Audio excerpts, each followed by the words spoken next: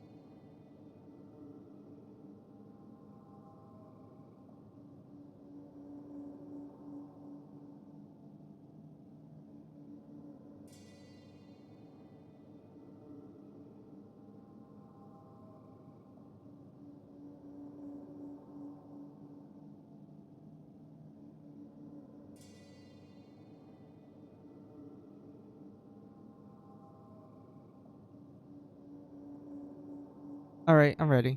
Hey, it's me, Final Mizu. I'm back.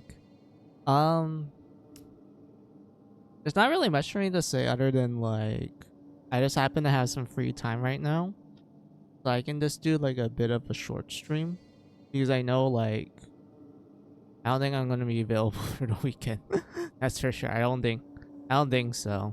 But if I do have some time for the weekend, I'll definitely tell you guys in advance. But right now, yeah, I noticed I had some free time, so I was like, yeah, I can do like a stream, like maybe a bit on the shorter side, but that's fine.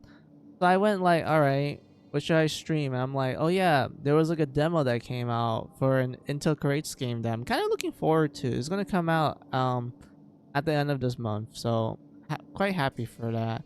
I hope that the game is good.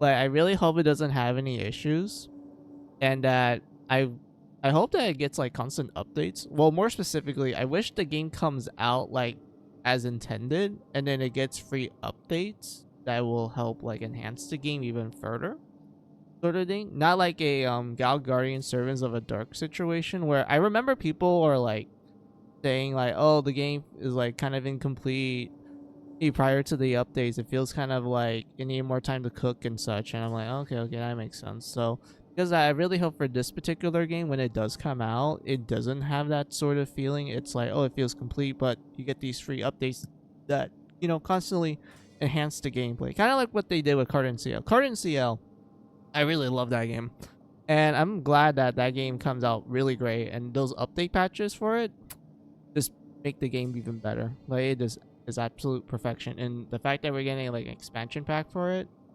Dude, can't wait for it. Can't wait for next year. It's so exciting. But yeah, outside of that, like I said, I'm just gonna do a demo today. And then we're gonna play like kind of a horror game on the PS Vita. And I think that'll be good for that for this stream. I'm not sure how long I'm gonna make it, since I did say it has to be on the shorter side because I do have something to do at a certain time. So yeah, today's gonna be slightly on the shorter side. But yeah, that's all I have to like kind of yap about on you guys' ears. So let's just get to the game. Let me adjustments. Just need to make guys bigger so I can add seedings. That's now need a where's my audio? There it is. All right, tells me. Let's bump it up to percent. Everything's being captured. Everything's yep. It looks like everything is lickety split. All right, that's good. So let's get to the game. Majogami. How exciting! I am honestly surprised to hear that there's a demo, because I thought it was gonna be one of those games where it's not gonna get a demo at all. But apparently it did got a demo, and it came out like yesterday. And I didn't know that, so I just downloaded it right now, and I'm like, yeah, I'll stream that. But yeah, let's get to the game. Unfortunately, I don't think there's a log system, so I just had to be quiet during the cutscenes. Yeah, let's get to it. はあ、魔女。つまり君は僕も狩るつもりなんだね。さすが人斬り。いや、魔女狩り。たくさんの同胞たちを切ってでも、そんなにしてこの記憶が欲しいのかい? Chat, if I want to be honest with you, this blue-haired demon girl, she kind of reminds me of this one old game series, but I can't think of the name of it right now. I'll probably think of it later on, but the only reason why I know about that game series was because it had some really good fan art, both like safe for work and not safe for work. And I remember being a particular fan of one artist that does a lot of work for that particular game series. So yeah, like this blue-haired demon girl kind of reminds me of this one blue-haired demon girl from that game series, but man, I really wish I remembered the name of it right now. But yeah, enough of my rambles. Let's continue on.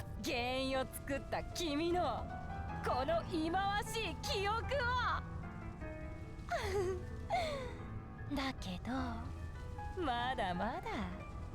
君の刃は今回も僕には届かないさ。いでよ、神の使いよ。さあ、旅の終わりの時さ。君の記憶を現実にルルディデアに返すわけにはいかない。この魔女神アラディアが君を倒し、再びその記憶を消し去ってくれよ。God be with you!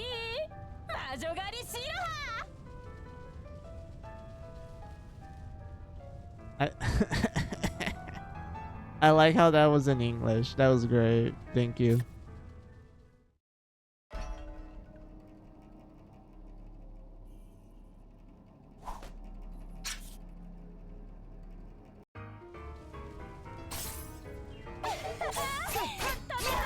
Okay, so the classic 3-hit combo for swords. Alright, that makes sense.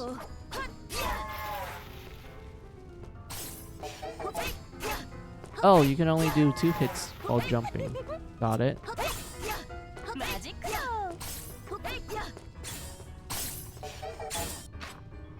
Let's see. Setsuna. Press DR. Alright.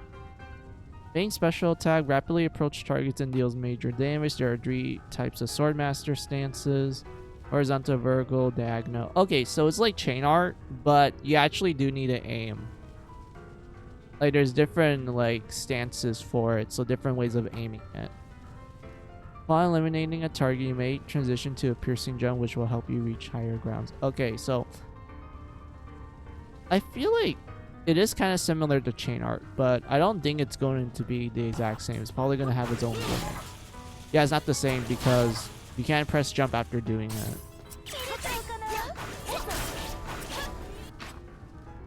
Was it Setsuna and other powerful attacks requires at least 1 diamond. Diamond will replenish itself when you have 1 paper or less. Keep up the offensive while charging the diamond by using slash to attack with 1. Okay, so you have to balance between the two. But you have to do normal regular attacks while using Setsuna as your main damage dealer. Okay, I kind of like that. It's like I said, it's a little different from chain arting because chain arting.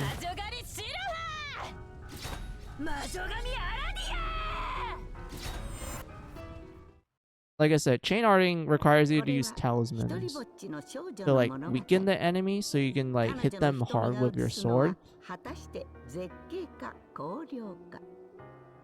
But it seems like Setsuna is kind of a different thing. It feels more like you can still do a decent amount of damage with your combo, but Setsuna is your main damage nuke, and it's better to like spam it a lot when you have enough bars for it, compared to chain arting where you just have to constantly spam talismans and just do a bunch of a lot of combos with, which I'm assuming this game will have like a deeper combo system, but since this is just a demo, we're just getting the fundamental basic.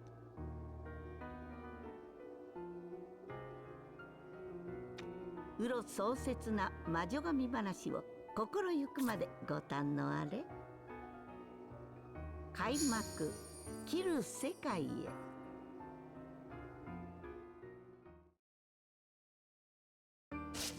ここは。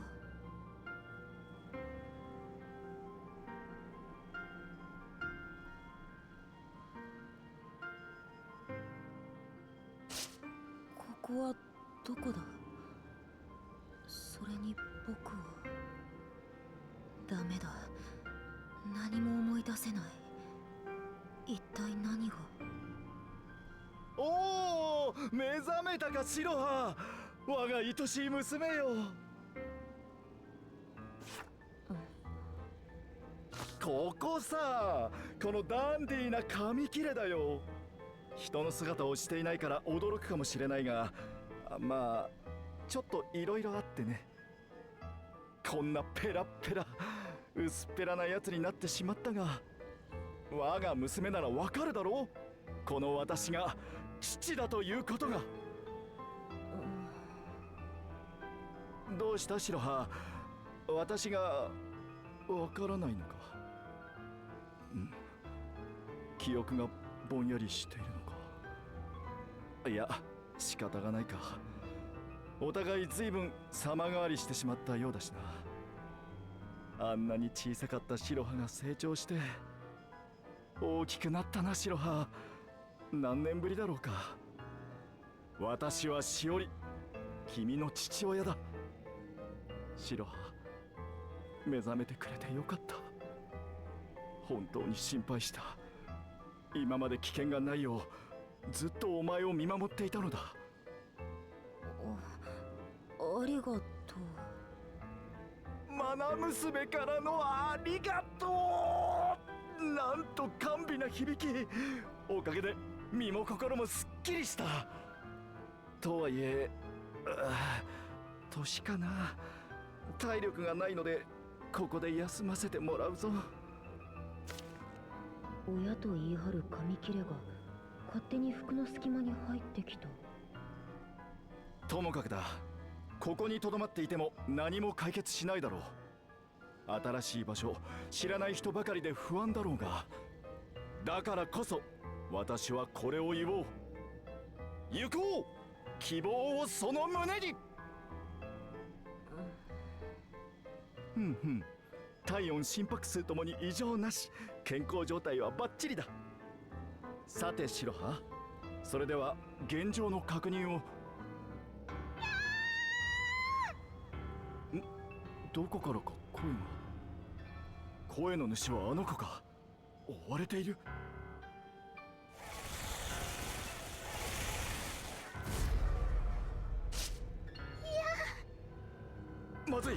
白羽、その手に持ってるものを使え。それはただの棒や杖ではない。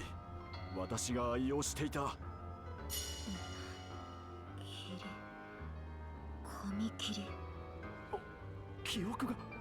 そうだ、それを使えば戦えるはずだ。やるのだ、白羽。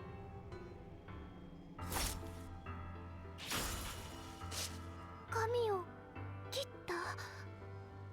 もしかしてあなた、お姉ちゃんは救世主様？救世？それが僕の名前？待て待て、どうしてそうなる。しっかりしろ、白羽。お嬢さん、お初にお目にかかる。私はしおり、この子は白羽だ。救世主でもなんでもない、ただの仲睦まじい親子だよ。そう、残念。でもお姉ちゃん、すっごく強いね。私はカルマ。今までなんとかあの紙のお化け、神の使いから隠れていたんだけど、とうとう見つかっちゃって。テル様からまた来た。白羽、目覚めたばかりで混乱しているかもしれないが、ひとまず今はこの子を助けよう。わかった。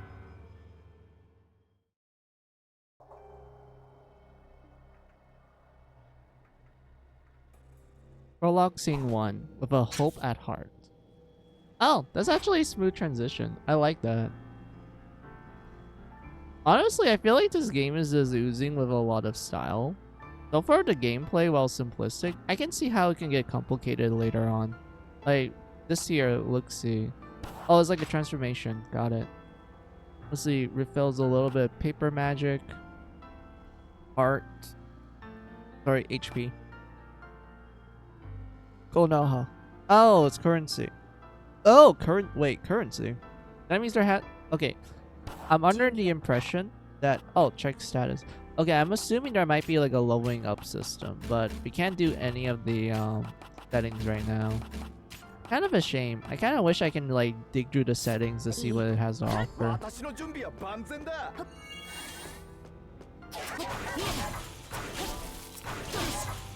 Okay, so I wish the auto is a little bit more quicker, but so far it's not bad.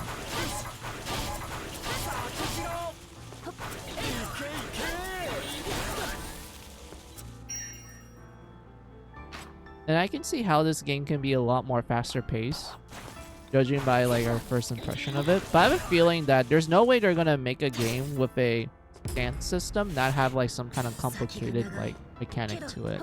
There's no way they're not gonna do that.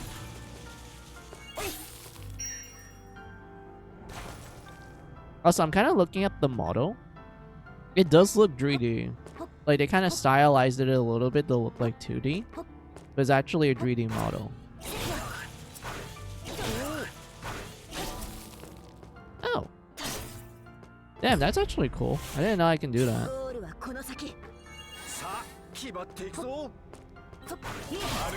Okay, it seems like... Well, this is me judging by it. It seems like...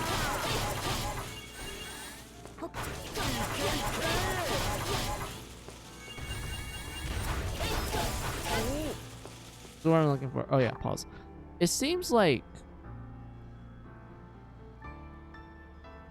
The auto target system can actually go pretty far. So I guess that's a cool thing. Like if you can do like some interesting shortcuts or find secrets. But at the same time, I do wish it's a little bit more faster.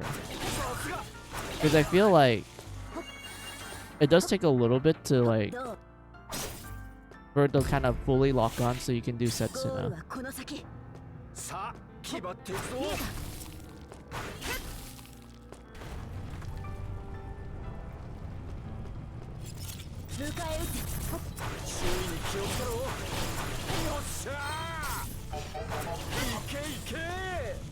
Let's try the Ascension.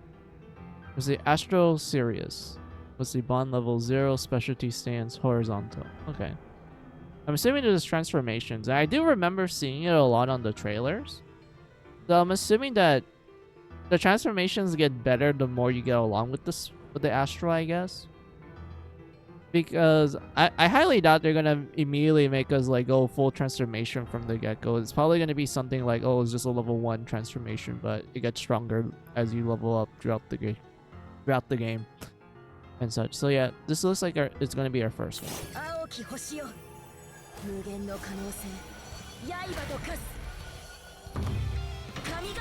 Yep, this is like a small basic transformation for now, but nice sword.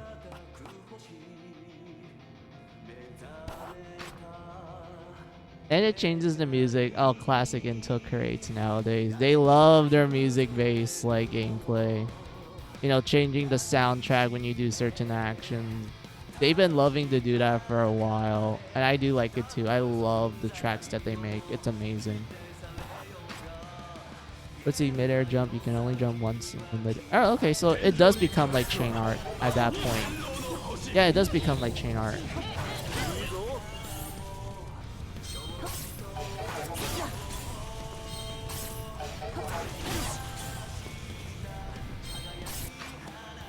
Oh, okay, let's see. Protected by Cursed Mist. Won't take damage from regular attacks. Cursed Mist will be weak against either horizontal.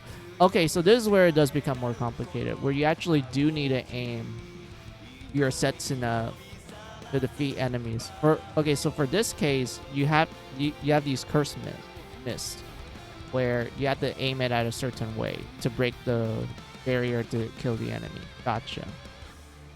Okay, I like this. That's good.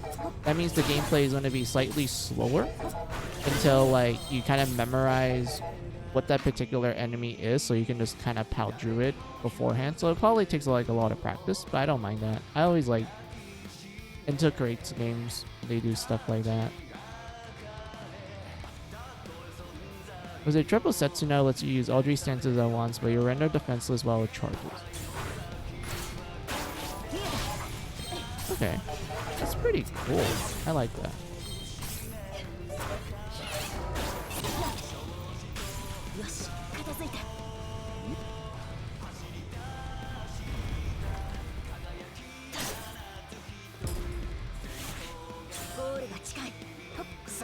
Pause.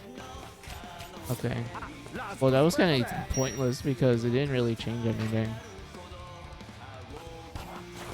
Topic seeds. Okay, so I know I kind of powed through that, but I did read it. So it seems like these topic seeds are designed to I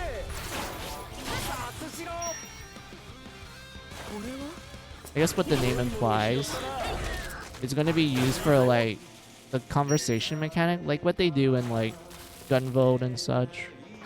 But it seems like it's an actual thing you need to find instead of like, oh, you can just do it anytime you want.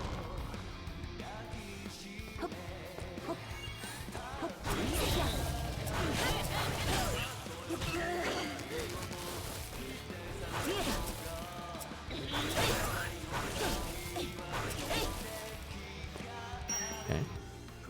I'm slowly getting the hang of this. This is pretty cool. I like it.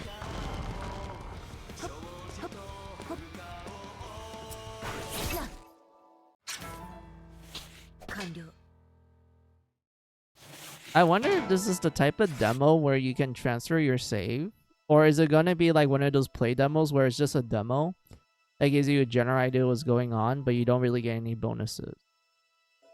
Although they could do like the Bravely Default route, where for the English release, the demo is kind of its own separate thing, just showing you the fundamental basics, but you do get like rewards for it, where you complete like certain tasks in the demo. So when you get the full game, you can transfer your when the full game detects that you played the demo, it'd be like, oh hey, you got these like play bonuses from the demo, do you want to use it and such. And like, you know, you start out with a lot of good stuff at the beginning, which is pretty cool. I like that. So I'm assuming that they're probably going to do something similar for this game, or maybe not. I don't know. It's really up to the developers.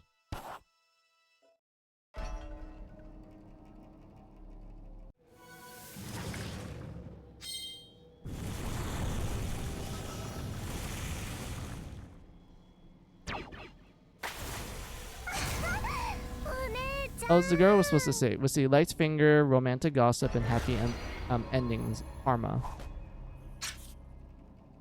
Wait, why are we fighting her if we need a saver? Let's see. In boss battles, soul flames will display on the top screen, which will burn the more you damage the boss. When the soul flames reaches max, you can use them to unleash a powerful attack. Chip away at the enemy's HP and distinguish all the flames to win.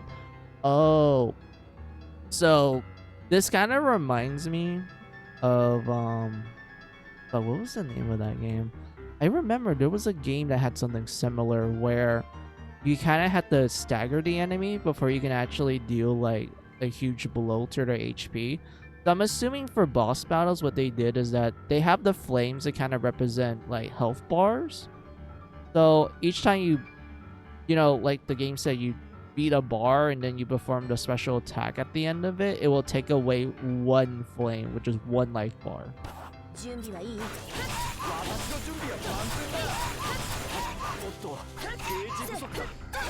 Ow. I kind of wonder if this game has like a mechanic where you have to go through it without like dying. Or not getting hit. Not dying. Not getting hit.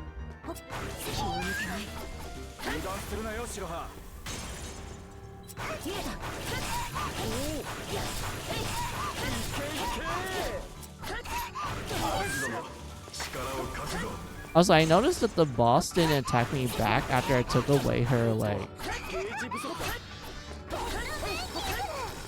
her limbs.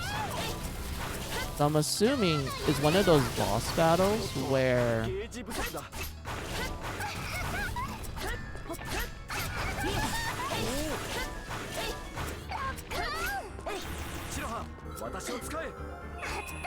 what's the one I'm looking for? Oh yeah, it's one of those boss battles where you can like damage her limbs and it will like limit her moveset.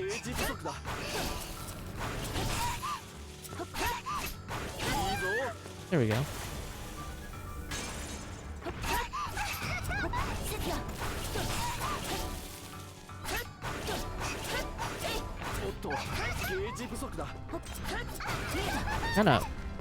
Kinda hard to lock in.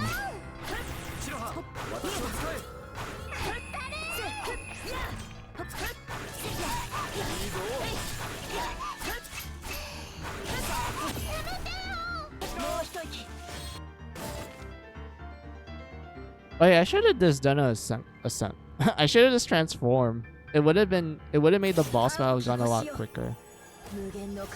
Oh, you can skip it too, but we're just gonna keep it.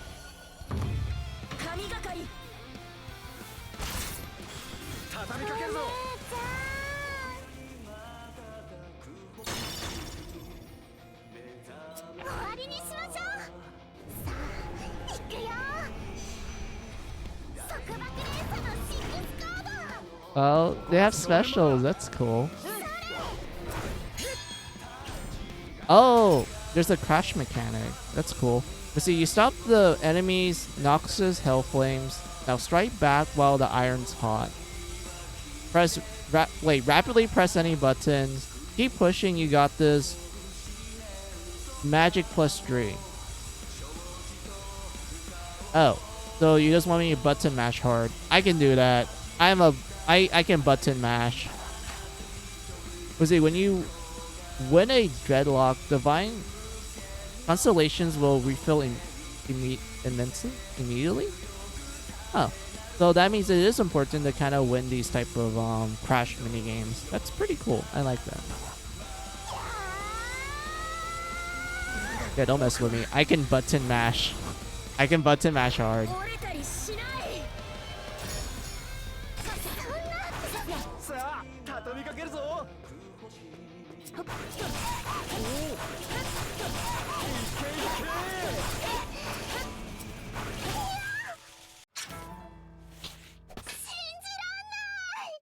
Oh, I like that.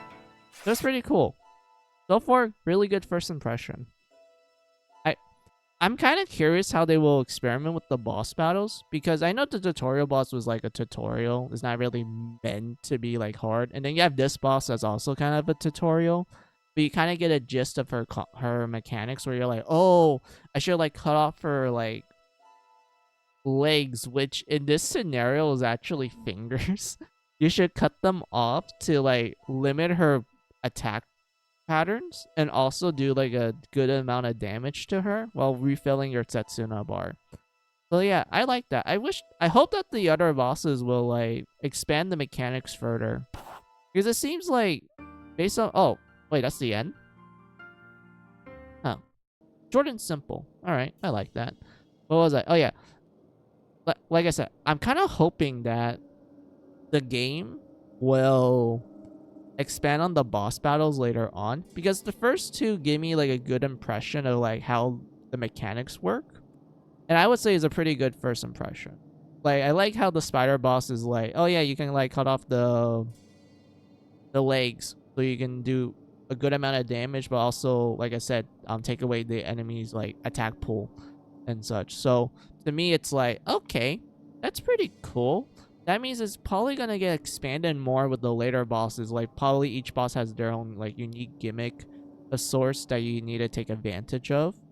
And I really hope it gets very, like I said, I really hope it gets super creative with it, because judging by the mechanics from what I see now, it does seem like you do need to think more about where you're Setsunaing compared to like Gunvolt 3, where yes, it is important to know where to chain art, but you can easily just power through a lot of the bosses without really caring too much, especially in the normal difficulty. But I do know like knowing where to position your arc chain does become more important in the harder difficulties for Gunvolt 3. But I feel like in this game's case, they're going with a more like, hey, you kind of need to like slow down a bit, kind of think things through. You need to aim properly. So because of that, I kind of like that. I like this. It does make it stand out, and I do hope that it gets expanded more. So yeah, overall, pretty good first impression. I really like that demo. Really good. Really, really good. I like that. Let me check if my PS Vita is done charging, because I realized that I hadn't charged it in a while. So I just need to see how much there is.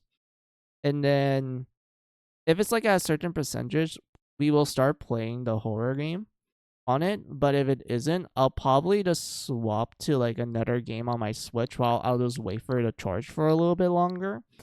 And once it gets to that point, I'm like, okay, we can like stream the PS Vita horror game now and such. Let me see what time it is right now. Let's see. Oh, the demo only took us roughly 30 minutes, because I kind of took like roughly 5 or 8 minutes to get ready. So yeah, it only took us 30 minutes to complete that. That was pretty short. But like I said, it seems like it's only giving us a small taste of it, and it does make me more excited for the final release at the end of this month. So that's awesome. That's great. I really hope that I really hope it does well. Like I really do. I really want it to do well. Because I like Intel Creates. I love their games. Even the games that I think are like, if I'm using the scale of like 1 to 10, even some games I feel like are like 5 out of 10s, they're still pretty great. Like they still feel fluid to play, although there might be some issues with like the general gameplay concept. But overall, I do like their games, period, if I'm using the scale to like 1 to 10. If you want me to do like a more smaller scale that's easier to comprehend, like 1 to 5, it'd probably be like I do feel like there are some games in their catalog that are like kind of 2 out of 5s, or maybe a positive 3 out of 5. But that doesn't deter it from being fun. It's just more of a case of I kind of wish they kind of experimented a little more with it, or kind of flesh it out.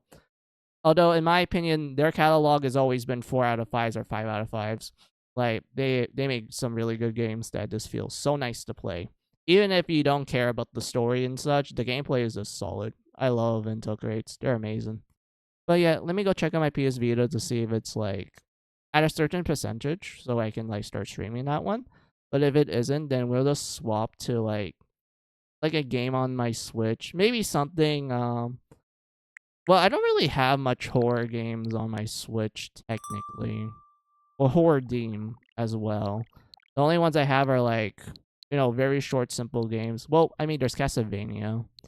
But I'm kind of lazy to like download it back again. So we're probably going to do something a little bit more lighthearted. Maybe like Gal Guardians, just like a couple, like maybe like 1 or 2 stages of it, and then maybe card NCL as well. Like, do some of my dailies. But yeah, I'll be back. I need to check my PS Vita. I'll be back.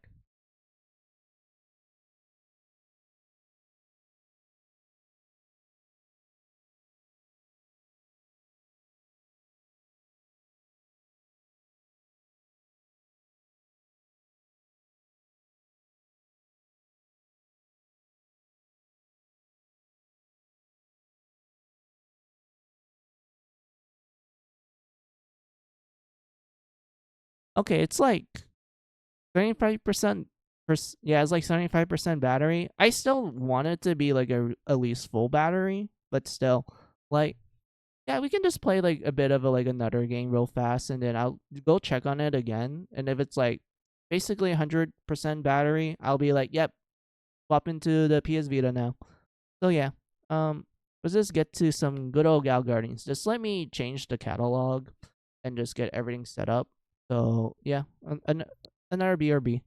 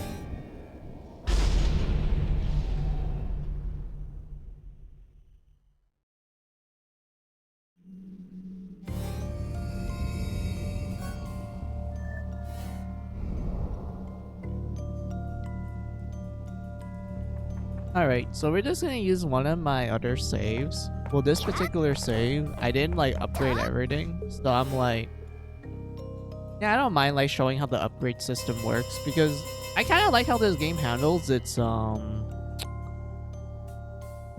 gameplay loop, where the first half of the game plays like an actual classic Castlevania game, more specifically in the style of Rondo of Blood, which is a pretty great Castlevania game. Like, I really like that game a lot.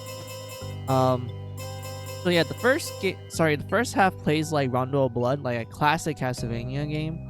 While the second half, you are told that you have to revisit the old stages now, but now there's different paths to it. So because of that, a lot of people went like, oh, is the second half like a modern Castlevania game? You know, it's like a Metroidvania. I would say not really. It still plays like Rondo of Blood, except in your second visit, because of you having all the tools now, you're gonna get access to even more like alternate paths now. Like the first run, you're like, okay, I got like one or two alternate paths. But in the second run now, you have access to all of them, so you're able to find like every secret, every power up. Like, but you see here, like, you know, you got like, you see here like every new power up and such. So yeah, that's all I kind of had to yap about. So like I said, we're just gonna do like the first few levels. So let's do Castle Gates. Yeah, Castle Gates, and then Ceremony Hall. And then Mysterious Caves. That sounds like a good place.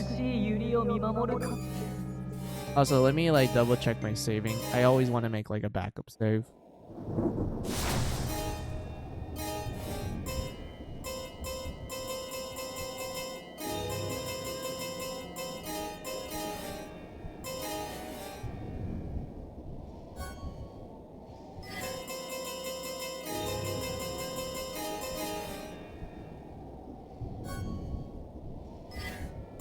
Alright, 3 sounds like a good number. Nice, even number. Was not even as an odd number. It's a nice number.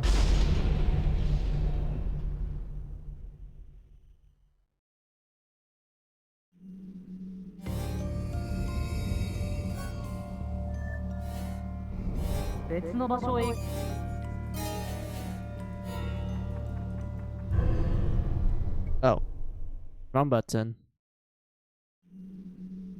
I keep forgetting that the base is like it's its own separate thing. So yeah, Castle Gates, and then we're gonna move up to Ceremony Hall, and then the Mysterious Caves.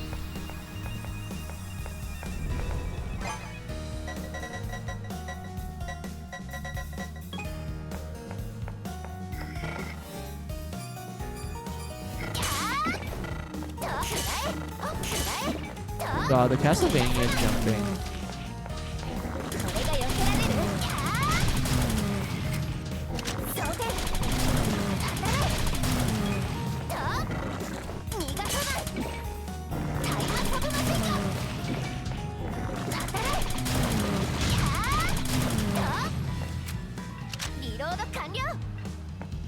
How do you swap girls again? Oh yeah, you do that.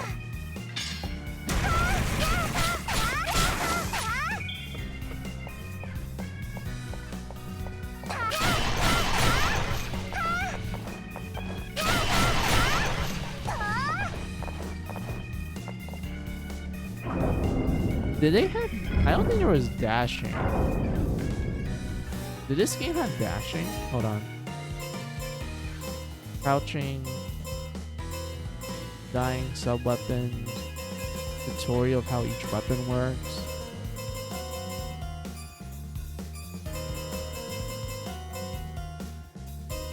Use the compass with the R.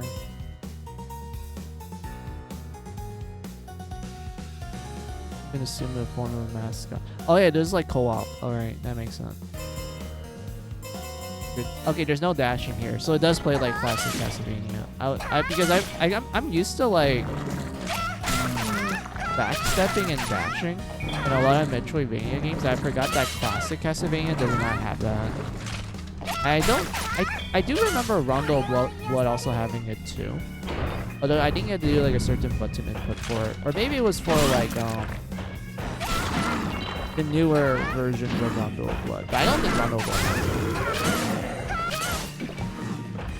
Unless I'm like mixing up Rondo of Blood's like Richter movement with Symphony of the Night Richter's movement. Because I remember Richter in Symphony of the Night, he can definitely dash and everything.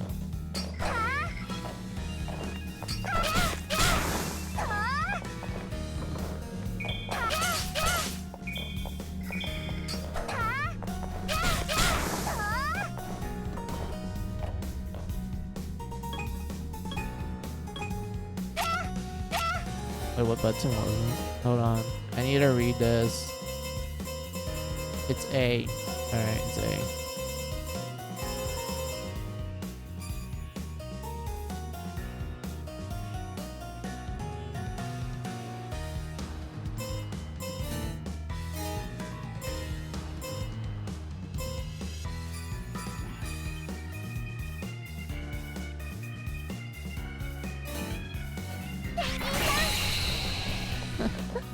The penguin's so cute.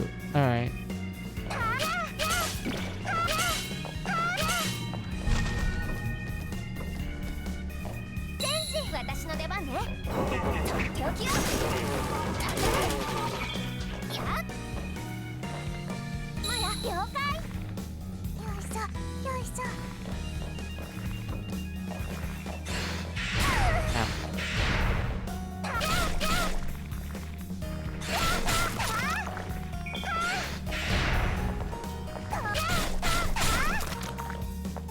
'Oh yeah, I remember there was like a achievement you can do if you like make Maya stand still. Like if she stands still, if she stands still for like a certain amount of time, she will do like a funny animation.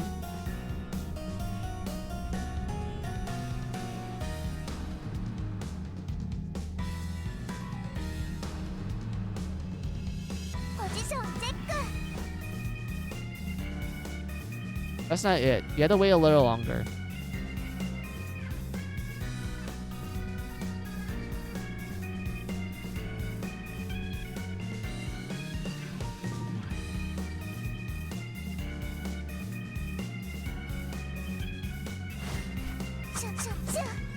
Yeah, this one.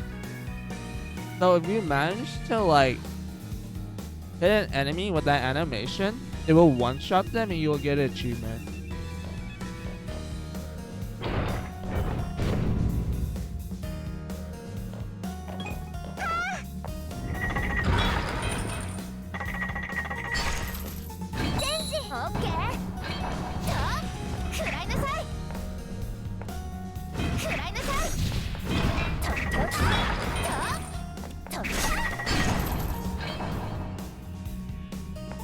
Hold on.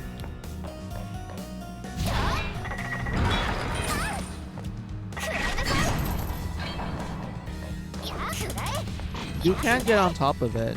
You have to lower it, yeah, like this.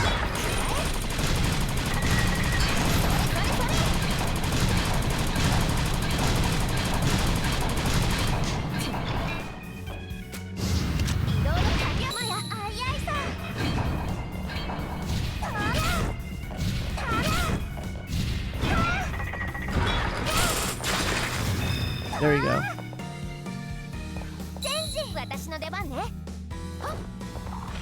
Oh yeah, fun fact. You can bypass this if you have the final weapon for Maya, which is this one here.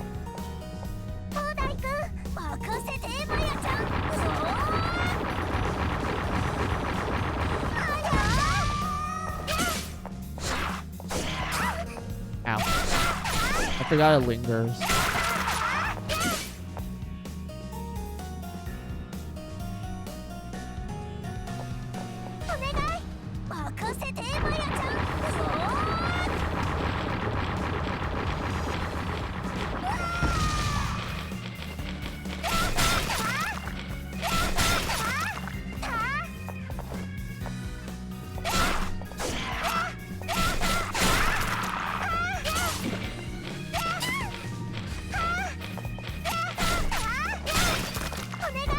Yeah, at this point, is this better to go safe like this? Because I remember actually going through here like the old-fashioned way, and it was kind of painful, to say the least.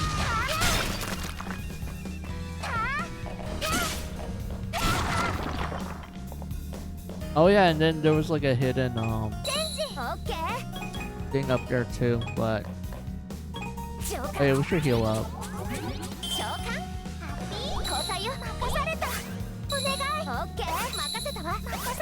There we go.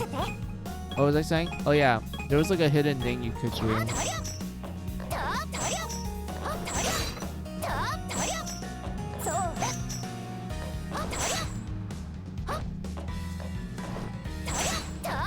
I remember doing some like funny shenanigans with the hook shot because it gives you like enough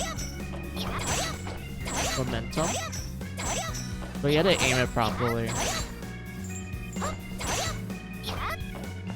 Yeah, I remember like getting some like stuff here, and I had to use the hook shot. It was actually really funny because I was like, damn, I didn't know I can do that.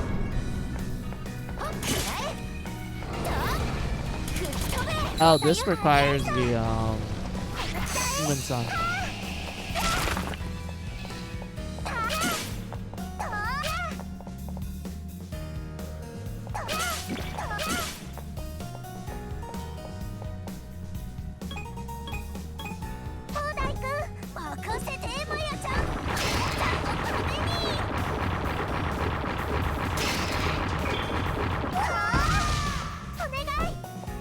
Oh, oops, wrong direction.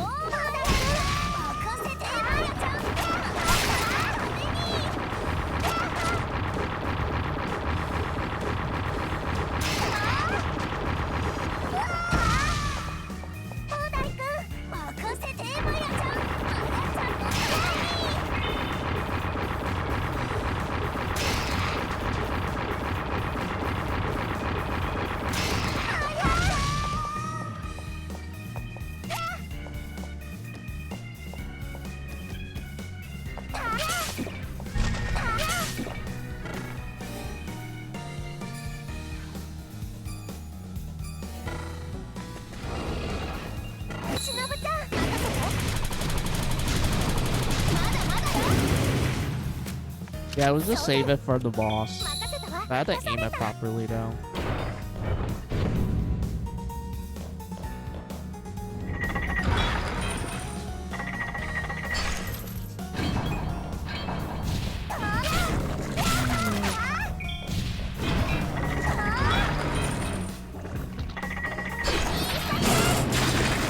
Dude, the scythe is so cool. It takes so much energy, but it does so much damage. Like, even at level 1, it's really powerful. But at max level, you saw that? It just one-shotted the spider enemy.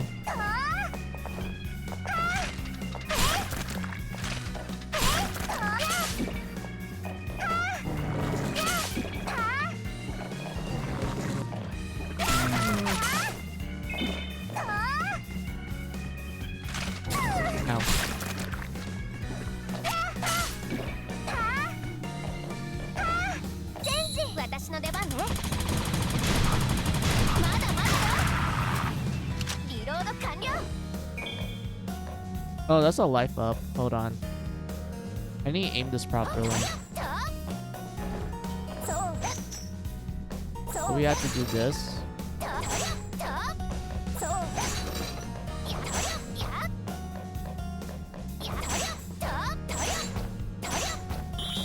Here we go. Dude, hookshot is so good. If you know how to use it properly, you can easily bypass a lot of things.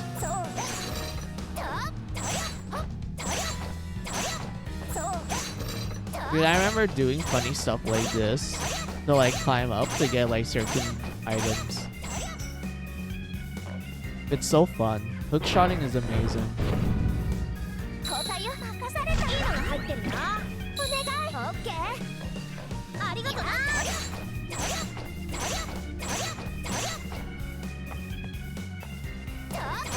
What secret was here again? I think there was like yeah, there was like more pride here, and then there was also another entrance way to get over there as well. But I think we collected all the secrets in this stage, so we can just go straight to the boss. いやありがとな。逃がさない。まだまだいけるわ。リロード完了。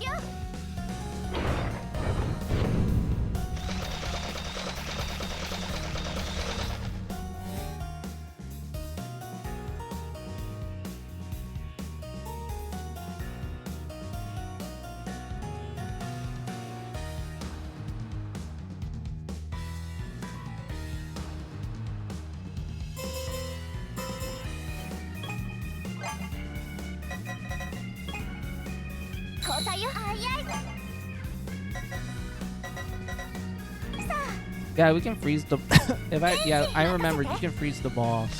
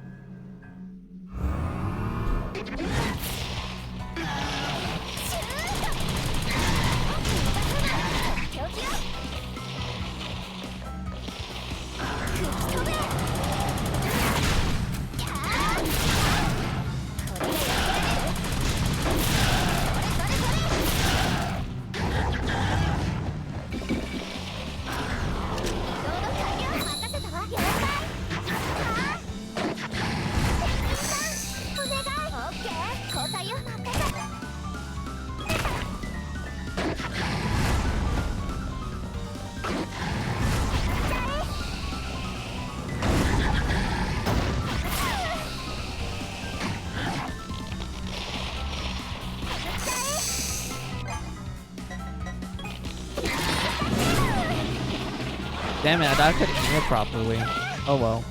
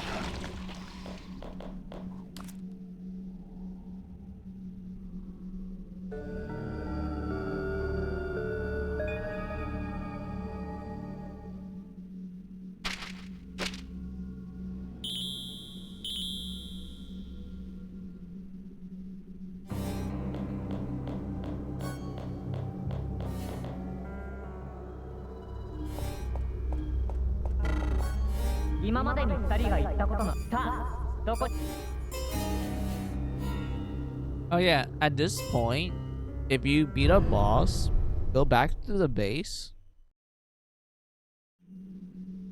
and talk to the angel of Galgun 2. お二人とも予定を買っているようですね。エンジェルリング社から粗品が届いていますよ。どうぞお受け。 She'll give you a present. What's the present? Candy. Why do you want candy? To give it to the shut-in of Galgun 2. くれるならサブウェポンを強化してやるぞ。やった、お菓子ゲット。んで、どのサブウェポンを強化したいんだ？ So yeah, she will upgrade your sub weapons. Let's do Maya. Maybe the doll. Because the umbrella is good for practicality, and also for one boss I remember. But the attack is like, you're mostly gonna use the attack from the umbrella for like exploration. Shinigami is like a good like shield. It does like a lot of decent damage to bosses if you pair it correctly with other weapons. The doll, in my opinion, you're mostly going to be using the doll for like the spikes. You're never going to use it for combat, like period. So yeah, let's upgrade to Shikigami.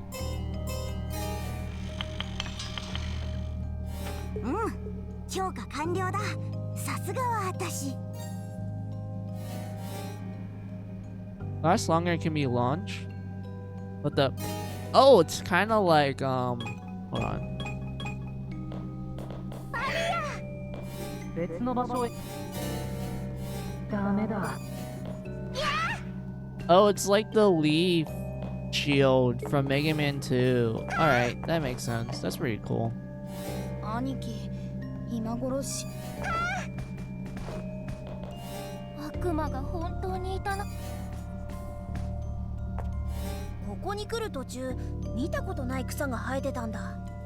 あれ、マヨネーズかけたら食べられるかな。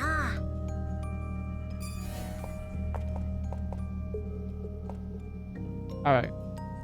I know it's an hour has passed, and that's when I usually do my BRB breaks. So let's do a BRB break. So take this as you guys' opportunity for your own BRB break. Get a snack, get a drink, use the restroom. I'll be right back.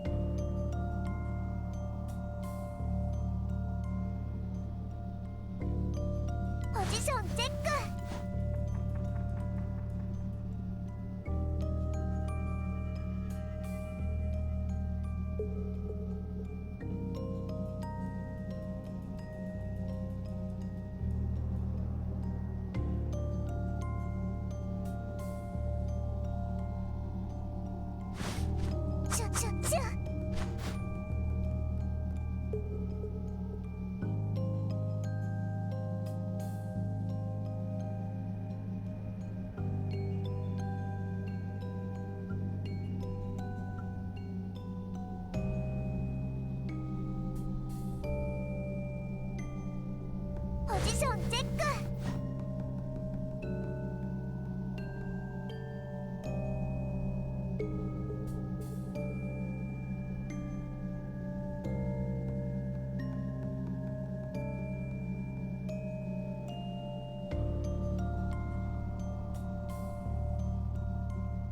ポジションチェック。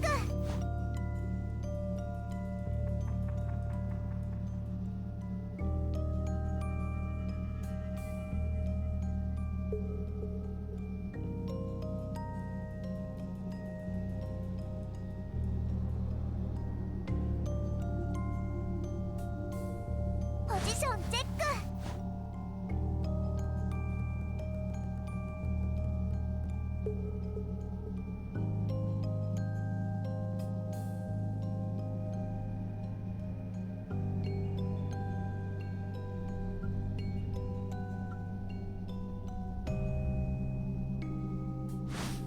シュッシュッシュッ。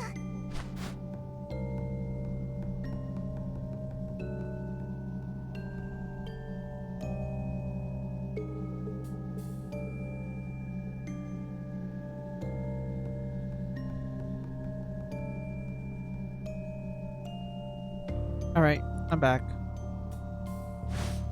シュッシュッシュッ。別の場所へ行くんだね。 The next level will be Ceremony Hall.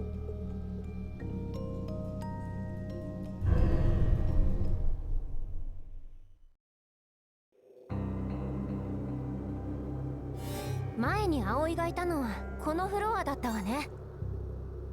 この場所にブルマきっとある。そう信じたいところね。悪魔ハンター出撃。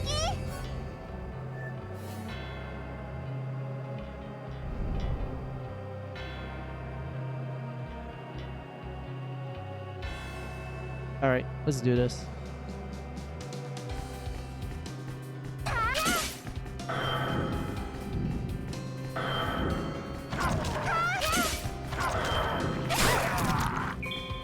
I don't remember if you can break these things. Yeah, you can. I wonder if you can with other weapon types.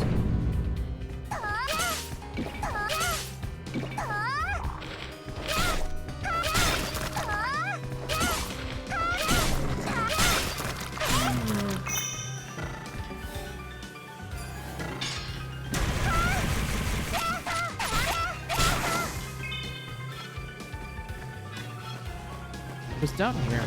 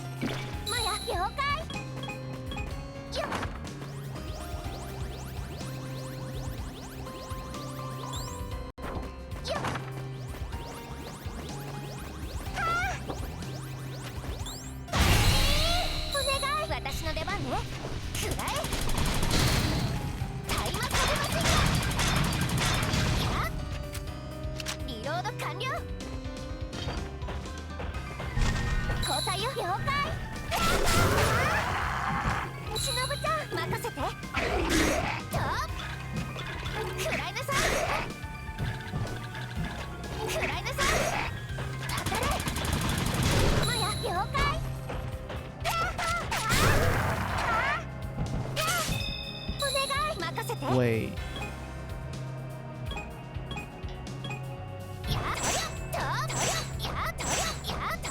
Oh, no. We have to use the... Actually, we could technically... Yeah, we could technically just do this.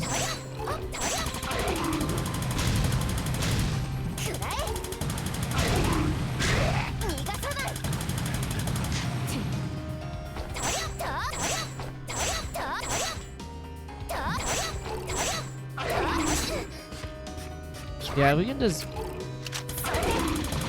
yeah, we can just ignore it. I'm more curious about this. How would you get this?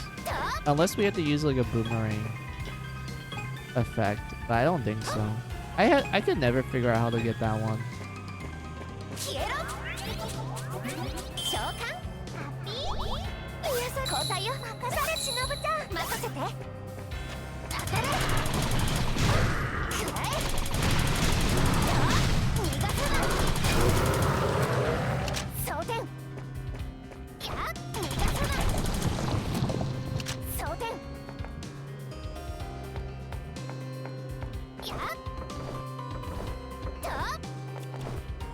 I do remember you also get something here too, but I think I already got it. But I'm kind of curious, should I climb up to see what's up there?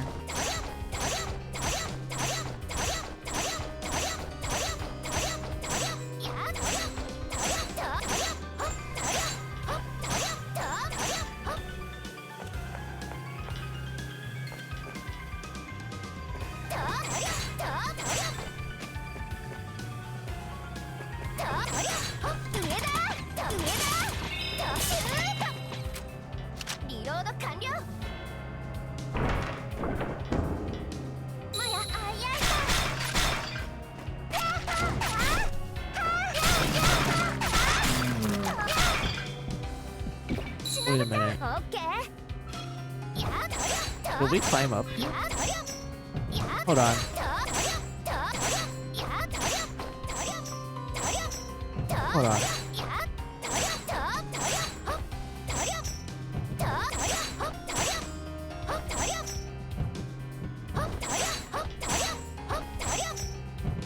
Wait, I need to angle it properly.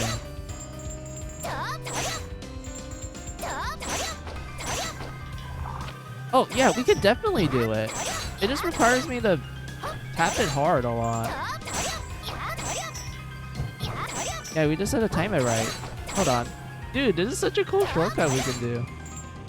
Because I'm used to going the long way. Damn it. It's kind of... I'm not used to diagonal. Hold on.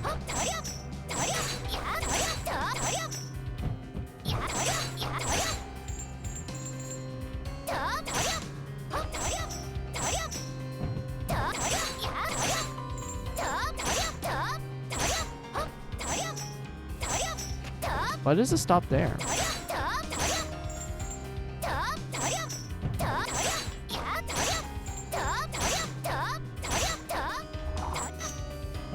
Damn it. I guess we can't do it. That would have been such a cool shortcut, but no. Oh well.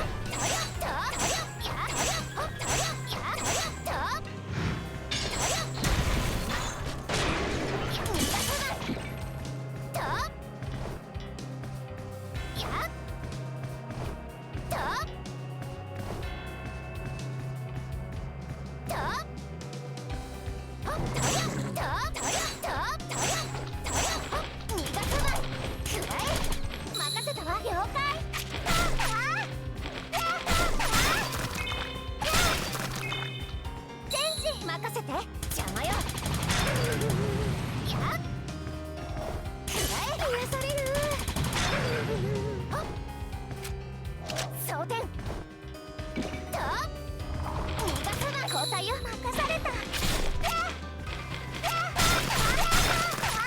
Dude, I hate these. Well, these aren't really Medusa heads. There's something else.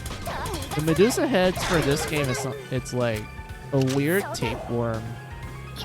I fucking hate them the most. They get annoying easy.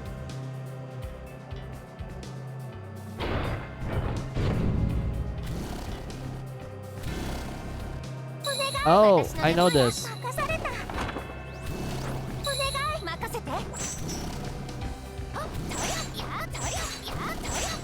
Yeah, I completely forgot about this shortcut.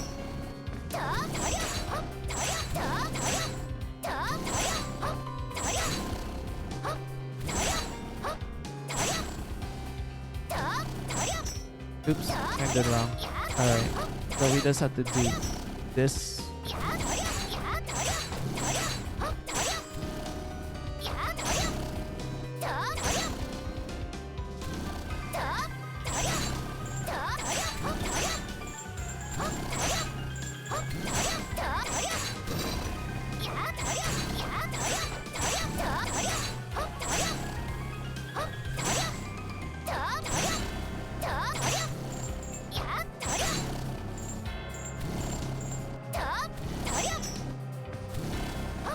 Hold on.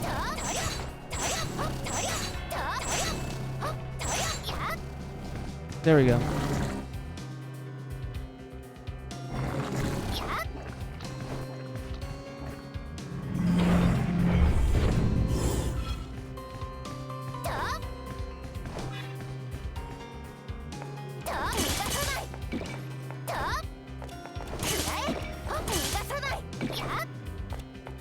I don't remember how you get through here. So we can just ignore it, because I don't see anything we can use.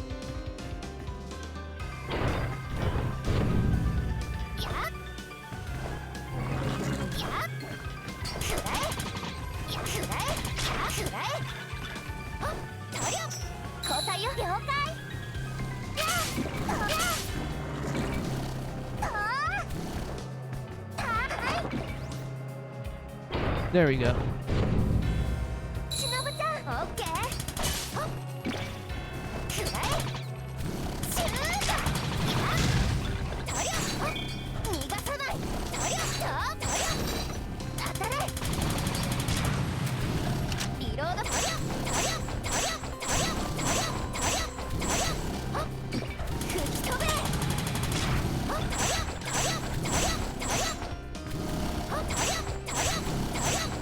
There we go.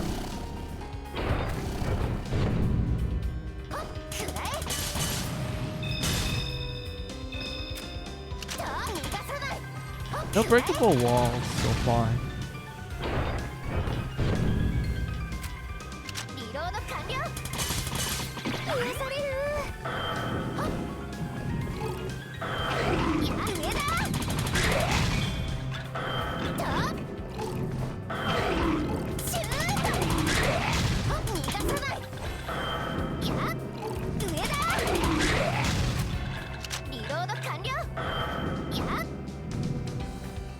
There we go.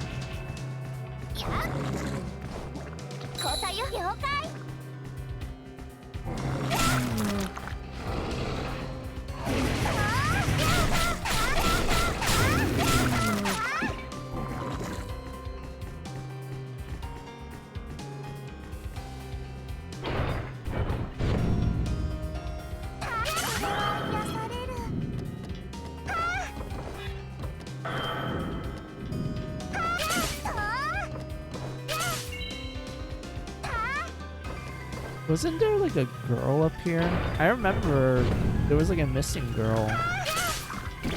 Oh yeah, these are the kind of the Medusa eyes. Well, there's actually more than them, but these are one of them. I fucking hate these guys. They are so annoying.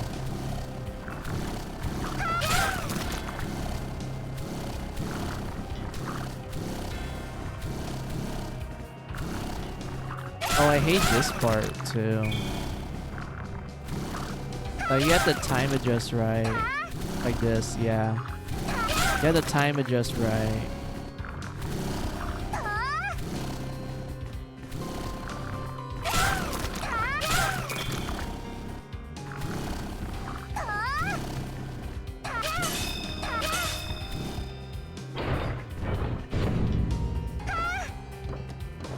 Oh.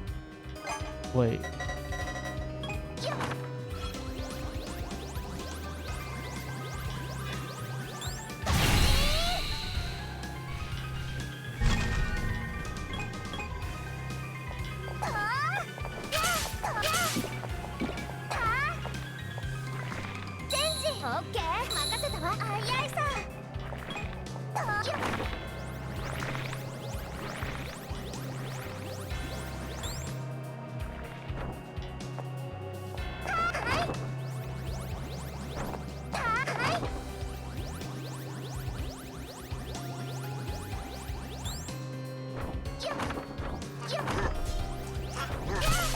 Oh, these are the flea men. But I didn't expect them to do that much damage.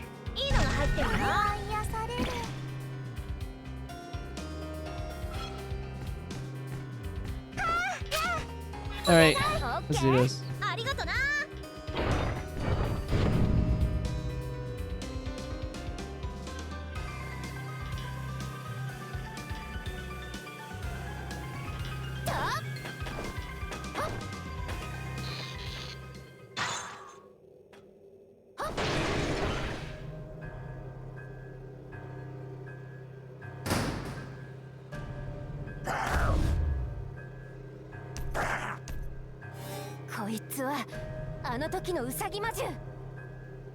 Aoi senpai から分離した純度100%の魔獣。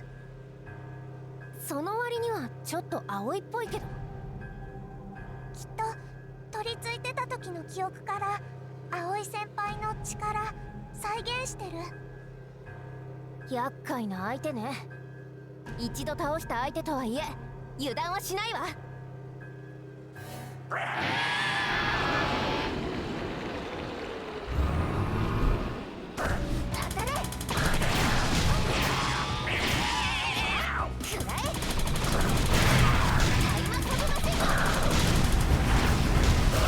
Oh yeah, they definitely made it harder.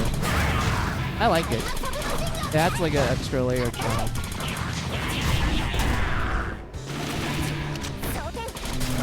Oh, the generic enemies have like little light sticks. That's cute. I like that.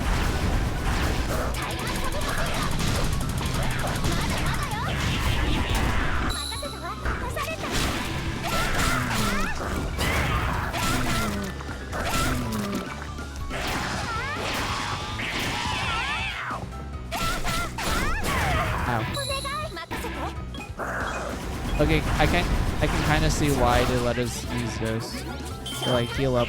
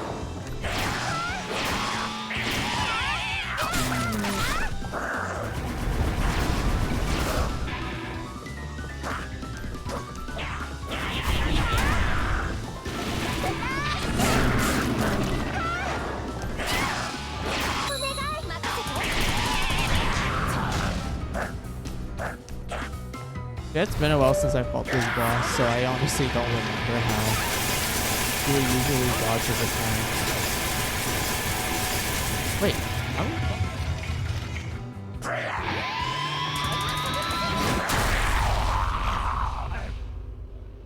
Yeah, I don't remember how you will dodge that one. Maybe you had to like jump over him while they're like falling.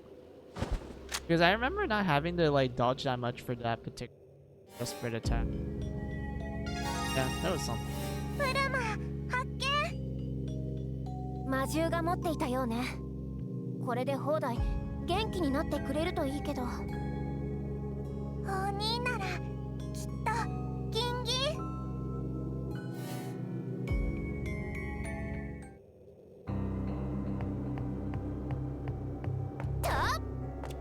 I'm kind of curious if they will keep the boss dead or you can like revisit it.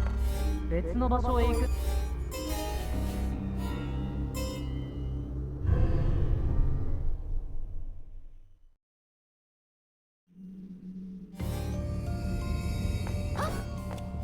この場所ロックな雰囲気をビシバシ感じるぜ。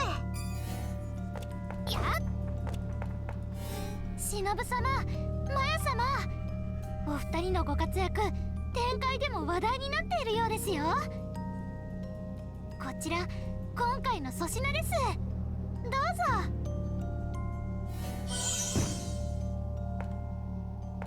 蜂の巣にしてあげる。ともしかしてやった、お菓子ゲット。んでどのサブウェポンを今日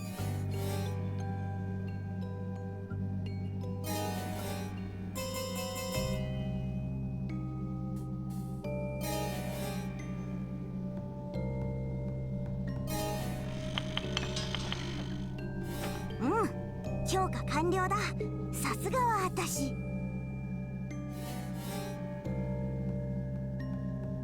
The weapon points consumption reduced, powered up. Yeah, it was like around 8-ish. So they reduced it by half. That's pretty good.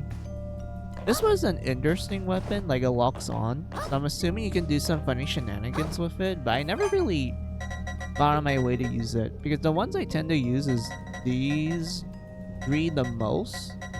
Except, well, actually these four the most. This, and this. I use this for puzzles, and I don't think I ever used this for boss battle. These ones, like, this one's for healing, this one's fun. This one's good damage, period.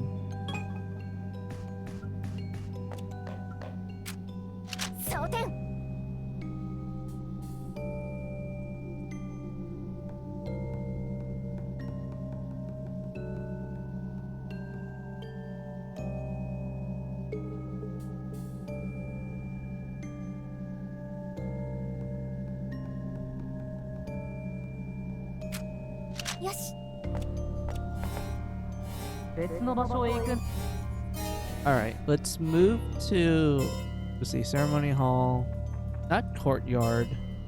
It leads to the caves down here. Yeah, mysterious cave. Yeah, go through that, and then I'm gonna check on the PS Vita again, and if it's fully charged, we're gonna play the PS Vita game. And I will set it up and everything.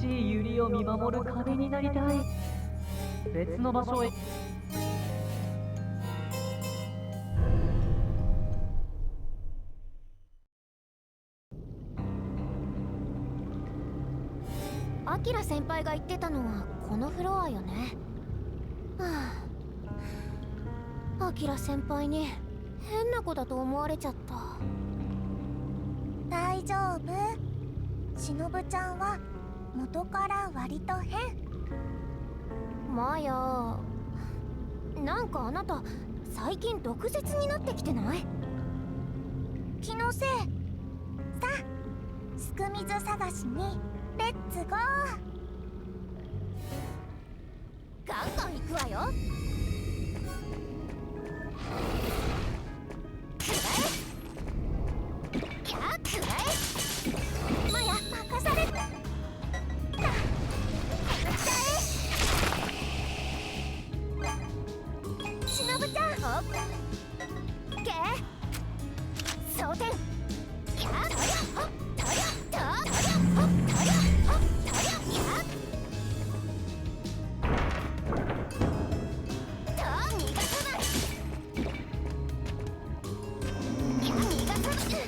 Oh, okay, we can't damage those guys.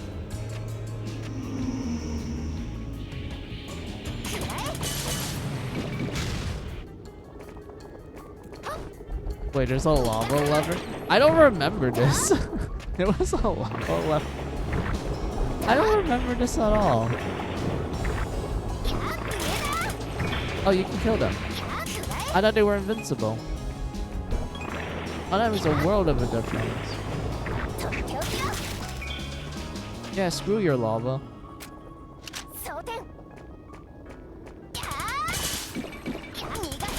These guys, I know they attack you. And they're usually placed in the most awkward positions, in my opinion.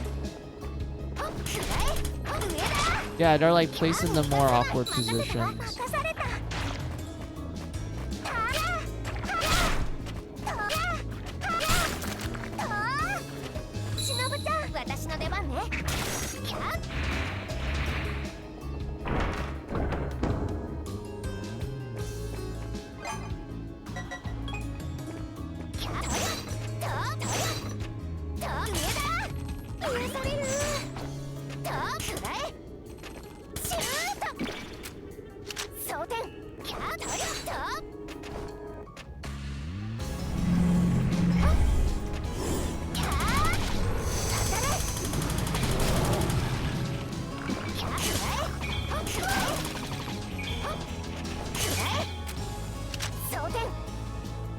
Wait, I know this is technically a shortcut, but what does this lead?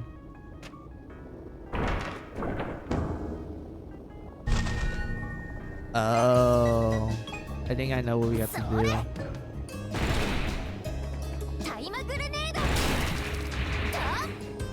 Yeah, I remember now.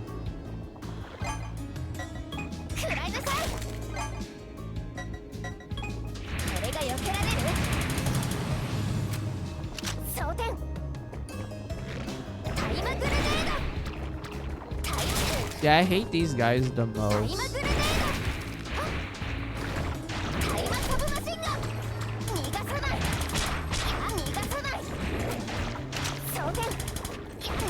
You can kind of see why.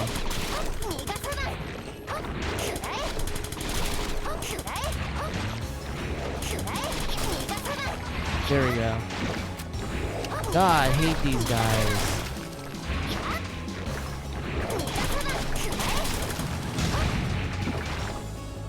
Oh, there's a girl. I didn't rescue you? Really? Okay. So weird. I thought I rescued like most of the girls, but I guess I missed one.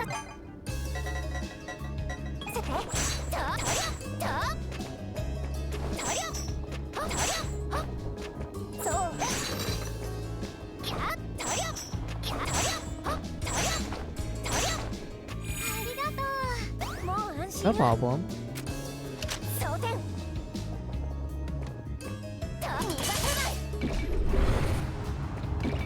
Oh, there's a treasure here too. I thought I got everything. Guess I missed a couple of things. It was in this direction.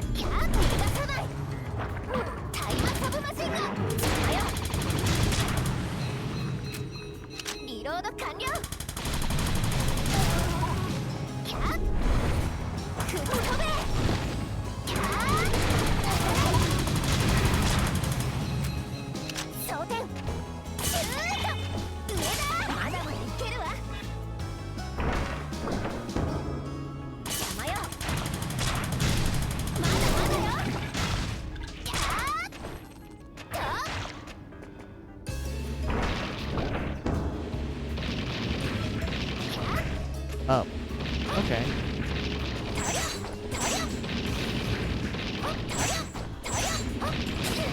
Ow. Hold on. Maybe... Oh, yeah. This makes sense. Oops.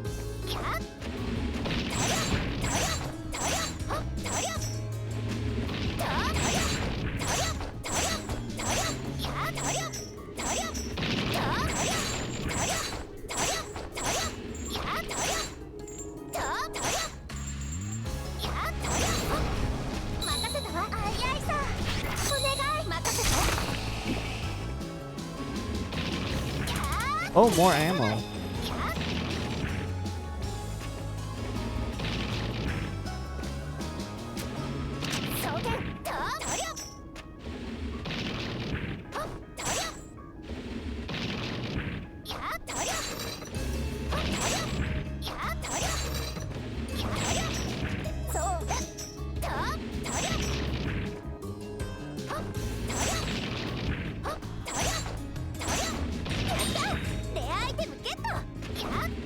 There we go.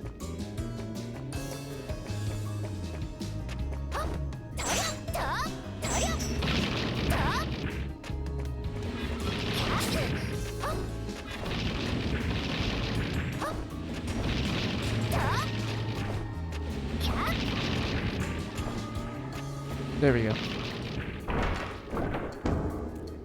Oh, there's a person here too. I swear, I thought I got most of these people. Alright, let's save ya.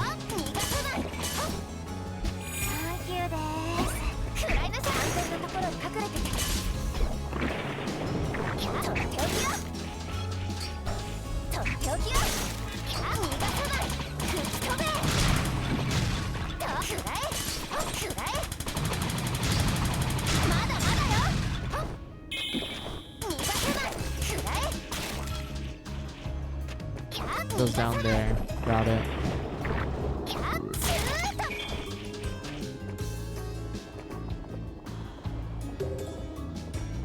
Wait, there's a nut. Oh, wait. I think I know what we have to do. We have to freeze it. Oh, these are like the... Oh, sorry. These are like the axe armors.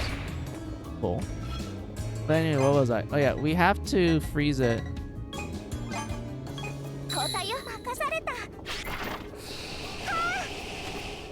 Yeah, we have to freeze it somehow.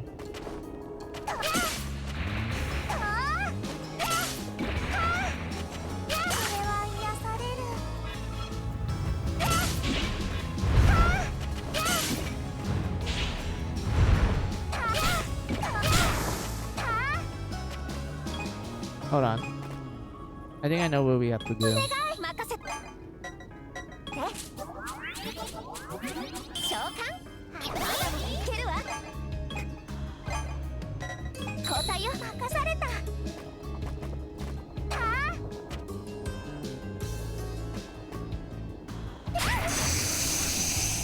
Yeah, like that.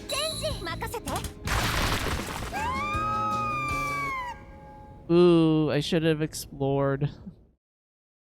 But we know how to solve it, so that's good.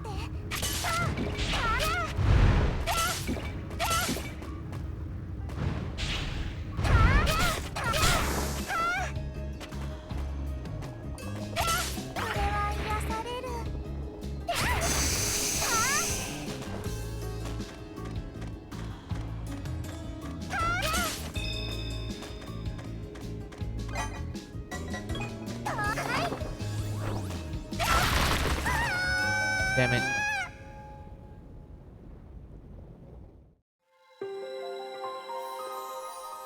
It's fine. We can just use a life.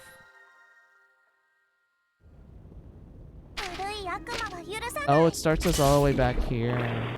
It's fine.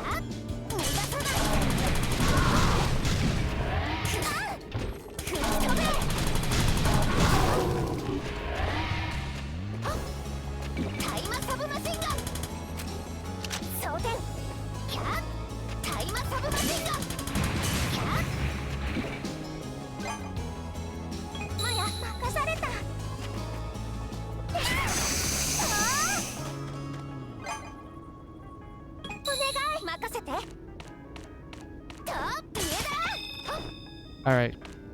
Need to time this right. There you go.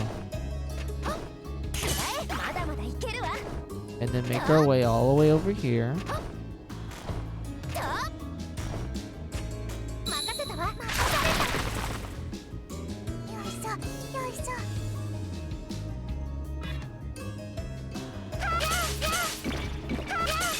What's this? Parts for a certain device, someone you know might need them. Oh, we probably had to give it to the Chuny girl. And then the next one is getting the other student. Alright.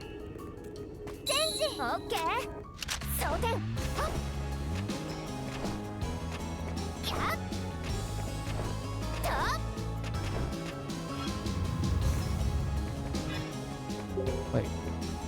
Yeah, it says it's, yeah, it says she's up here.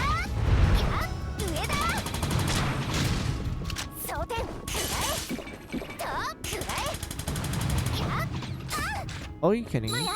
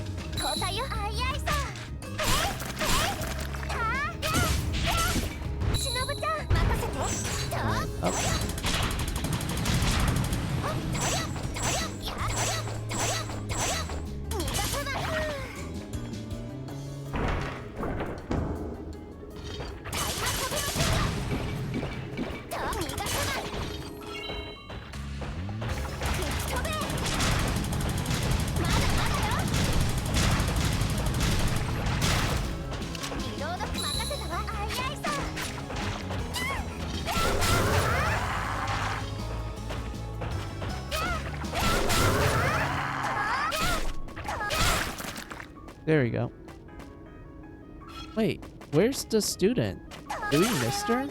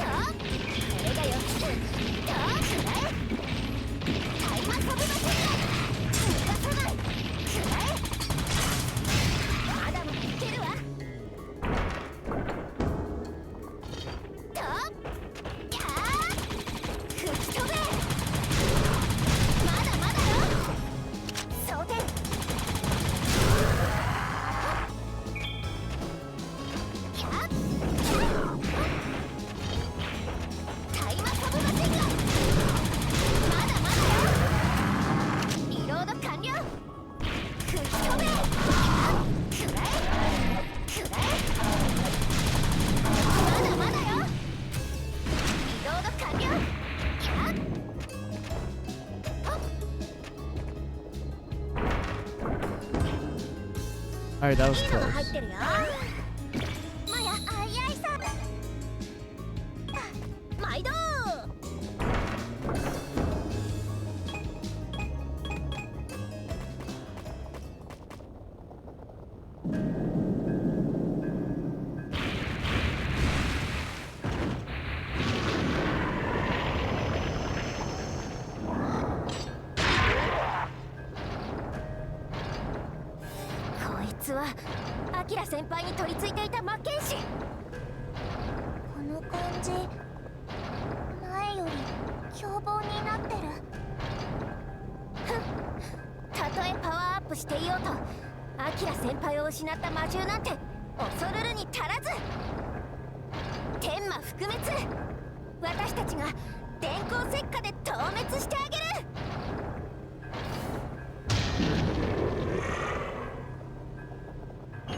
I remember this was like blue color, so I guess they actually did change.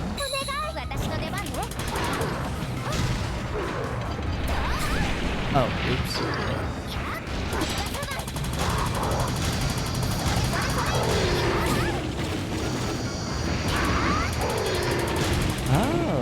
So you can destroy the projectile.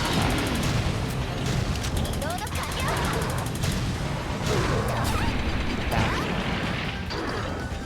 Oh, I thought I timed it right.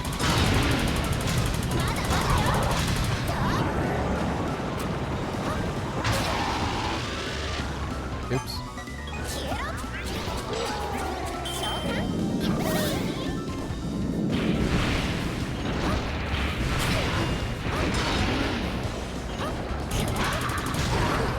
交代よ。了解。 Ow. お願い。オッケー。召喚。交代よ。あいえい。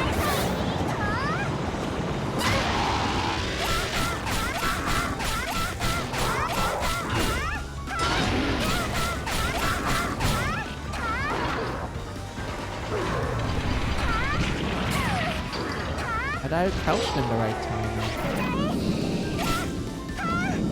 しのぶちゃん、私の出番ね。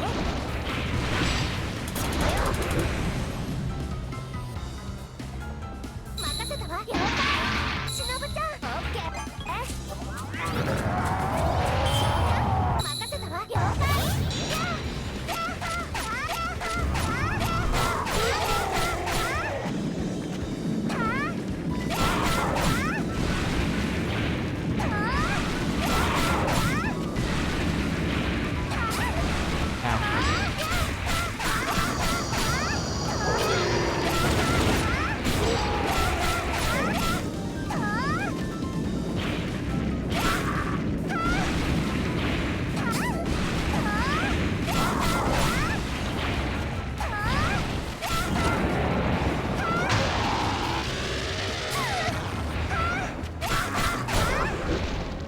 There we go.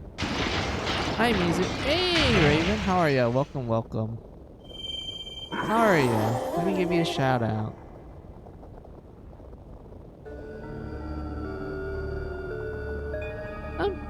Let's see. Doing good. Just vibing right now. Oh, that's wonderful.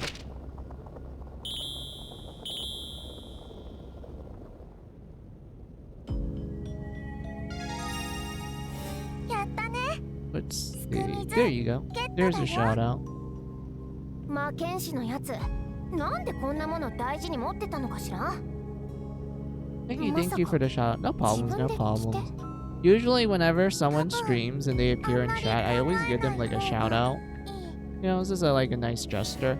Oh, what's this game? Okay, so this is Gal Guardian's Demon Purge. It's a spin-off game of a series called Galgun.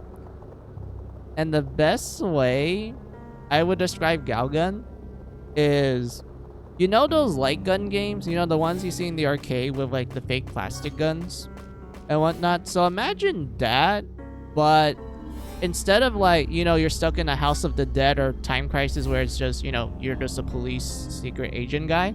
Instead, replace that with high school shenanigans where you play as a guy who got shot by Cupid's arrow 16 times, which makes him the most popular guy in school.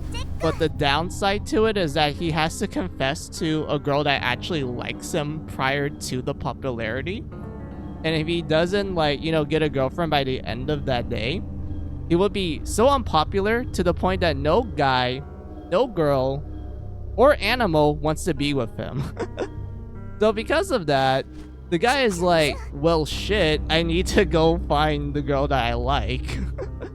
And the game lets you pick between like 4 girls of like certain anime archetypes that you're familiar with. Like, oh, there's the childhood friend, there's the tomboy, there's the underclassmate, there's the senpai who's a tsundere and whatnot. You know, all those classic anime tropes.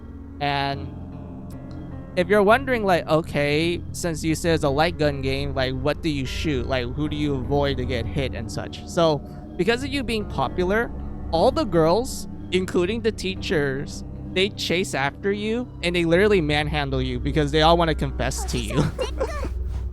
So, because of that, you're just thinking, like, okay, how do we fight back? Like, how do we avoid this? Simple. You look at them, and you wink at them. And then they just have hard eyes and they just faint on the spot. Kind of like, you know, the popular guy trope or girl trope in like slice of life anime where they're like, oh, notice me senpai, and then the guy just like looks at the camera, gives out a wink, and then all his fanboys or girls just like, you know, have heart eyes and they just faint on the spot. That's pretty much what it is. So Galgun is essentially like, just imagine that, but just on steroids.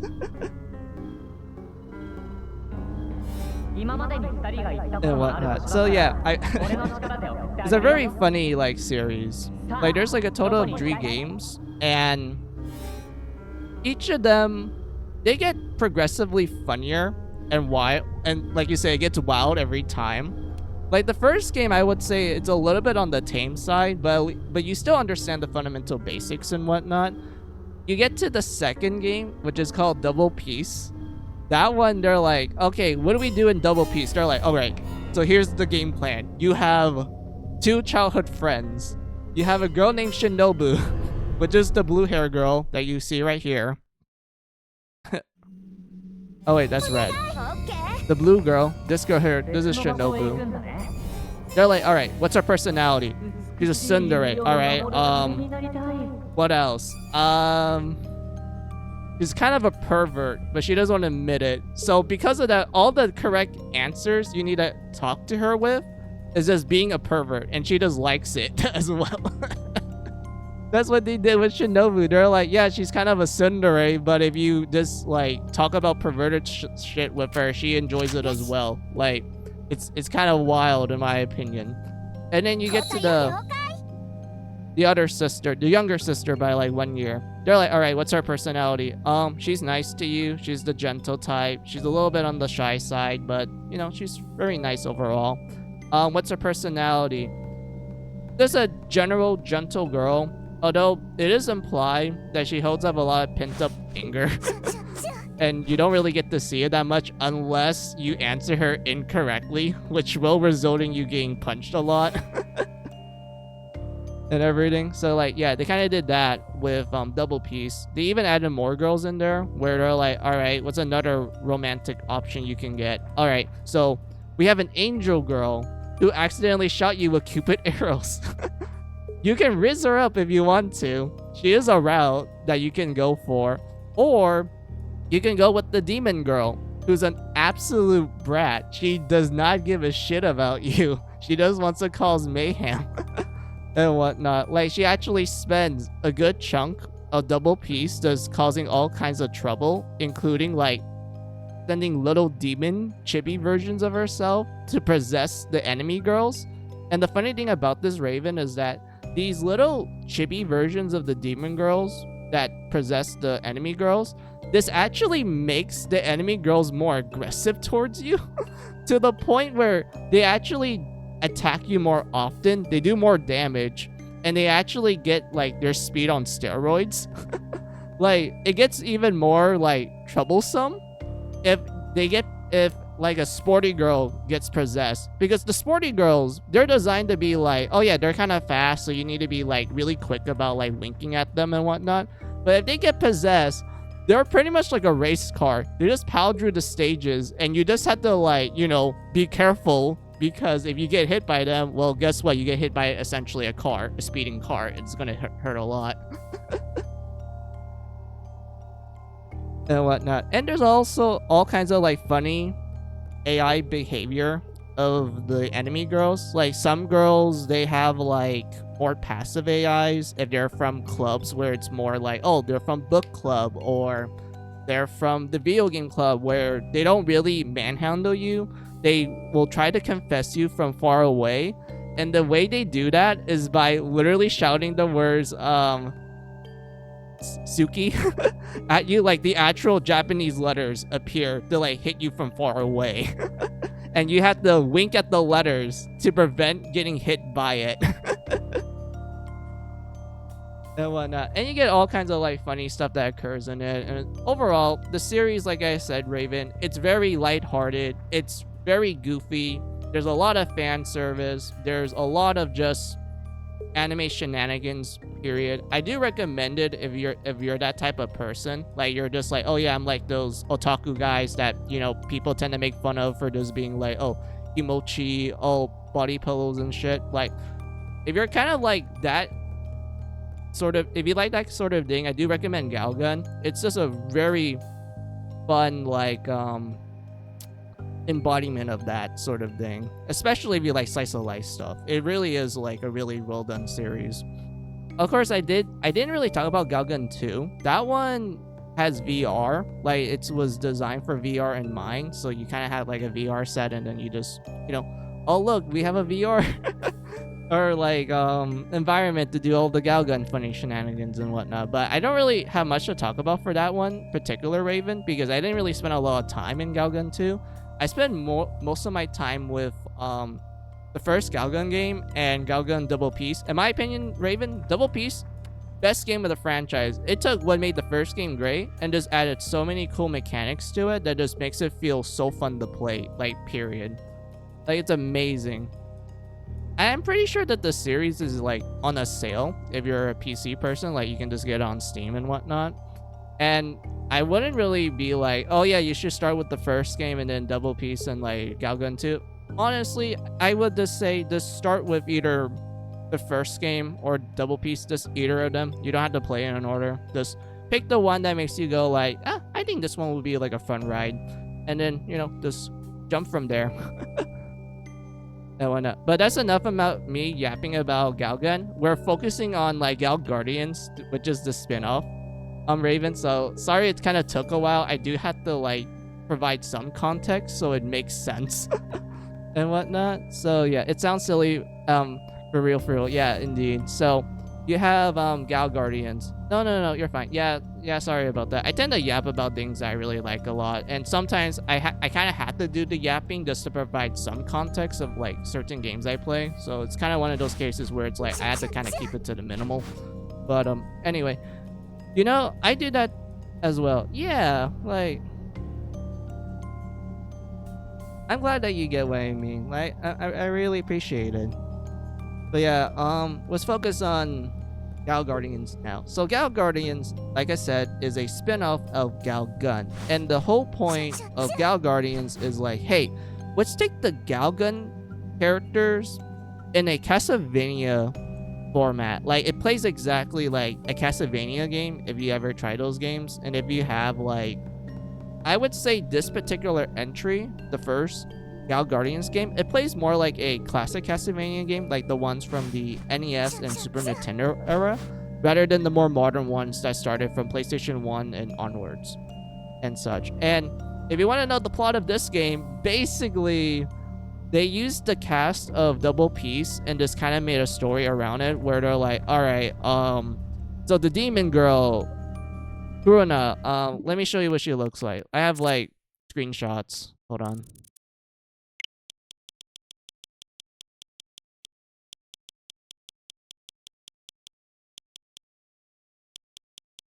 Like, where is it? Where is it? Oh, found it. Wait, I don't have a screenshot of her. Damn it. Never mind. Never mind.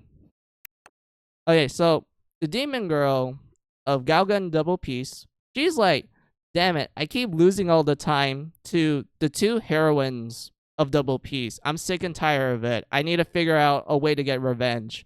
So she finds this mirror, and this mirror reflects like whatever she desires. But the interesting thing about this mirror is that it ends up becoming a portal to some place.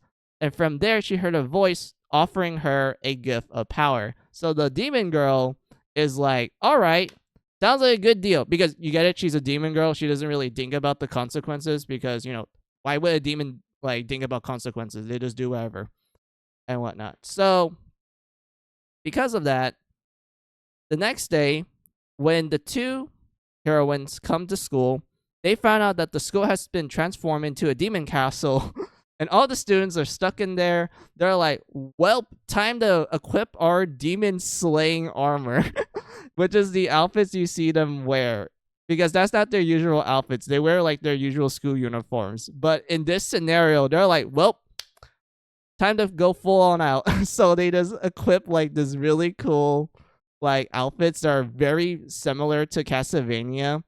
And they're like, all right, time to explore this castle. And they make so many jokes and references to those classic games. Like, you can tell that the writing is very, lighthearted. and I really like that a lot. But for the most part, it's like, yep, it plays exactly like Castlevania. Like everything you expect from it, perfection.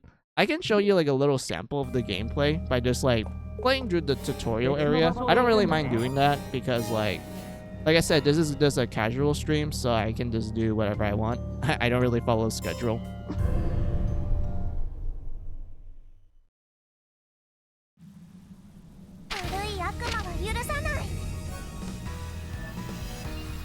But yeah, as you can tell, like it does look like classic Castlevania and whatnot. So yeah, you have the two heroines, Shinobu and Maya. Shinobu, she's the older sister, and if you're wondering like, oh, how does she fight? Heavy machine gun. Yes, a heavy machine gun armed with bullets that are super effective against the supernatural, which is salt. Salt filled bullets. Then you have the little sister, Maya. She's the melee fighter. She uses origami to like slice her enemies. Each sister has their own sub-weapons. Like you have daggers for Shinobu, that's good for like airborne enemies. You have the grenade that does a lot of damage. You have the mine, which you can set it and detonate it.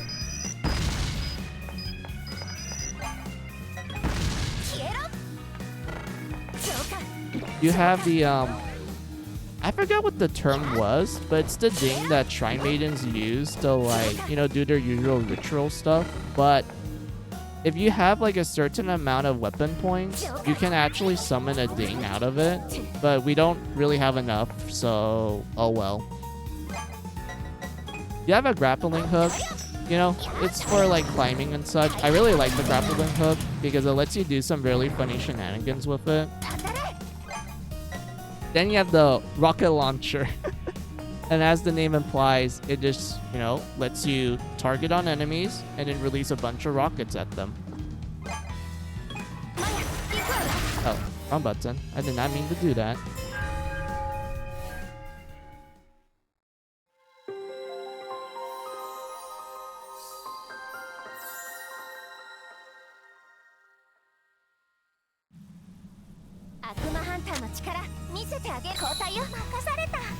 So yeah, those are Shinobu's weapons.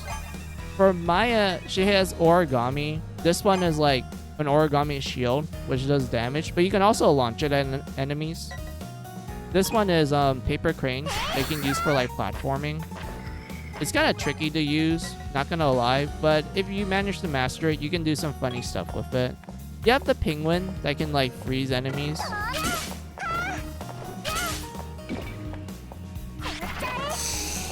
Yeah, it can freeze stuff. You have the umbrella. These ones are designed. This one was designed for you to like kind of travel big gaps safely. But if you manage to charge it up, you can actually do like a dash attack with it.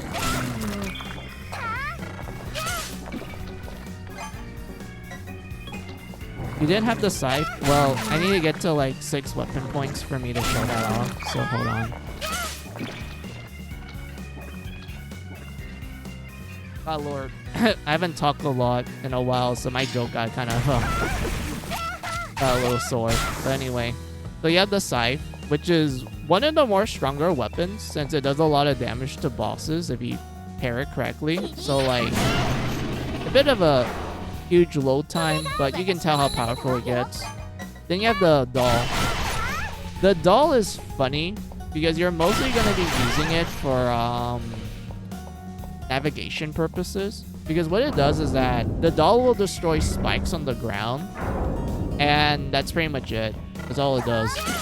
It just destroys like hazards essentially,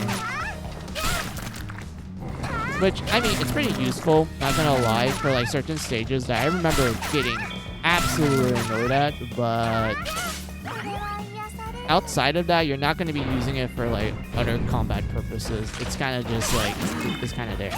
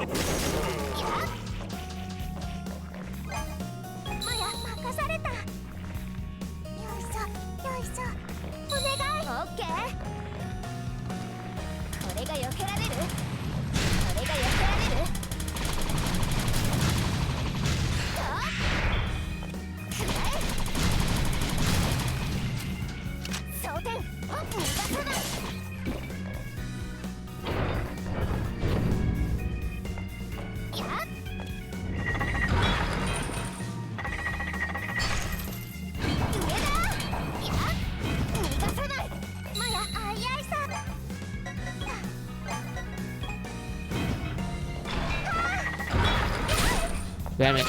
I didn't time it right. I'm supposed to lower it over here so we can climb on top of it. Damn it. Still didn't time it right. Come on.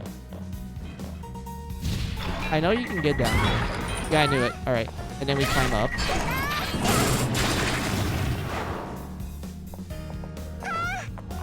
Oh yeah, this is where I can show off the doll. Here you go.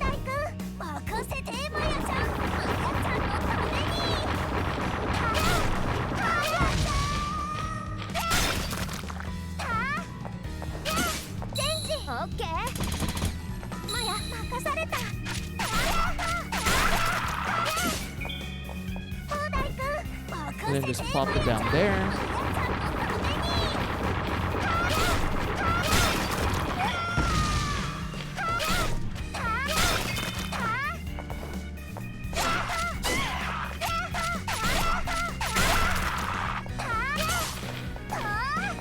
Are you kidding me?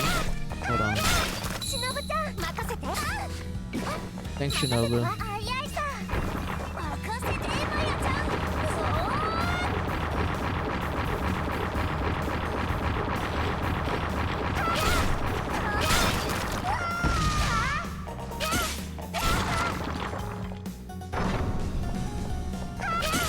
Yeah, break the back.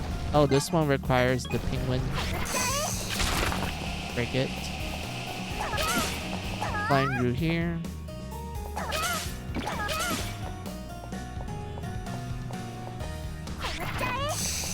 Oh, oops.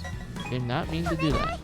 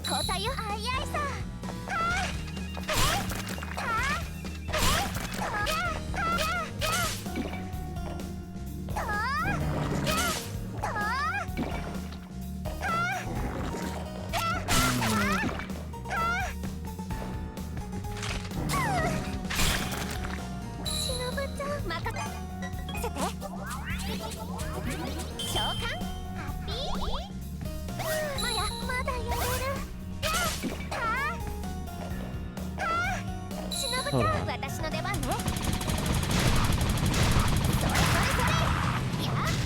And then up there is a free life up, which we're gonna use this method. I love the chain. It's so funny. You can do some funny shenanigans, like I said.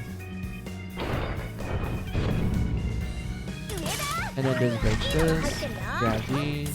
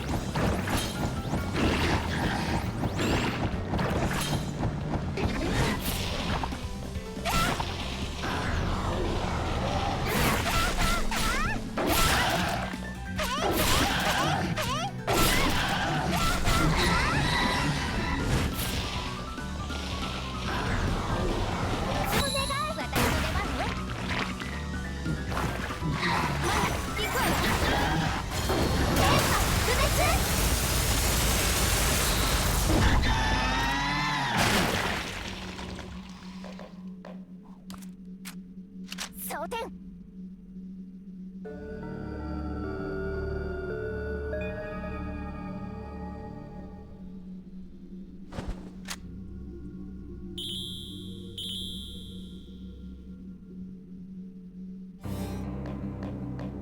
But yeah, that's like a small sample of the general gameplay. It does get expanded more as you get to the later levels and they start making the platforming a lot more complicated, so you do have to use a lot more tools.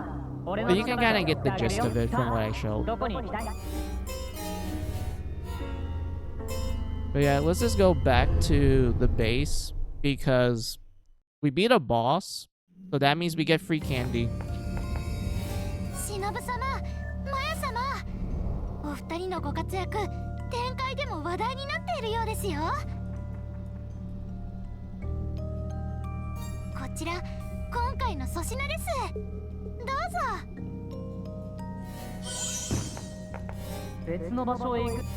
No, I don't want to go anywhere. これが避けられる？と？お、そのパーツはこれ使える？バッチシだ。これがあれば次元転送装置が完成に近づく。残るパーツはあと2つ。しっかり頼んだぞ。もしかしてまたお菓子くれるのか？くれるならサブウェポンを強化してやるぞ。やった、お菓子ゲット。んで、どのサブウェポンを強化したいんだ？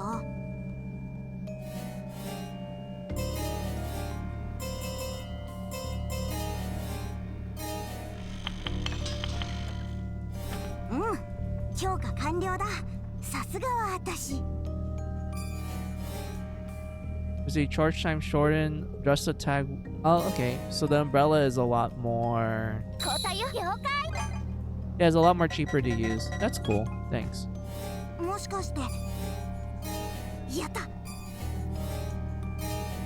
Let's finish up Shinobu. Here you go.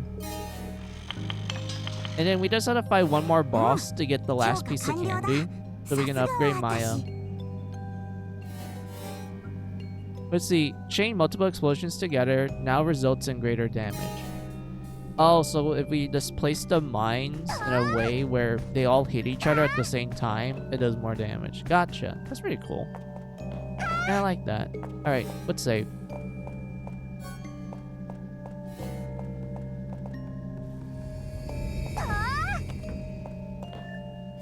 こっちの世界はなんだか不気味なところね。早く元の世界に戻らないとバイト遅刻しちゃうじゃない。クルスバラリゼだよ。助けてもらって感謝だよ。 Oh yeah, they both have like side tails. I forgot. ここって一体どこなんですか？ひょっとして大掛かりなドッキリだったりとか。 It looks like we almost got every NPC. We're just missing a few more. こんなところに閉じ込められて、ねねこ、退屈にゃ。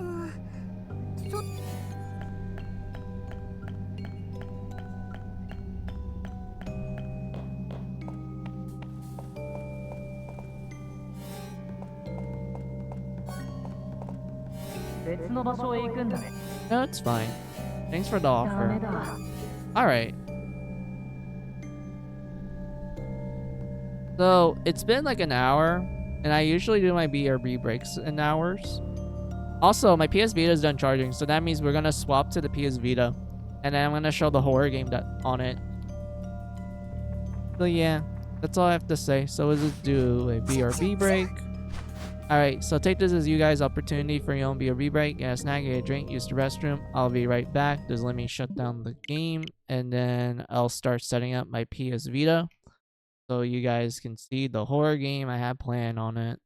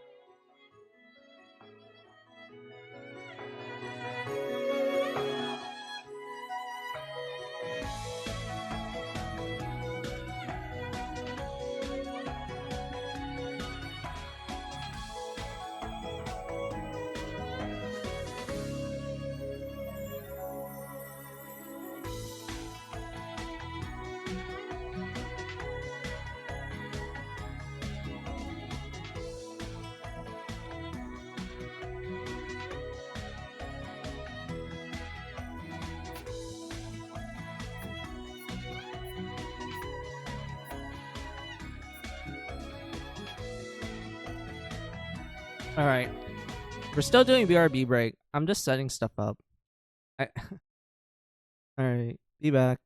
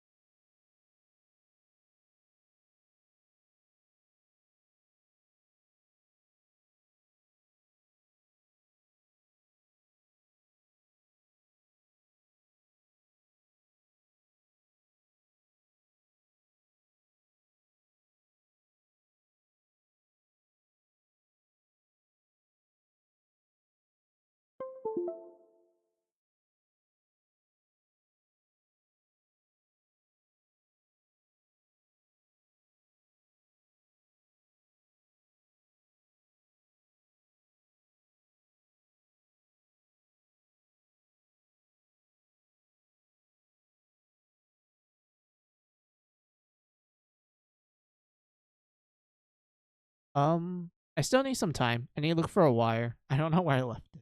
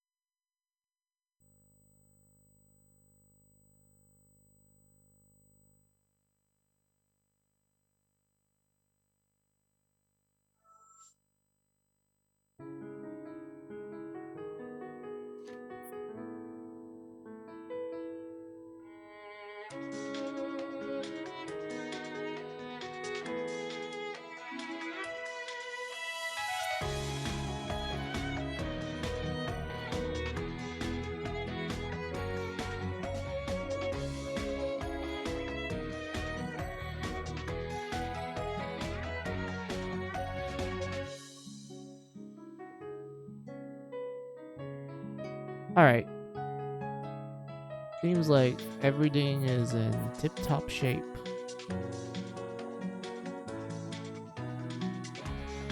Let me check the filters real quick.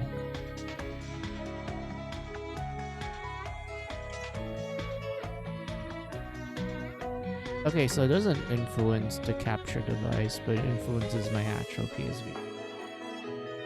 Okay, that makes sense.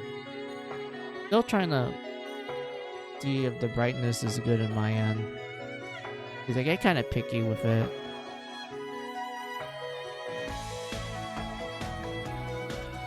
Render?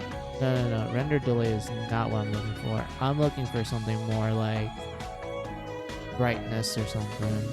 Video delay, loading compressor, gain. No, these are all audio. I don't need noise gate.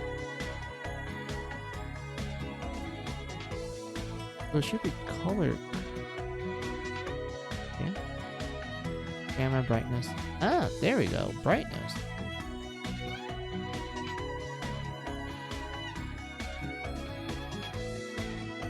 Alright, let me double check something.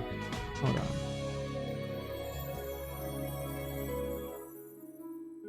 Actually, I don't think I need to add any filters because it looks good either way. Okay. Perfect.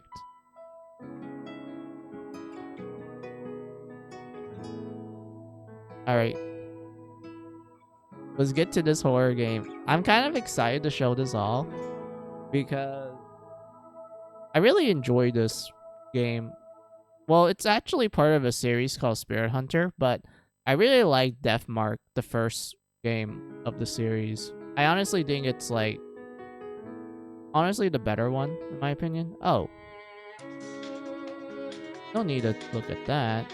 I was just doing some funny stuff with the PS Vita. But yeah, yeah, Death Mark. This game, pretty great. Also, I kind of hate how this game got censored like a few weeks after the game was released in English because of the ASRB going like, actually you can't do this in a horror game, even though we actually let you guys sell the game and shit. But it's been 2 weeks and we just noticed something, so therefore that gives us the right to like for us to like increase your game's rating unless you change it and whatnot. Like, I fucking hated them being forced to censor the game because it's a horror game. Like, why would you need to censor a horror game? It's designed to make you feel uncomfortable and everything. Like, yeah, I don't remember if they applied this to the PS Vita version for English speakers, because I remember that at this point in the time, PS Vita was kind of dead. Like, it wasn't getting any new games, and I don't even think anyone was updating their PS Vita games at the time. So because of that, I think this game was one of the few that actually managed to come out like unscathed from the censorship. So that was pretty cool. But I could eat my own words and then find out later on that, oh, it got censored. So because of that, I had to like, do some trickery in order for us to actually see the thing. But for now, I don't think that's the case. So let's just get to the game.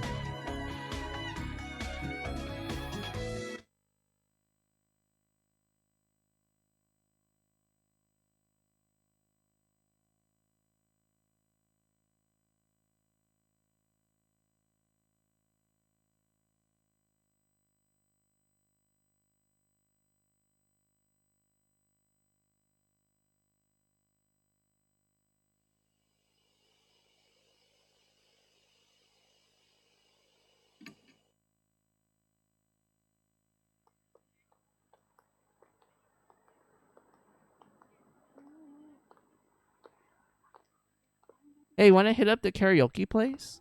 Wait, there's a select. Hold on. Oh, it's a log. Was there voice acting? No voice acting. So I actually do need to read shit. I didn't want to read, but alright. The new Love and Hero song is out.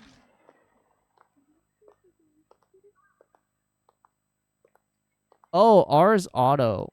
Well, there's no voice actors, so I don't think that's a good idea. Oh, I'm not feeling up to it today. This story creeped me out earlier. Do you want to hear it? Wait, was there actually voice acting? I couldn't hear a damn thing. Hold on. Oh, sure.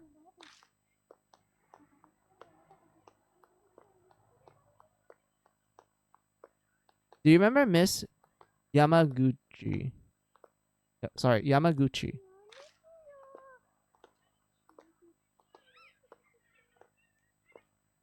Oh no, it's like generic sounds. It's not actual voice acting. Never mind. Because I heard voices. She wore those big glasses. I heard she has gone missing. What? No one knows where she is? Nope, she just disappeared. Just up and poof from the library.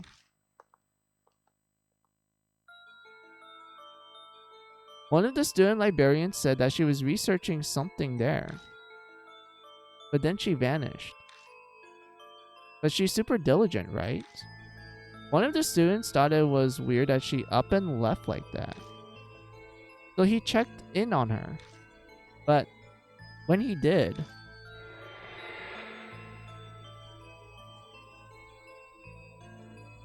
the only thing left was her arm. Oh, look at that gore detail. Sweet. It had her really... Sorry. It had her really weird scar on it. So it was definitely her arm.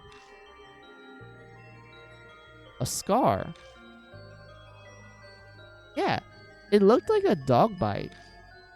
She showed it to me once. She had no idea where it came from. For real?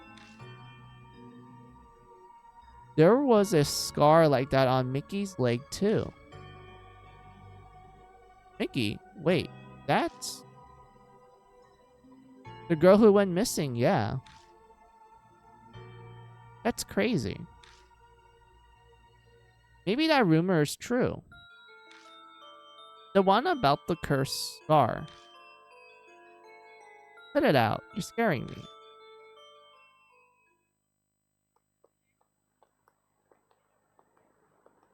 I hear some snatches of an idiotic ghost story. They're speaking seriously, but it's obvious that they didn't believe a word.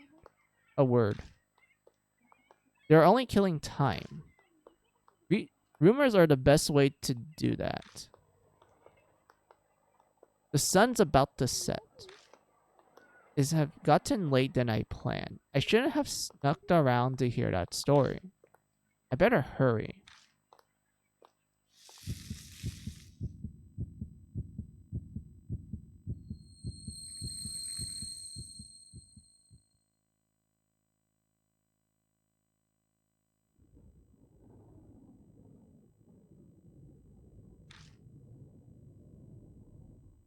Thunder rumbles in the distance.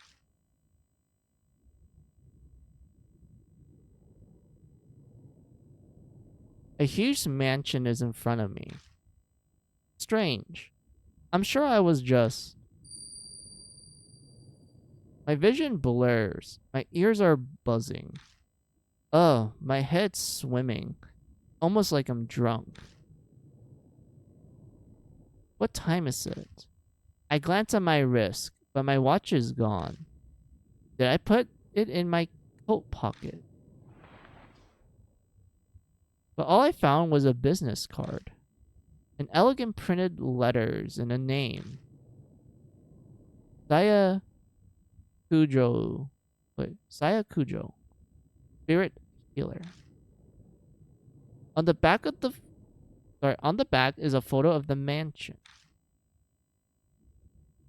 I guess this must be the Kujo mansion then. Kujo mansion. Saya Kujo. Those names sound familiar somehow. Only one way to find out. Taking a deep breath, I reach out to knock. I stopped when I saw something on my wrist.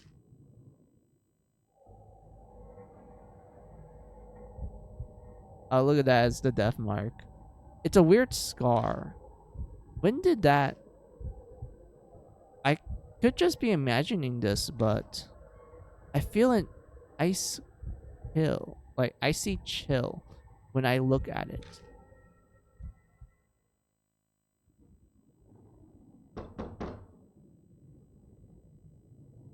My fist pounds on the door. No reply. A light appears in the second floor window. It's probably too far from the door for them to hear me knocking.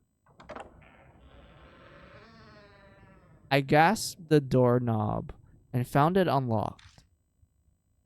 No point in staying outside. I'll just go in. I'll apologize to the owner later.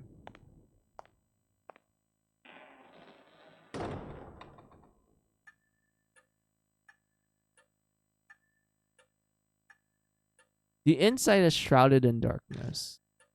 A small beam of light from the window is the only way I can see anything in here. It's dead silence except for the constant ticking of a clock's second hand. I must be in the entrance hall. The auditorium extends to the second floor. Anyone home? There's no reply to my shout. Maybe they're soundproof this place so that they don't hear me down here. I guess I need to go upstairs then. The staircase is just visible up ahead. I walk towards it, cutting across the hall.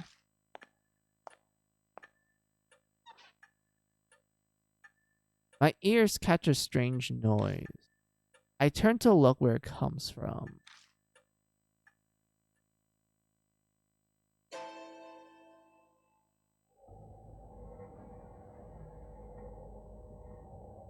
Someone's there, engulfed by the dark. Wait, I'm trying to see what it is because it's like fucking daylight where I'm at. Oh yeah, it is a person. Hold on. I need to put up the brightness a little bit. Yeah, I can see it now. Alright.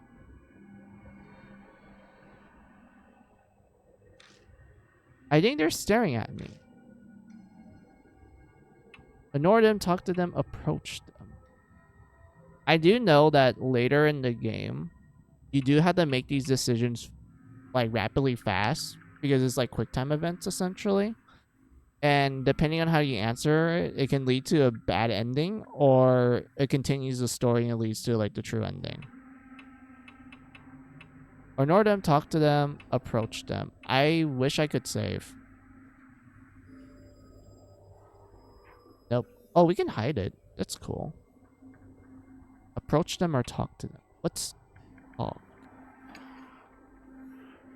Hello? I called out, but the person remained silent.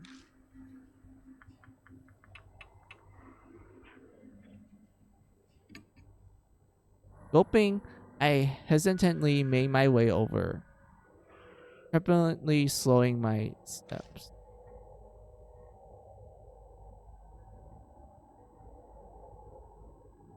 It's a young girl. She doesn't move an inch as I approach. At least it seems that way to me. It doesn't look like she's even breathing. A corpse. Great. I creeped myself out. I started to sweat. What should I do? Back away, touch her. Chad, do you really want to touch this, like, this corpse? I mean, it is a horror game where we have to, like, investigate shit. So, yeah, it's probably the better option to touch the corpse. With a shaky hand, I slowly reached out and touched her skin. I'm not sure what I expected, but it felt unnatural somehow. Stiff and cold.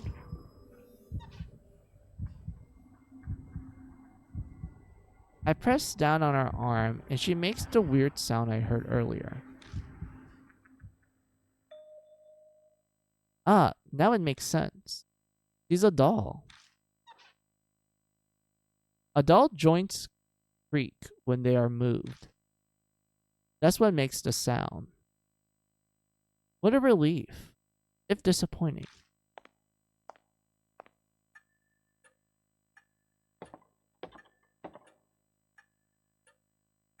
I carefully begin climbing the stairs, making sure not to trip.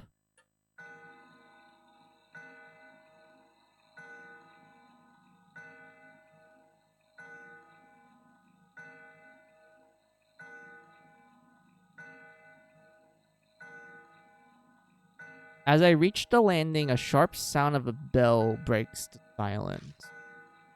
It seems to be coming from above me. Looking up, I can spy the outline of a clock. I bet that's what's making the sound. Approach it, ignore it, wait. Let's approach it.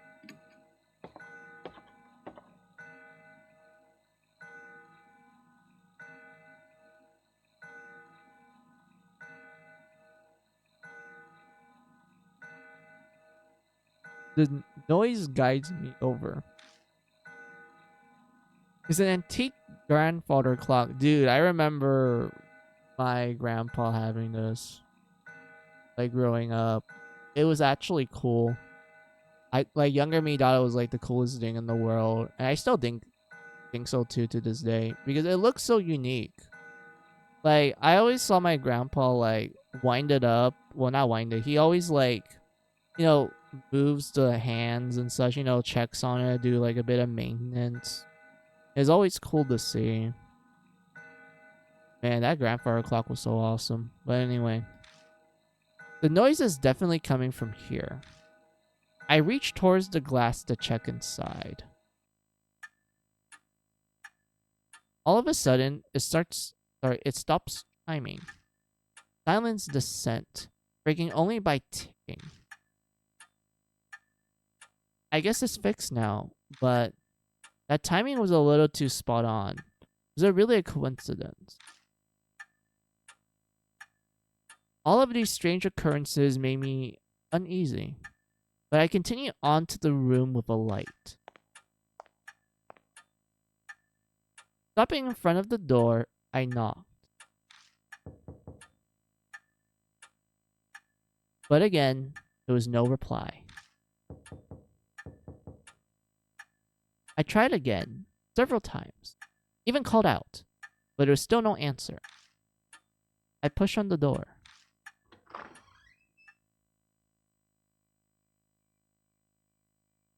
It's dark inside. Strange. I definitely saw lights on in here when I was outside. Wafting through the room is an odd smell. It's sugary, like a ripe fruit. The whole room is pre-meted with it. Some kind of aromatherapy. It's not a particularly pleasant smell, though. The aroma draws me further into the room.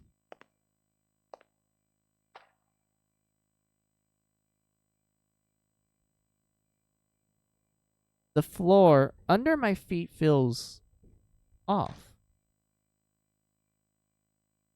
It's wet.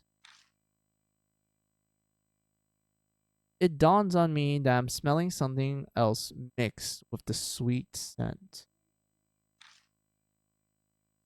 I know this scent. This metallic ting.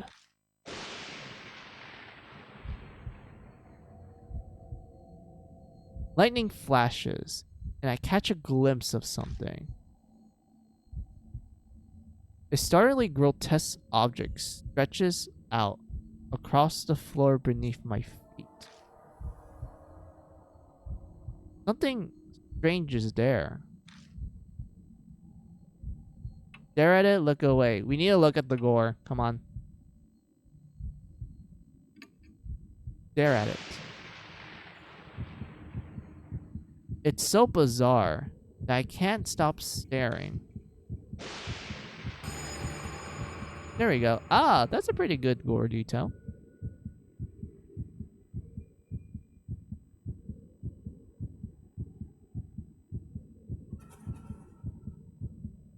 Yeah, poor lady. Like a literal flower bloom inside of her. A bunch of them, actually.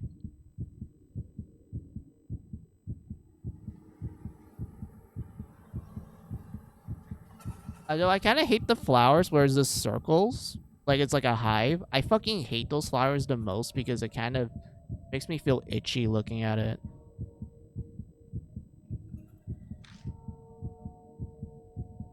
Their busts Sorry, they're bursting out of the woman's stomach.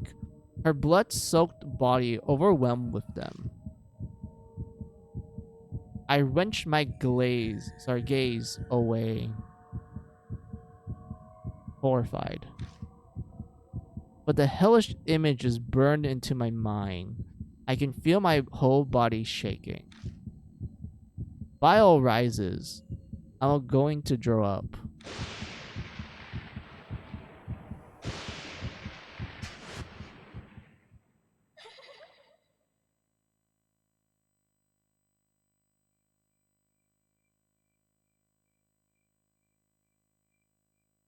In the next instance, the lights are on. Wait. That's not all. The body is gone, leaving only a stain.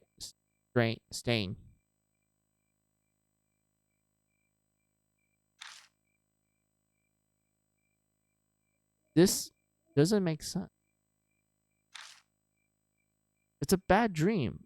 At least I really much prefer if it was. But the faint smell that remains and the blood-stained crush any hope I had of that. I beat a retreat from the room in an effort to escape this bizarre scenario.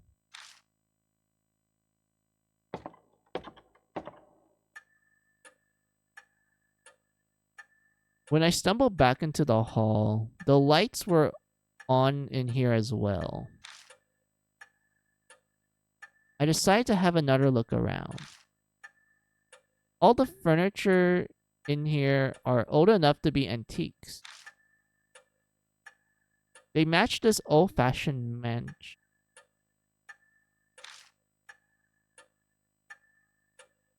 Oh, the doll's awake. A large doll sits on the couch. This must be the figure I saw in the dark. One could easily mistake this for a human if they couldn't see the ball joint. It probably belongs to the owner of the mansion. What should I do now? Contact the police? Her stomach was filled with flowers, sir, and the corpse up and vanished like fog. Like anyone would believe that. Oh, there's actual voice acting.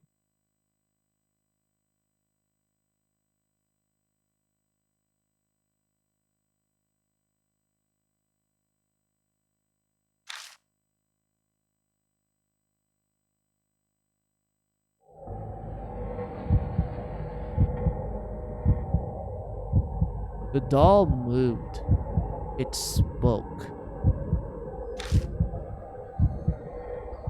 A different kind of shudder runs through me than the one when I found the corpse. Up until this point, I was nothing more than an observer to all these freaky events. I could distance myself from it, but now, a doll is talking to me.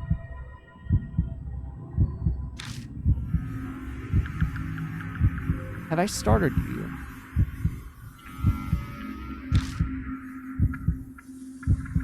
If so, I sincerely apologize.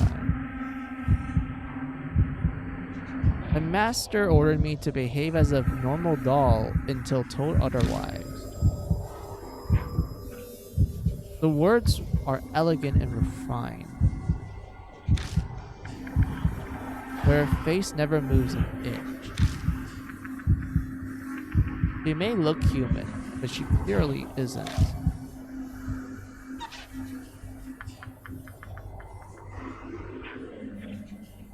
She slowly folds her hands together, so she can move too. I'm sorry for not introducing myself. I'm called Mary. You have likely seen a number of oddities here already. See, my master, Saya Kujo, was unable to escape from the mark. Then, Saya Kujo, does she mean that corpse? But wait, what is this about a mark?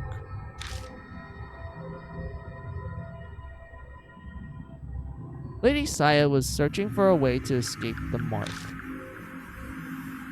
Were you not also called here by her because of the mark on your arm?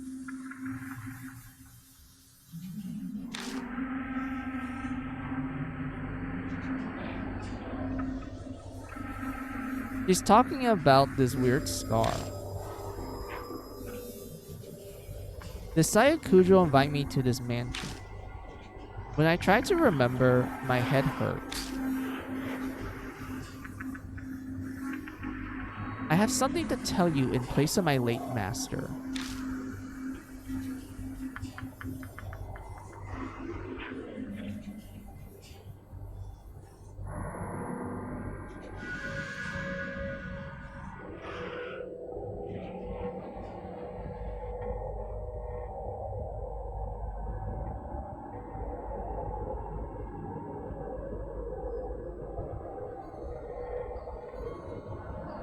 But I would like to ask one thing first.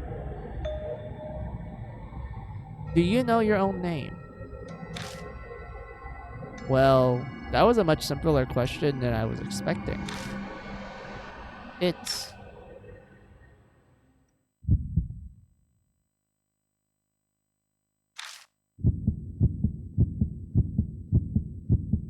I break out into a sweat. My throat is drying up. Why? Why can't I remember? I'm shocked to find I'm coming up blank.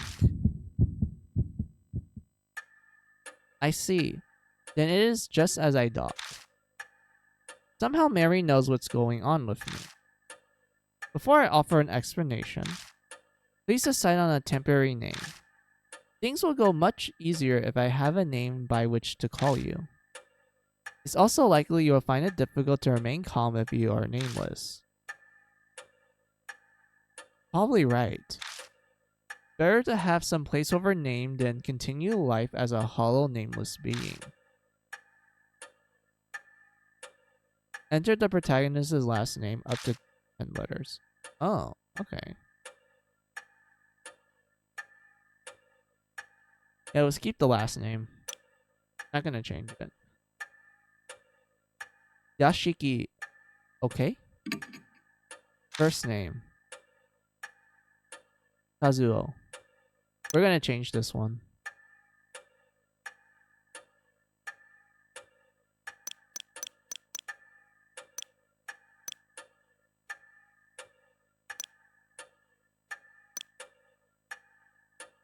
Here we go.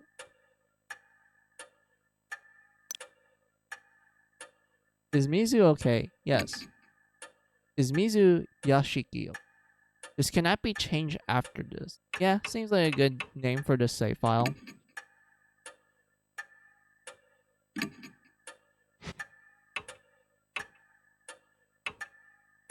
Done. I'm not really a fan of the beard, to be honest.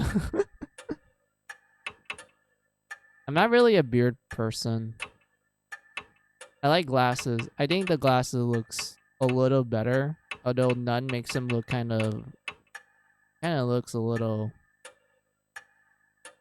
I don't know how to describe it. This, I feel like glasses is probably the one I like the most compared to like type 1 and type 2 and type 4. I think glasses is probably the one I like.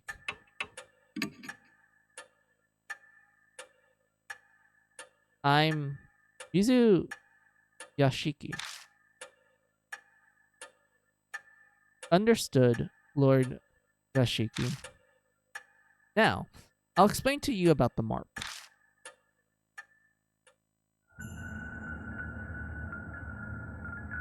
It is the seal of death.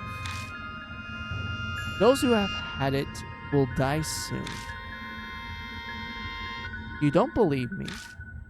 I'm certain that sounds absurd to someone who led a uneventful life. However, my master's death proved it to be irrefutable truth. The corpse's sweet stench comes back to me. It didn't seem like the work of humans. I'm afraid that the horrors of the mark do not end there. Victims slowly lose their memories until the day they die. They face death all the while suffering from the terror of losing oneself. Memory loss. That can't be. That means that I'm... Yes. The fact that you've forgotten your name proves that death is coming. Lord Yashiki, you will die at this very dawn.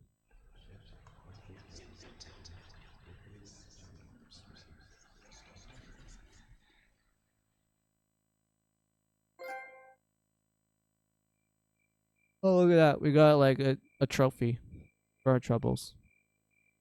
My memory skipped forward a bit after that. I just remember being completely stunned at what Mary revealed to me.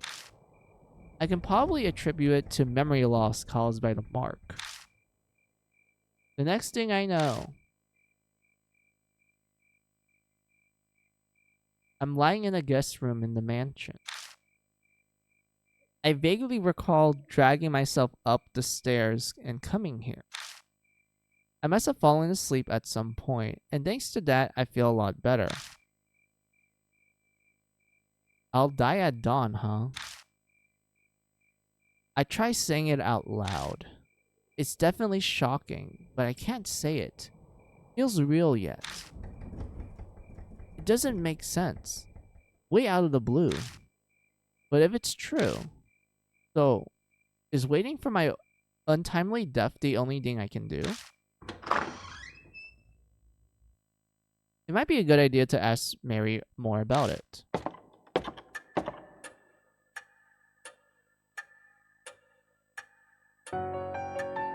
I find Mary sitting in the same exact spot as before.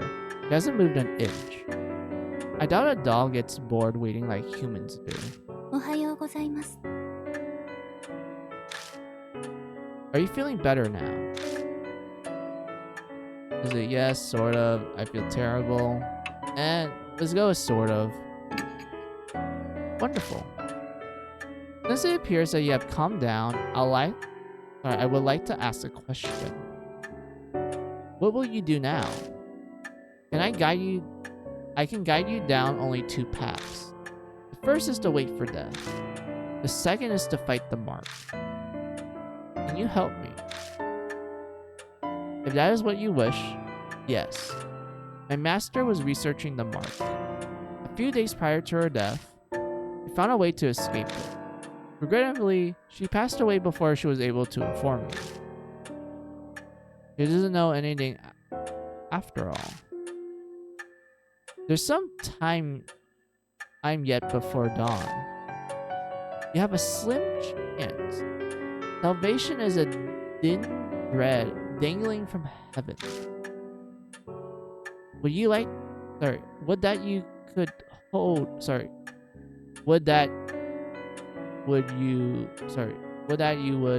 grab hold of.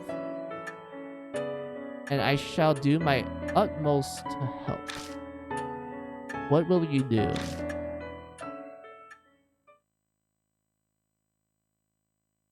I guess it boils down to whether I trust her. If she's right about this, my time on Earth is up at dawn. If I don't want to die, then there's no other choice but to resist the mark until then. If she's lying, I'll be fine when morning comes. But am I really all right with that? People are being killed in nonsensical, grotesque ways. Am I going to turn a blind eye to it?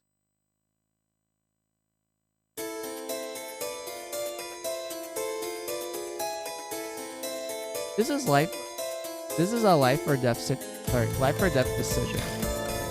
I need to think about it carefully.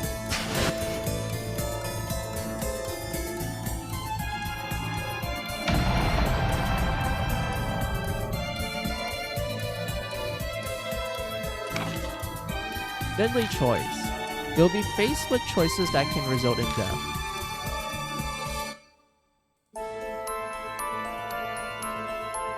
There is a limited time and your soul power will continue to drain. Time's up or wrong answers will result in a game over. So be quick and also careful in finding the right answer. Restoring soul power. Completing a deadly choice will restore some soul power. Accelerated dialogue. Dialogue will speed up while pressing the L button, but certain dialogues cannot be sped up. Backlog. The select button will display previous dialogue. Auto mode. R will press the... I already know this. Hiding the dialogue window, you can press triangle. Then, shall I ask you?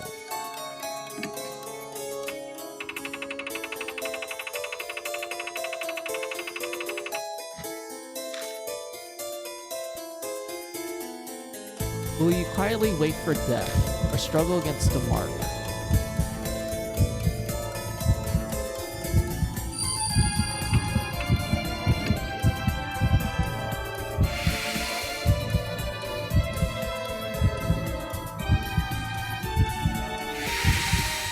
Goodbye.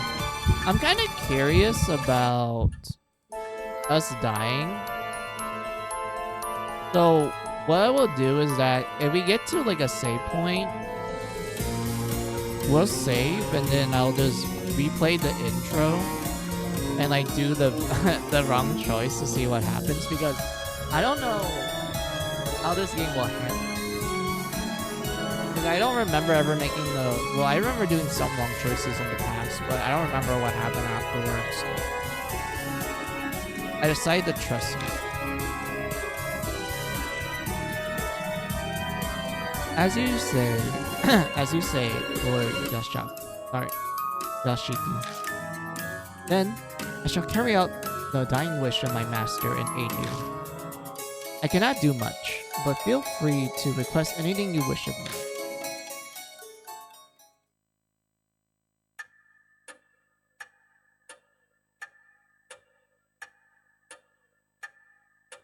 I made up my mind. But that doesn't mean I know what I should do. I know squat about the supernatural, and losing my memory makes researching impossible. But I don't have a moment to lose. A knock comes from the front door. Who comes this late at night? Oh, what a sign of fate. It seems that another mark bearer has arrived. Is it instinct that she knows these things? Maybe she has some kind of mysterious power, being a talking doll and all. I beg your pardon, Lord Yashiki. I do not apologize, but you should... I do apologize, but you could... but could you go greet our guests in my stead? They may experience a shock if a doll such as myself welcomes. Moreover, while I'm able to move my arms, I am unable to walk. I moved to the front door to greet our guests. People fated to die, like me. I wonder what they're like.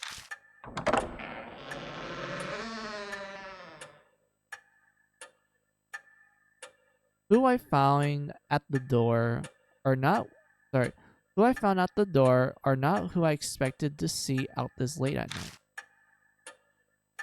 A high schooler. A small boy. These kids have the mark. No way. We came to see Professor Kujo. Who are you? I can't say I'm a total stranger since I'm here in the mansion.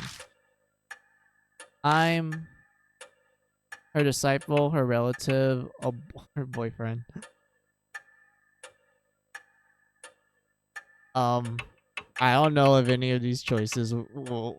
Well, disciple might give them false hope. a relative feels like reasonable. Her boyfriend is also kind of reasonable, but we don't even know the lady, to be honest. So it's kind of a joke answer. But I notice an hour has passed, and I usually do a BRB break every hour. So let's do a BRB break then. So take this as you guys' opportunity for your own BRB break. Get a snack, get a drink, use the restroom. I'll be right back.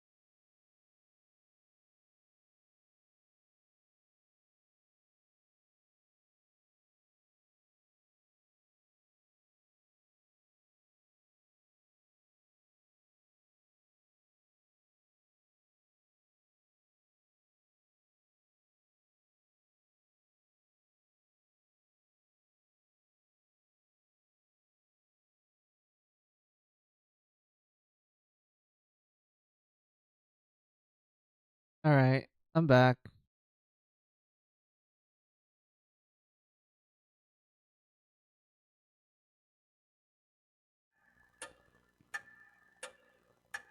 Welcome back. Hey, Liz. Welcome, welcome. How are ya?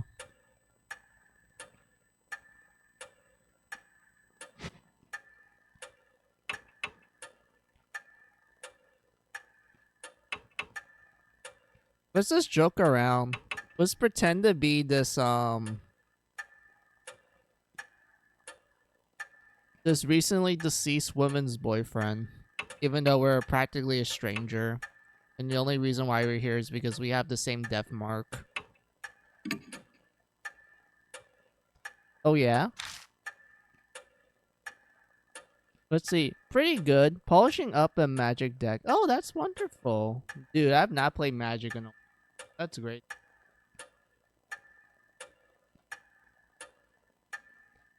Professor Cujo's pretty serious, so that's kind of a surprise. She seems to know Saya Cujo. Now that I think about it, that business card did say spirit healer. Going off this girl's accessories, I get that the feeling she's a huge occult fan. I'm Moe Watanabe. I'm here to talk to her about this article she wrote in Ooh Arts Monthly. Oh yeah, for anyone that's not aware what oops parts are, basically it's otherworldly objects. It's just another name of saying like, oh, it's some like supernatural or like advanced shit like a UFO and whatnot. It's just another way of saying it, but it's like a popular like abbreviation in like the Japanese side. So yeah, it's kind of like parts or oops parts. It's really hard for me to say it because it's like, oh yeah, that kind of had to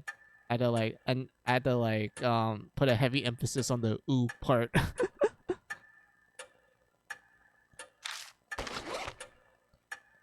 She pulls out an occult magazine out of her bag.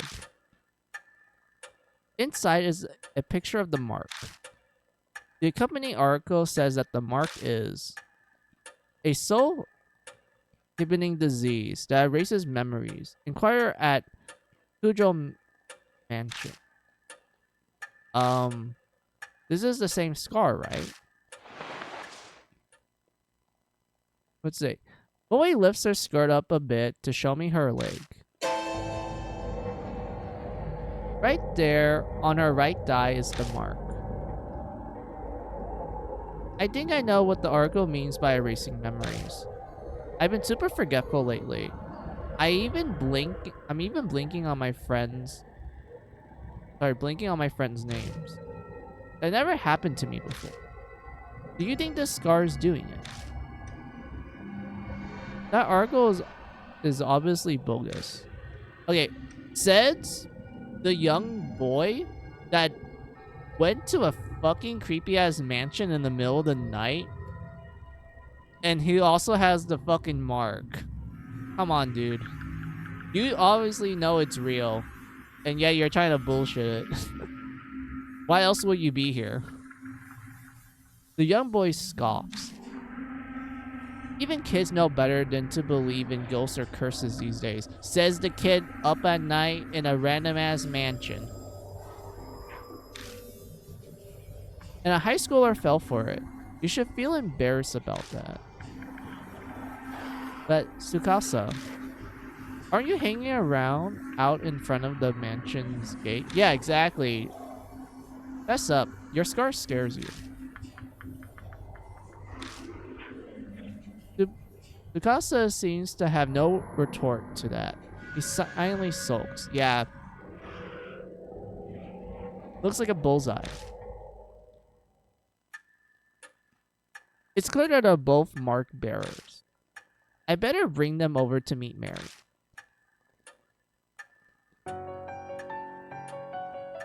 Bowie shrieks excitedly when she gets close. Oh my god, it's so cute. It's a doll, yeah. I never seen one this big before. The craftsmanship is so detailed. It's almost like it's alive. They both admiring her when... ようこそ。 What? It spoke. With that, the two new visitors join our numbers. They enter this monstrous world that hovers on the principle of death. Mary tells Moe and Tsukasa about the mark once they gain their composure. All about the steady memory loss and their immediate death. It seems like a ridiculous story, but it gains validity coming from someone like her. Both their faces pale. Now, if you came specifically here because you believe in Lady Saya's oracle, you must have already experienced the pain of losing your memory. Moe admitted as much earlier, but I can see Tsukasa's face darken. That must have been happening to him too.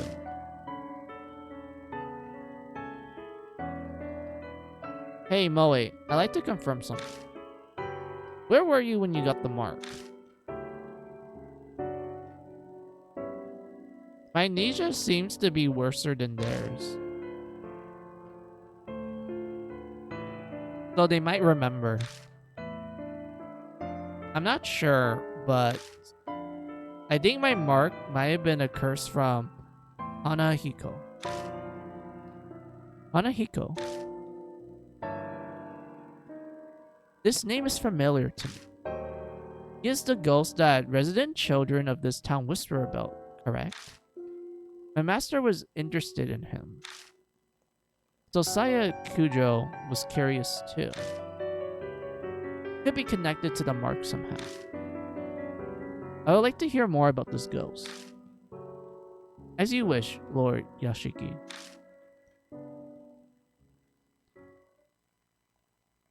Then I shall tell you the rumors of Hanahiko. Hanahiko, my bad.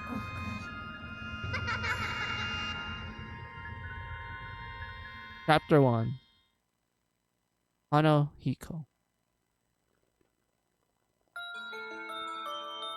Oh, did you hear about that ghost boy all the schools in H City are talking about? Sounds like Hanahiko is back. I heard that he can appear if you peek in a school mirror at night. He asks you something.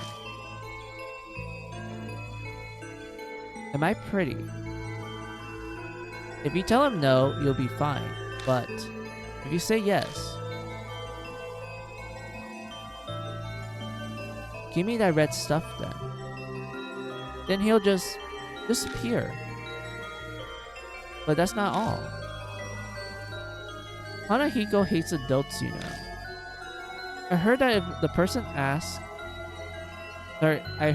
person he asks is an adult, they'll die. And not just drop dead. Their blood is drained from them. And next to the corpse is a single rose. A rose dripped with blood.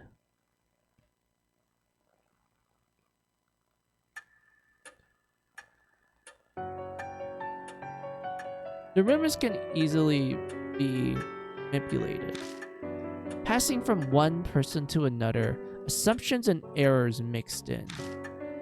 But they also hold a hint of truth. Miss Moe, do you know anything else? I think I probably got my mark when I was investigating Hanahiko at H Elementary School. This has got to be some kind of clue. I should ask her more about it. Why were you in H Elementary? Was Hanahiko here When do you notice the mark? What's ask the high schooler why she's in an elementary school? Well, I know it's because she's like an occult person, but I feel like this is probably the best place to start the conversation. My big dream is to write about the occult, as I love to see a ghost. I found this article in a magazine mentioned Hanohiko was seen there. I figured that place be easy to sneak in than a regular school. Since it's been closed down. Wait, so this school has been closed down for like who knows how long, and yet they only mention it in an article sometime? Like, why didn't they go back and like fix it up? Well, I'm assuming it's because the ghost is real, so that's why, but still. What should I ask Ness? Was Hanohiko there? Was asked that. I don't think so, but I can't really say for sure. I went to the mirror, but a shiver suddenly ran down my spine. I got spooked and left. What should I ask next? When did you notice the mark? I noticed it later in the back. A strange scar was suddenly on my thigh. It really surprised me. I realized immediately that it had to be what Professor Kudra wrote about. I think I have a handle on what happened. No way to know for sure about the ghost, but there's no denying she had the mark after returning home from H Elementary. Then maybe. Tsukasa glanced down on his left hand. Wait, do you actually get to see it? No, you can't. Mine might be from Hanohiko too. Wait, yeah, you can't see it. He hides it. Yeah, never mind. I noticed that after I got home from T Elementary, the ghost has been seen at a lot of schools in H City, right? Maybe he remembers something. I better ask him some questions too. T Elementary, what was that? How do you see Hanohiko? Was asked about the elementary. I go to school there. You probably heard of it since it's top ranked elementary in H City. So, oh yeah, that kind of makes sense why he's dressed up really nicely. He's from like a rich kid school. Like it's like a high prestige school. All right, that makes sense. What should I ask next? What was that? Sorry, when was that? Probably around sunset? I was heading home when I realized I'd forgotten something and turned back. What should I ask next? Did you see Hanohiko? No. And I didn't get chills or anything else. Oh, but I think I passed a mirror. I went to the bath before going home. I don't think he knows anymore. Their stories are pretty similar to the Hanohiko rumors. It can't just be a coincidence. You must investigate the places where Hanohiko appeared, for their sake and as well as yours. Well, that's all well and good, but what exactly am I investigating? Death and life coexist. If the mark originated there, then a way to erase it will also be there. You must find it. Find the key. You need to break the mark's curse. That is the only way to escape. And all of a sudden, a huge burden was dropped on my shoulders. It seems that Hanohiko appeared at 2 schools. Where will you investigate? H Elementary or T Elementary? Okay, so both characters seem... Okay, I'm gonna put it like this. Since this is like kind of a mystery game, so we kind of need to gather up the clues. So both witnesses have seen this... Well, they passed a mirror that's associated with the spirit in 2 different elementary. One is the rich kid school, and the other one is in an abandoned school. Both of them realized they had the mark after, like, you know, going to the bathroom to, like, shower and such. So the common thing that these 2 witnesses have is that they passed by a mirror, they then found the mark on them in the bathroom. The spirit appears in elementaries. I feel like Moe's probably the let's go with Moe's like location, because I feel like Tsukasa, I feel like despite him explaining things, I feel like it doesn't have a lot of information compared to like Moe when you talk to her and like she tells you what happened to her.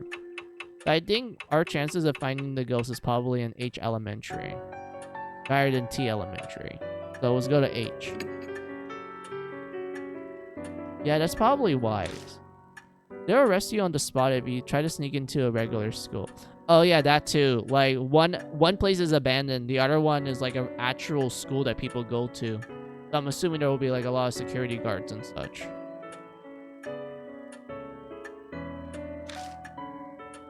A middle-aged man who can't recall his name, let alone address or job title. I have no excuse if I get caught. Yeah, that too. Wanna get going then? Let's do this. Wait, you're coming too. Of course. I haven't given up on seeing Hanohiko yet. She grins at me. Is she really strong? Or is this... Alright. Or is this blind optimism? I'm going too. Hey, not you too, seriously? My life is on the line here. I don't want the reason I died to be because you messed something up. That's pretty bold. Good thing you're cute. But bringing kids along with me is... Honestly, yeah, I kind of get it. He's like the adult in the situation, and both of them are like kids that don't really... Well, they know about the curse and such, but I highly doubt they're able to kind of fend for themselves compared to the grown adult. But at the same time, the grown adult has literally no memories. Like, he's kind of in the dark at that moment, so I guess more the merrier to kind of help out, I guess, but I don't know if it's a good idea. I understand your hesitation, but the mark does not discriminate, stealing lives of children and adults.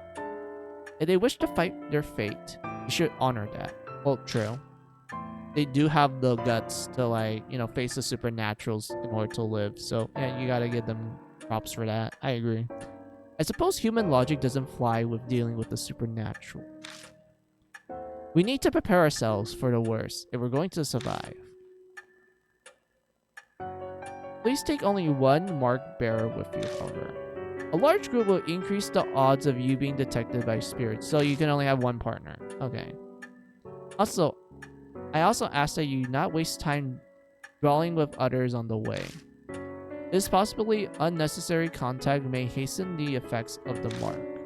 Only engage when absolutely necessary. Keep contact with the others to a minimum. Have a safe trip. Selecting a partner.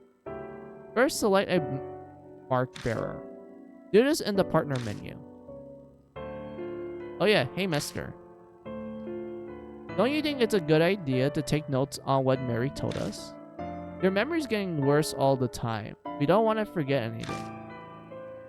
I don't know when I'll lose my memory again. I'll write it down all the information I get and keep it in my file. Something in it might save our lives at some point. I kind of like the excuse they give the story, like, will give the characters of why you're keeping like a ton of notes and like why you have like tutorial notes as well. It's because the main character out of everyone else has the worst memory period, which I can relate to. I have terrible memory. And since his memory loss is the worst out of all of them, there might be a chance that it will just get way more worse as it continues on. So it kind of makes sense that he has to like write all these notes down all the time and like, you know, keep it, well, not keep it, but to like kind of keep it all in one place so he's able to kind of review it and such. So yeah, that makes sense. I like that. Spirit file. Important info on spirits will be added to the spirit file. Check it from your bag. Consult it if you need it. Save and loading. Save at the mansion or hunt. Return to the title screen from the bag to load. Then choose continue.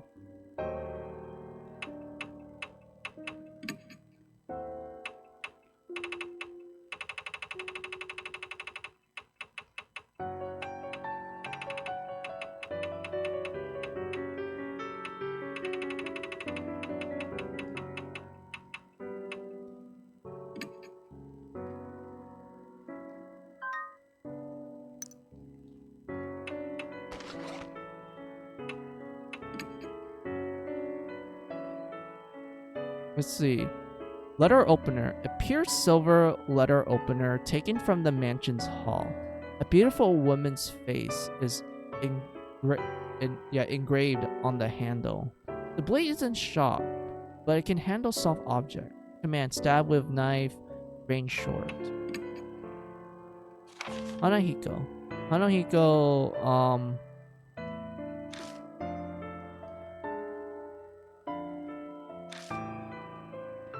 oh, it's like a review. Yeah, it's like a review for the whole game. So it's like summaries, essentially. Okay. Full name, Moe Watanabe. Sex, female. Occupation, high school student. A high school student who loves the occult. He got the mark at H Elementary and came to Kujo Mansion seeking help from Saya Kujo, a medium. She's quirky but always energetic and cheerful. She matches the beat of her own drum. Tsukasa Yoshida. Sex, male. Occupation, elementary school student. A young boy from a prestigious private school. His wealth upbringing makes him polite and courteous, but he can be insufferable at times. When he's in danger, his true egotistical, self-centered nature peeks through. Oh, I kind of like how you see his like face a little bit. Like you guys saw that earlier, yeah? Like he looks polite and then something, maybe it takes a while for it to load and then it shows you like what he usually look like, his anger face. Dude, that was so cool. Like how do we trigger it? Do we just stand still?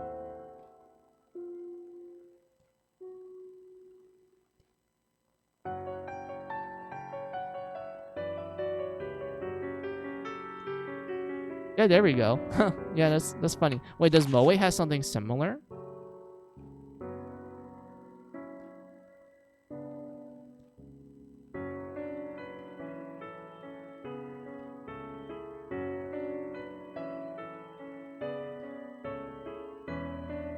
Oh, okay. For her case is her getting hurt. All right, so it's like hurt sprites. Okay, that's cool. Wait, how do you save?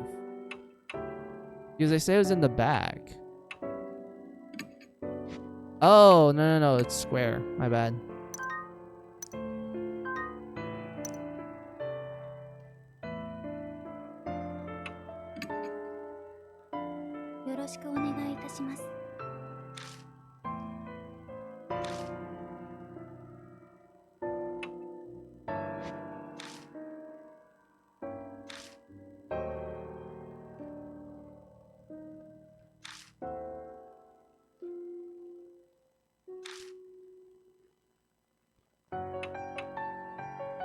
Kind of odd to me that there's no skip button.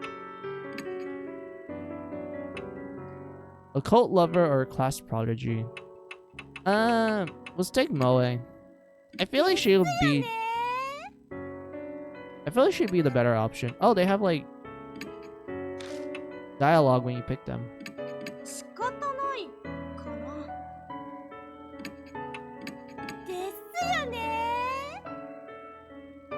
Okay, that's cool. Yeah, I still think Moe is probably the better option. Oh, hey, Shinx. Welcome. Thank you for the lurk. How are you?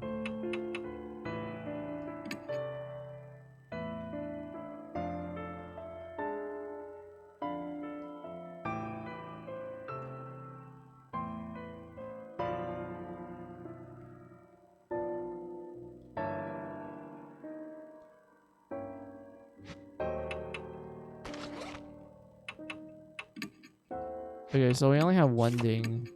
Only. What about you?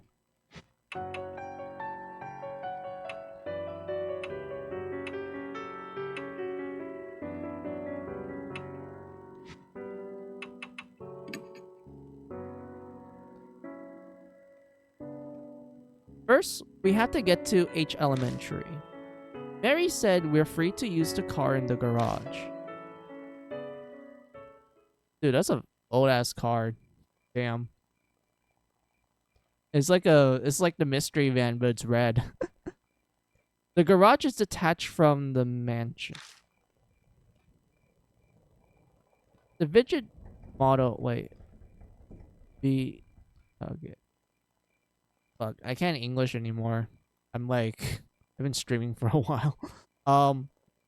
Vintage. The vintage model van and bikes only accent the elegant interior. Thank God for careless people. The car keys was left on the table. Time to go. Huh. Hey. According to Mary, you lost a bunch of your memories, right? Is it really okay for you to drive? Yes. I think it's fine. We don't have that much dementia. We're okay. She looks at me suspiciously. Don't worry, it'll be fine, I think. It'll all come back when I take the wheel. Part of it is to convince myself. But aren't you missing your license? If a cop finds us, we have more to worry about than Hanahiko. She's right about that. But our lives are on the line, so we don't have much of a choice. Once the mark is gone, I'll remember. Then I'll have them reissue it. Assuming I ever got one. Now I'm even more worried. This drive's safe, okay?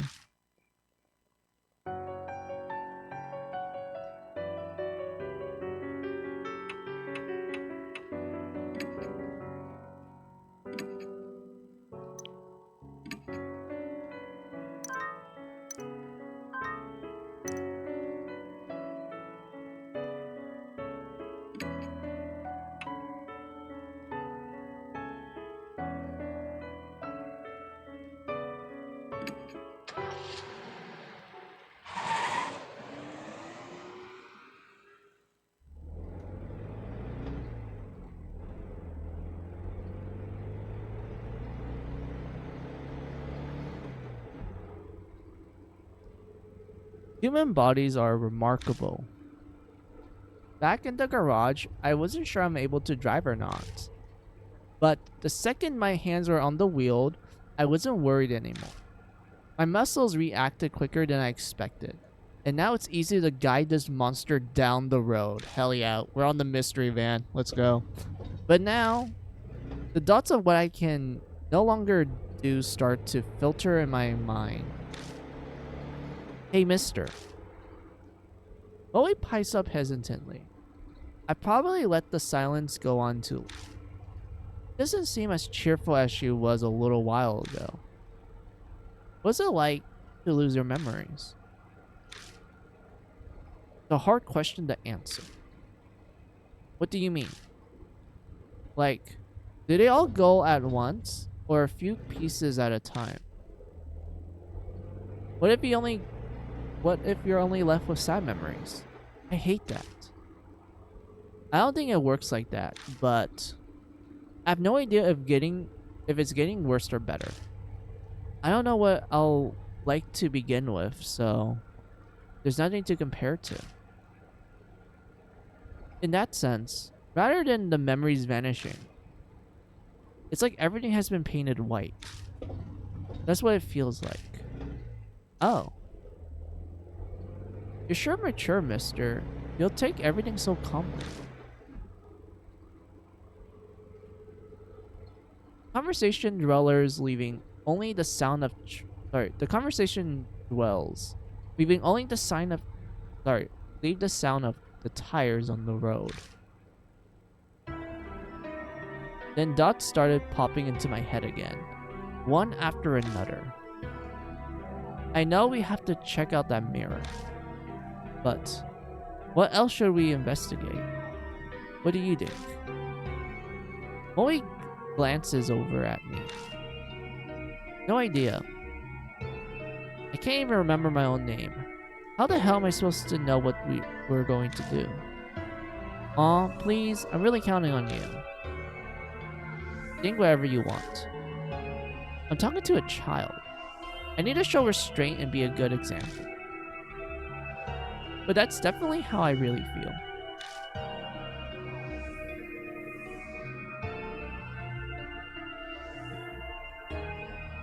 I stare down at the steering wheel.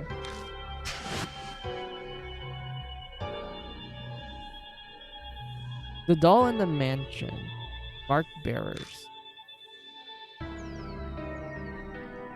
The mark spirits.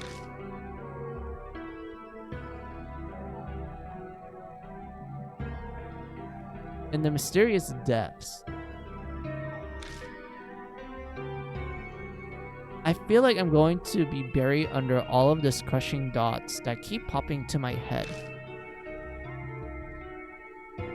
What awaits me down this dark road? I feel a flutter from the mark on my wrist, like it's trying to warn me. My brain might not be able to understand, but my body can sense it. That depth is closing in. If that's happening, isn't the problem anymore. It's more, how long do I have left?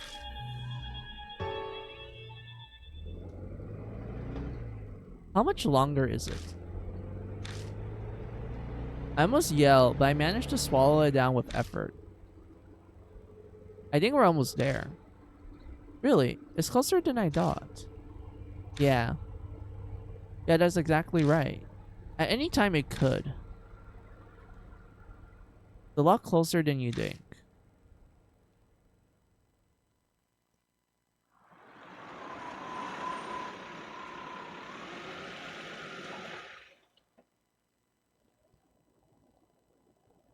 Looming ominously in the moonlight, the school definitely looks abandoned.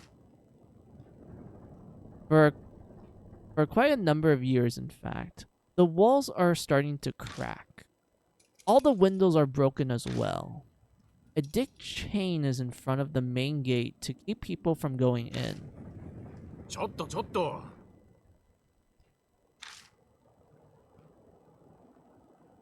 The enthusiastic voice comes from a man in a guard uniform.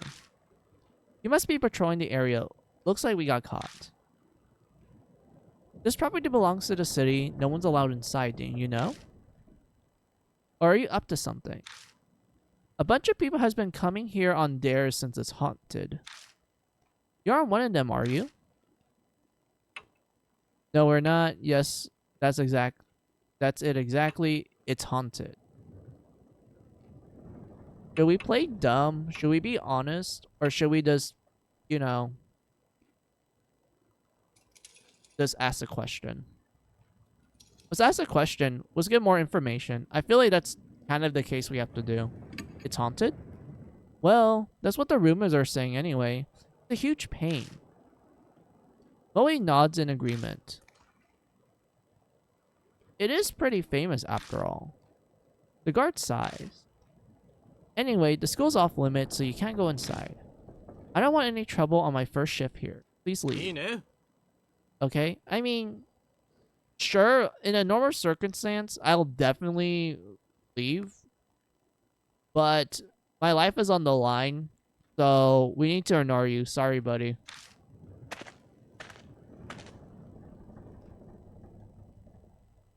Muttering to himself, the guard makes his way into the school.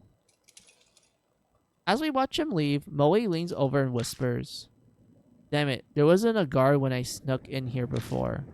We better not get caught." Moving around a haunt. Use the directional buttons to move. The map shows which way you're facing and where you're going.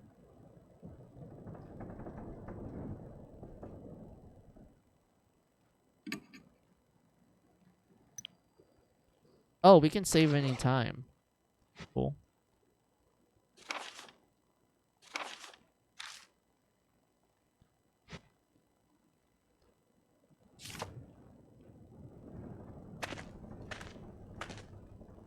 Heading to the entrance.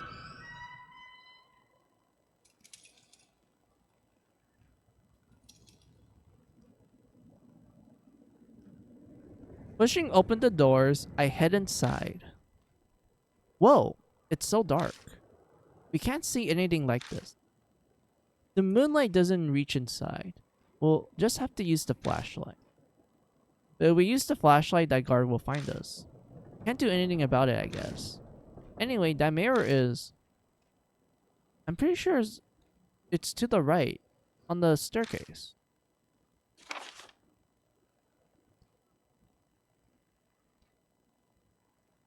Investigate a haunt. Move the left stick to search certain areas. Shine the flashlight on areas of interest and press X. Press the circle button to end the search. Use the directional buttons will end the search and move you.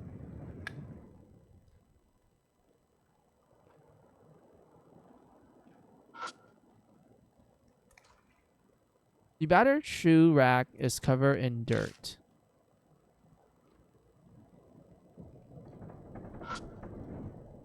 The ceiling is filthy and the fluorescent lights are broken.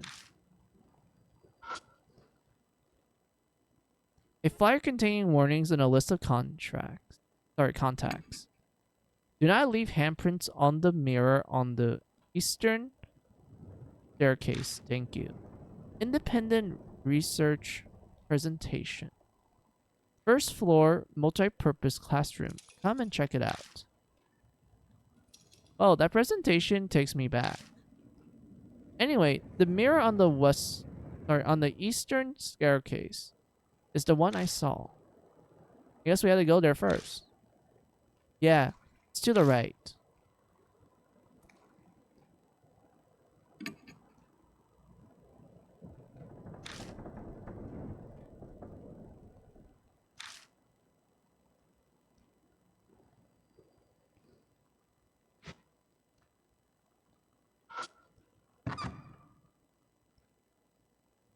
There are platforms of broken wooden slats in front of the shoe rack.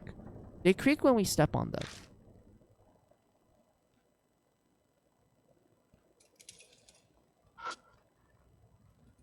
A half-torn poster. It says "Lost and Found" in large letters on the top. I touch the paper. It disintegrates the second my hands reach it, shattering through the air. Nothing else looks interesting. I take out the paper cutter. I've taken it out, but I can't think of a way for it to be used. Lost items are kept in storage in the staff room. Please check there if you're missing some.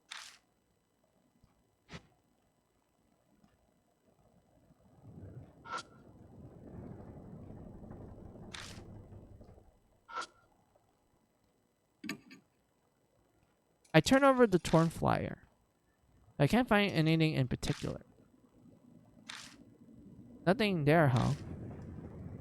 Looks like it. I take out the letter cutter opener. But what should I do with it? I can't think of a way.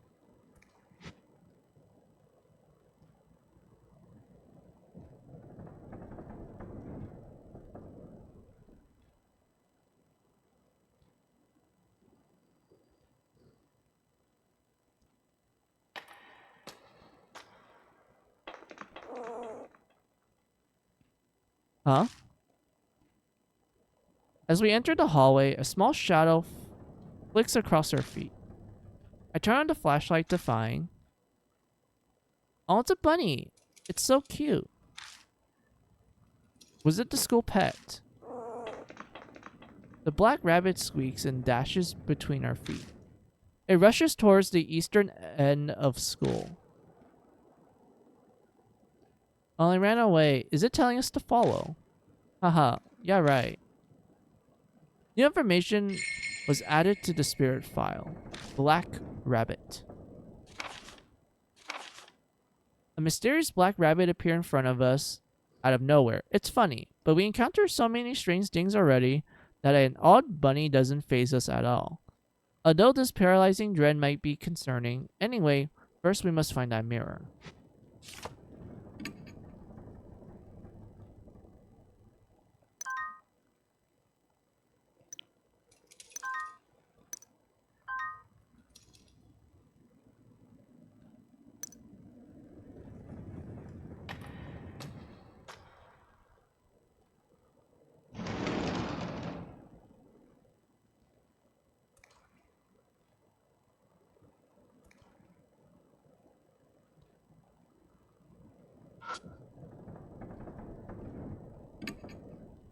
I stick my hand in, but the hole gets narrower the further I go. I can't reach what's inside. I stick the letter opener in the hole and scrape out the item that was stuck inside. Found a worn out talisman. When I pick up the worn out talisman, I feel a warm flow drew me. Got soul power. The worn out talisman crumbles silently in my hand. Find a worn out talisman to restore your soul power. The more soul power you have, the easier it will be to survive a deadly choice.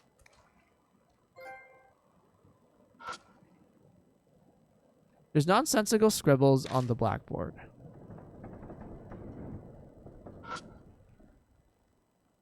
There's an abandoned desk. The desk you find in any school. What's surprising that it doesn't look very weathered. Guess this shows how durable school desks are. I stick my hand inside and feel around. Got a plastic bottle. There's nothing in the bottle. Well, it might come in handy.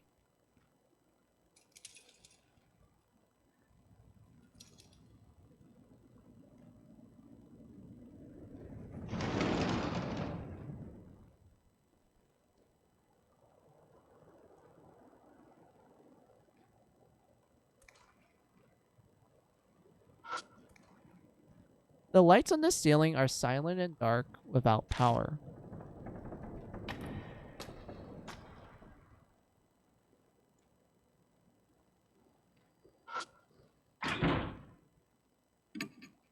There's a locked door. Feel. The keyhole isn't rusted over. If I had a key, I'll open it. Can we lockpick it? I wonder if I can wrench it open by sticking in the letter opener into the hole. I'll give it a try, but it wouldn't even fit inside. Wow, so uncool. Okay, look, it was worth a shot, okay? I take out the plastic bottle. What can I do with it? I don't have any particularly good ideas. I mean, we can use it to whack something. I don't know.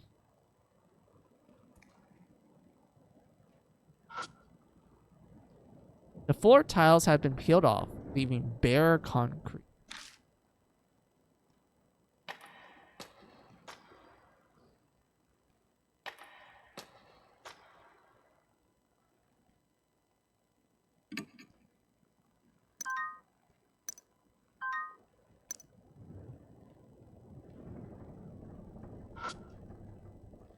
A broken window is letting in a piercingly cold wind.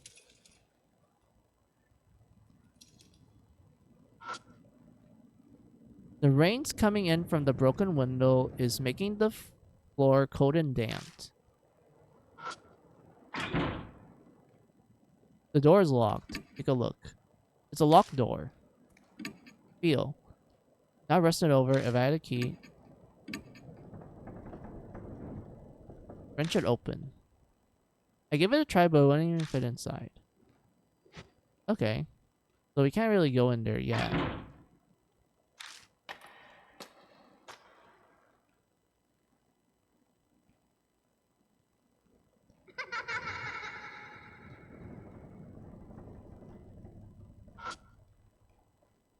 Climb the stairs.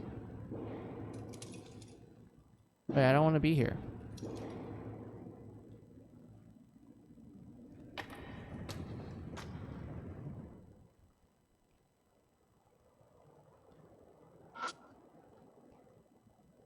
fire door. Take a look. The paint is peeling from the fire door, revealing rust underneath it. Peel. When I opened the side door, all I found is a wall. I'm about to give up and close the door when I noticed something stuck in the back of it. A worn-out talisman. I picked up the worn-out talisman. I felt warmth flowing through me.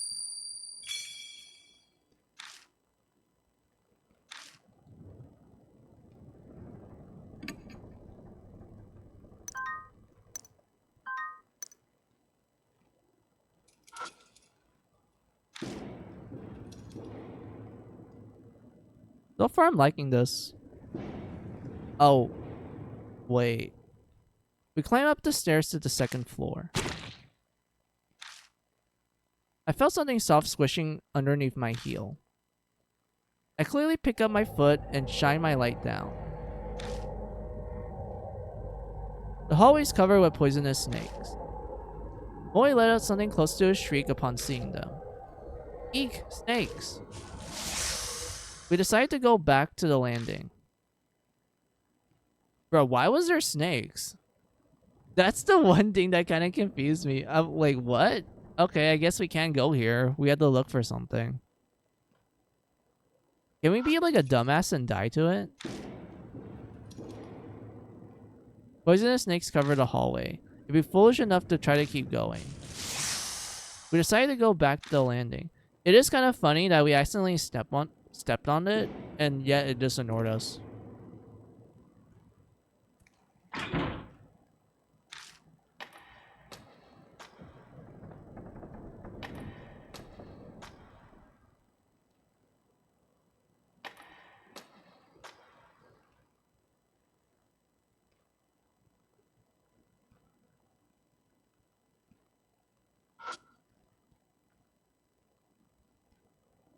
Take a look. The light on the alarm is very faint. Something must be wrong with it. Let's feel it. I opened it up and shined the flashlight to see if there's anything inside. A worn-out talisman.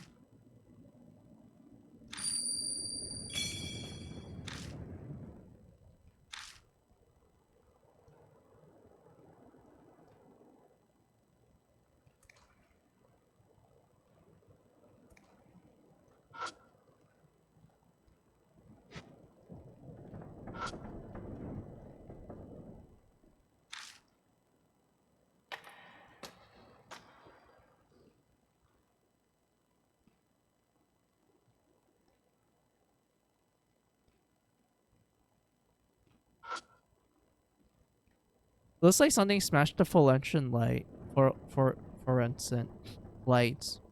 They're shattered beyond repaired.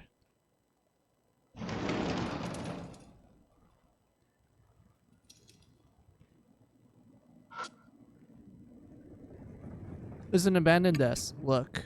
Fallen desk is slightly rusty. Feel. I turned the desk around to stick my hand inside.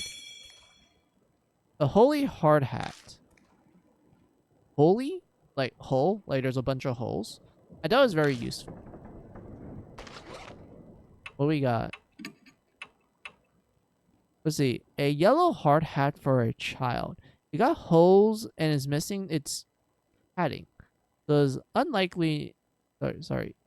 So it's unlikely not very effective. It can be forced on an adult head with effort.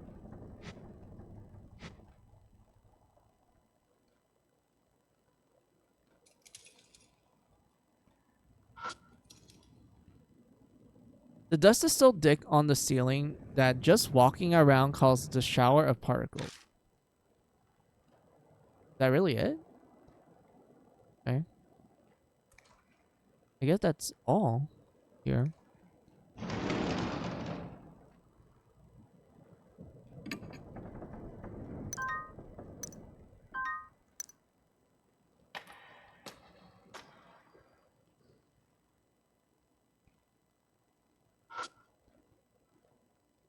The broken window is letting in a piercingly cold wind.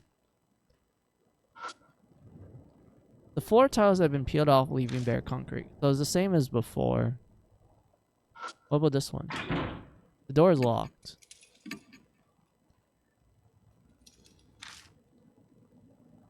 I give it a try, but it wouldn't even fit in. It's locked. Okay. Move forward.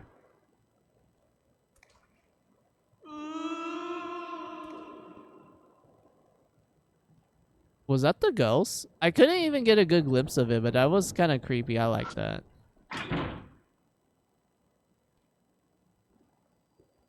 The fire door is rusted shut.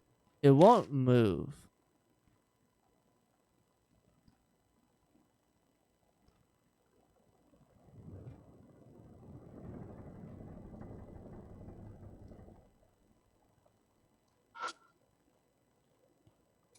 Climb the stairs.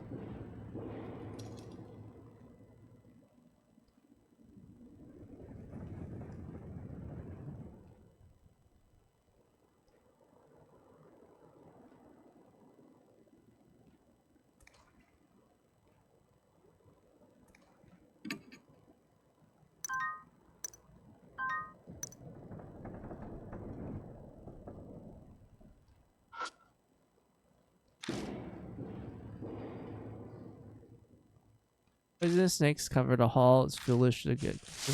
Okay, so it's just the dirt floor is just covered with snakes. So this is the mirror.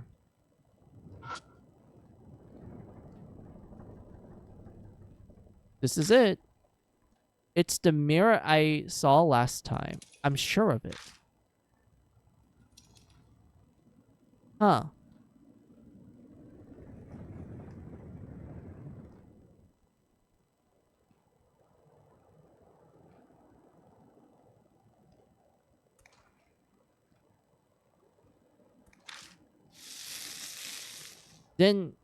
Just then, a dull pain runs through my wrist.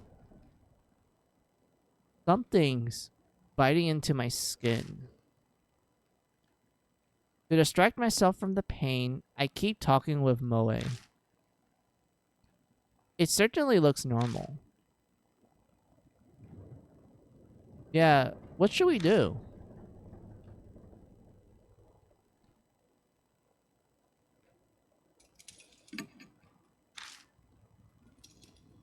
I silently face the mirror, bringing my face up to it to peer into its cloudy surface. As I expected, I can't make anything out. All I can see is my own shadow reflected as a vague, shadowy lump. My shadow sways in the mirror. At least that's what I thought at first. I figured the shadow moved because I had. But the next time the shadow moves, a cold shiver runs down my spine. That's not my shadow. Something is in the mirror.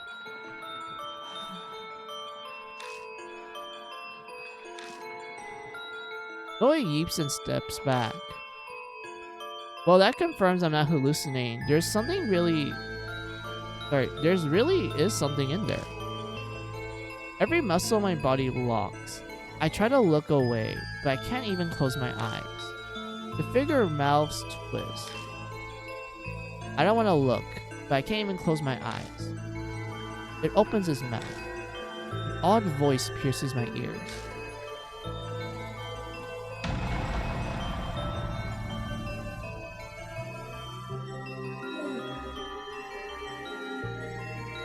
Hey, am I pretty?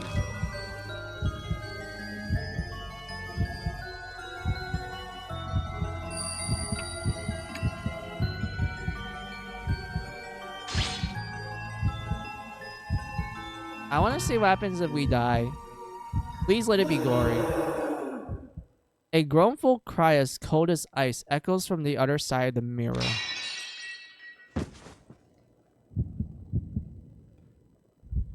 My heart struggles violently to keep beating. All I know is an unending silence. Game over. Wait, I didn't die? What? That's bullcrap. I wanted to die. Why no gore? Because they actually showed a good amount of it before. That was sad.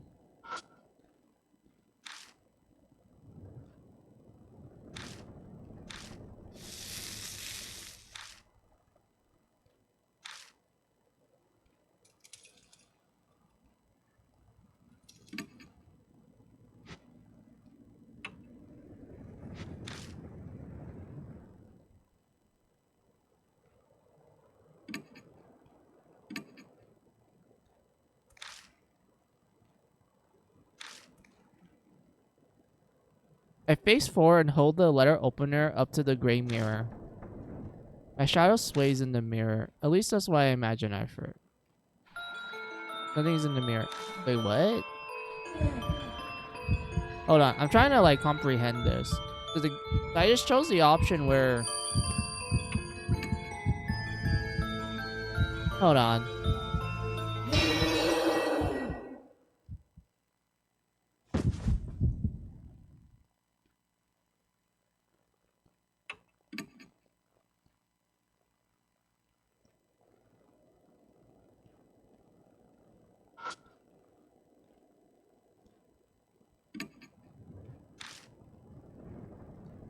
I face forward and silently wipe the gray mirror with my hand. As I expected, I can't make anything out. All I see is my own shadow. Okay, so they all lead to the same thing.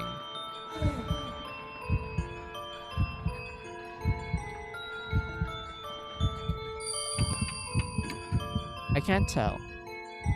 Oh, it's the wrong answer. Yeah, so we don't die from it, but it's the wrong answer. If only if I had that red stuff. I can't see well. Are you a grown-up?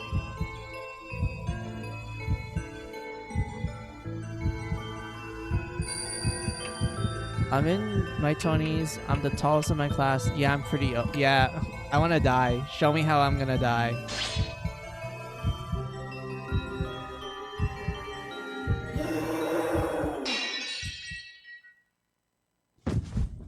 Really? It's the same death? Come on. I remember this game actually having a gory death. Like, gory death scenes. Come on. I want to die horribly. Come on.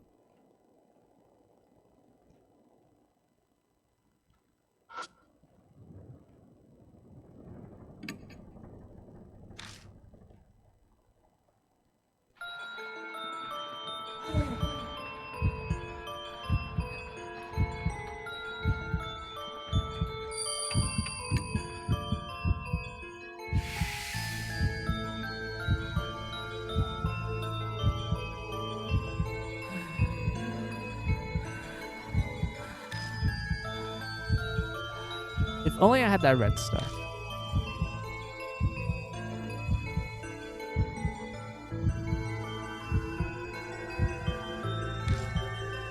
I can't see well. Are you a grown-up?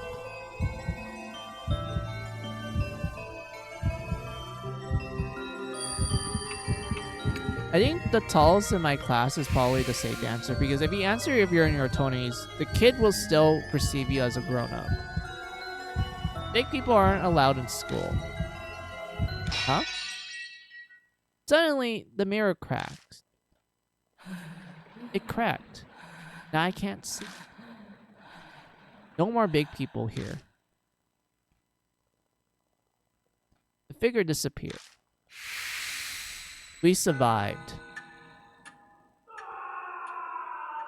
A scream echoes from the other side of the school. Moe sinks to the ground. They gasped in panic disbelief for a while. I feel much the same. What was that? That was probably Hanahiko. I couldn't say it. The words sticks to my throat. My mouth is completely dry. I can't believe this. I thought I wanted to see a ghost, but see one that clearly. Moe seems to shake the encounter off and returns to normal. Hanahiko's words swirl around in my head. Our situation has done a complete reverse from where we were just moments ago. I can't believe I was complaining about not knowing what to investigate. Oh, anyway, that scream, was that the guard we met outside? I doubt there's anyone else here. He might have seen something wherever he is, too. It sounds like it came from far away, way down the hallway. That would be the other side of the school. Yeah, let's go look for him. If he screams like that, Something must have happened to him. As I respond, I hear someone whisper in my ear. Terrified with red. I look in the direction of the voice, but all I see is darkness. Mister? No, it's nothing. Let's go. New information is added in the spirit file. Hanahiko, the boy in the mirror.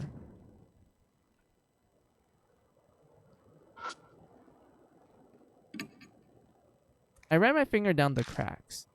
Moe watched me warily, but nothing happens. There's cracks in the mirror. There's nothing particularly odd about it. I take out the letter opener. What can I do with it? There wasn't any particularly good ideas.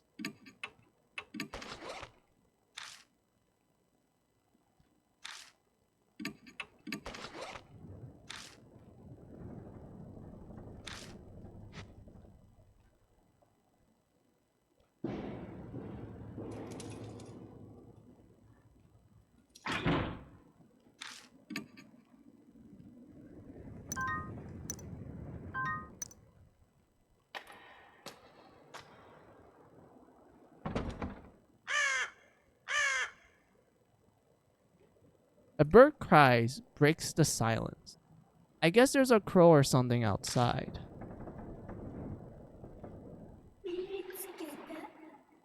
It's not a crow. There's a fucking ghost.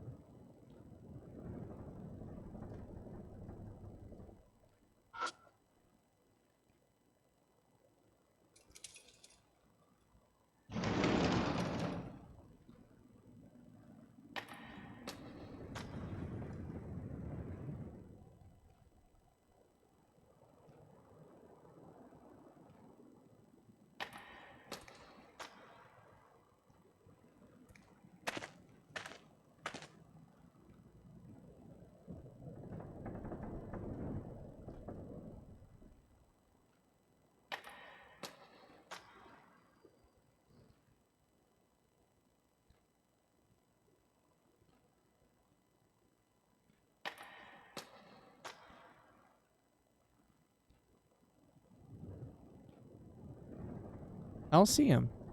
Where's the security guy? Is he over here?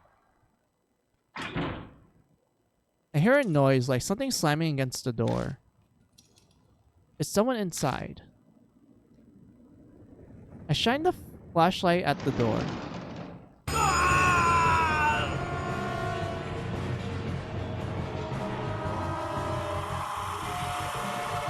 Oh, the poor dude. Half of his face became flowers. Out of nowhere, the door bursts open and something comes out flying. Eek! Boy shrieks and falls down. I recognize those clothes. Some kind of plant covers half of his face.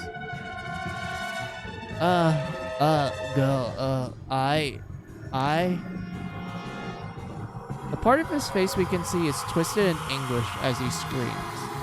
There's no doubt about it, it's that guard. What the hell happened?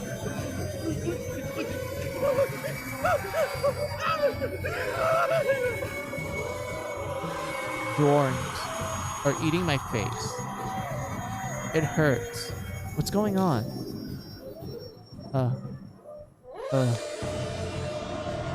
Boy sits on the floor, stunned into just syllables.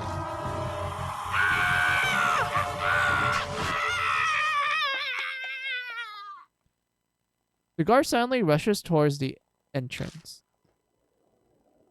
Then silence falls once more. Pant, pant. The only sound left is our shaky breathing. Once we catch our breaths, I take Moe's hand and help them up. Our nerves have calmed some, but that definitely left an unsettling impression.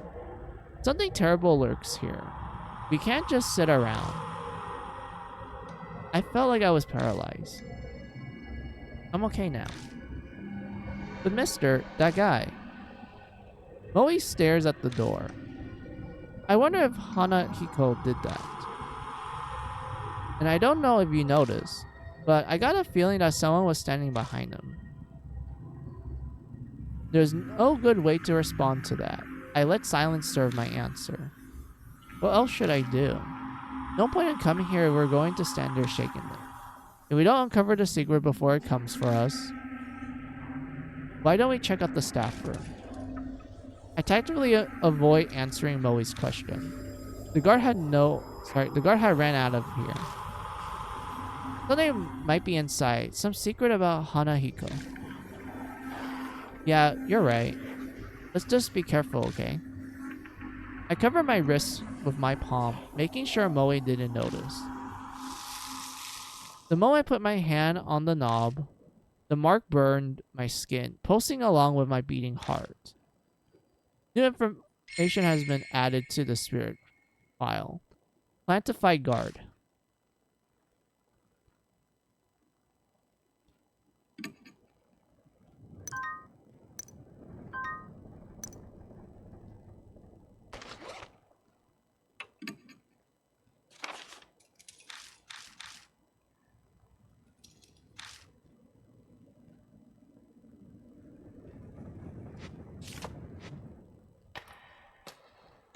Let's go check on the guard to see if we can like get something from him.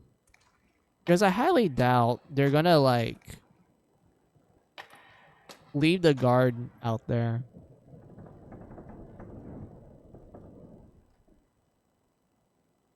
Oh, he's actually gone. Like he's not here. Huh. Alright, let's go to the staff room then.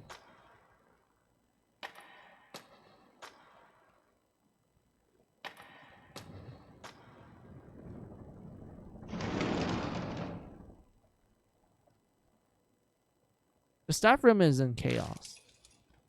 Furniture unheaded and some of the walls are... Was there a fire here or something? The black scorches mark everything. Ooh. Boys seemed relieved as they came out from behind me. Whoa, it's totally empty. Anyway, let's look around.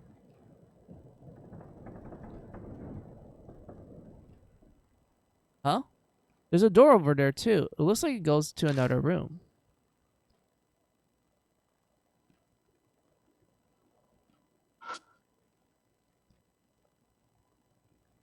Let's see. The wall near the window is burnt. It must have been a fire here a long time ago.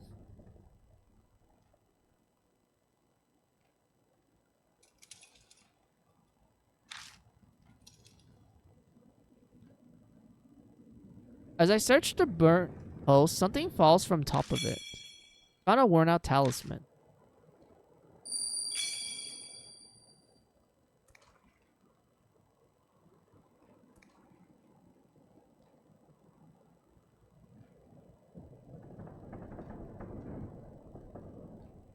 Alright, there's nothing here.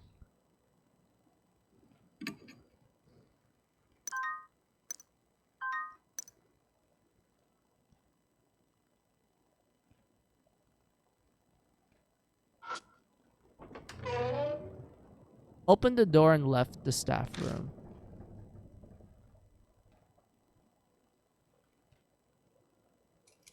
Kind of cramped in here. Is this a storage room? It seems to be. Hopefully there's something useful in here.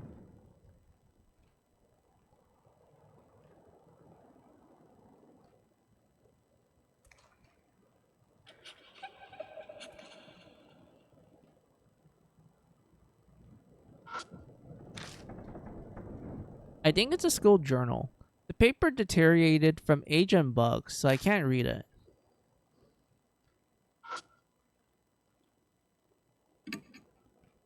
Something's written in marker on the side of the box. Lost in is illegible, but the rest of the letters are smudged. Reaching up, I grab the box to look inside. Got lipstick, red pen, and girl slippers. Good job, mister. I knew there was a reason you were tall.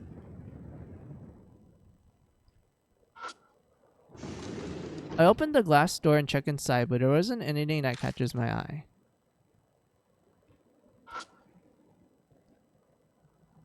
Wooden cabinet. It looks really old. The corners of the door are rounded off.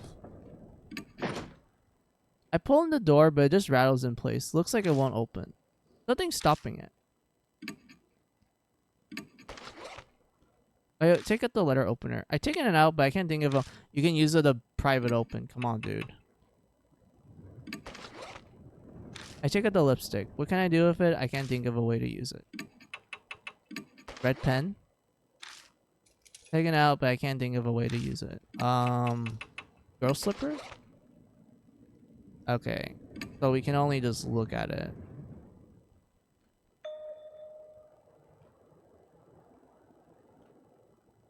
Wait, I accidentally skipped the dialogue. Hold on. Looks like the slide door has a simple lock. Just something sticking out of the hole for the screw. The key itself seems to be gone missing. But I don't see it anywhere. What's this? Something stuck in the hole of the screw. It seems to be that the word thing works as a lock. I had to do something about that to open the door. If I shove it in, I might pop open whatever's stuck in the hole. That's the idea, at least. But nope, it won't fit at all. The knife is too big. Kidding me? Come on, what about the pen? If I use the pen, I might be able to pop open whatever's stuck in the hole. Oh, you got some skills. Is it that surprising? Anyway, I need to focus. Suddenly, the resistance vanished and the pen poked all the way through. I put my hand on the door and slide it open without issue. There's a red tube inside. Got a flare. A flare? What's that for? It's a signal light for emergency. It's a good idea to always have one in your car. Huh. Okay then. But Molly picks up something from the floor. It's a door the size of my pinky finger. That was what... Sorry, that was what... That's what was in the hole. This is not... This is so not a coincidence. I bet he didn't want anyone to have that, so he put a door in the hole. Is he scared of this? We both look at the flare again. Huh? Why did he turn off the lights? That wasn't me. I didn't turn it off. It just went off. What was that noise? Hey, mister, what was that noise? Shh, be quiet. It's a struggle not to yell with my nerves on edge.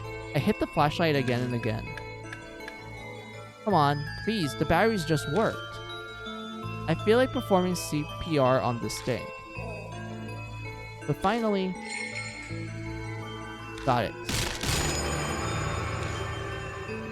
Door behind me warps threateningly. My mark burns in pain. Death is already in the room next door. There's no time and nowhere to run. Calm down, I need to find a way out of this quickly. We're running out of time. A way to survive. We got to hurry.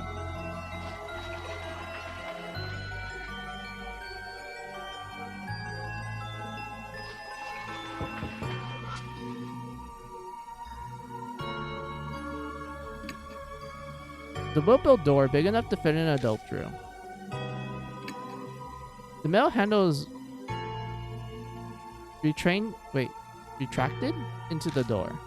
I tried to get a grasp on it and pull it, but it was unsuccessful. Damn it, it's no use. Hurry up.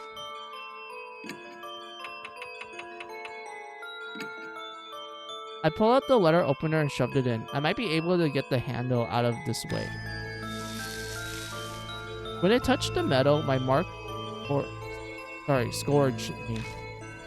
I stopped moving for a second. But I have to do this. Yes, I got it. I grabbed the handle and lift up the trapdoor.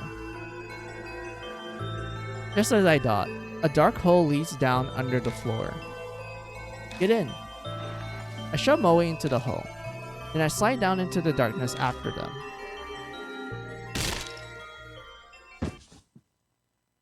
Ugh.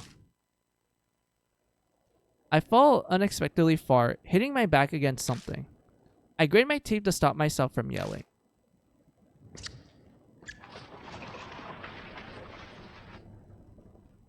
Something shuffling around above my head. If we had stayed there in just a few seconds. I grasped my burning wrist with all my might. I must endure the pain for now.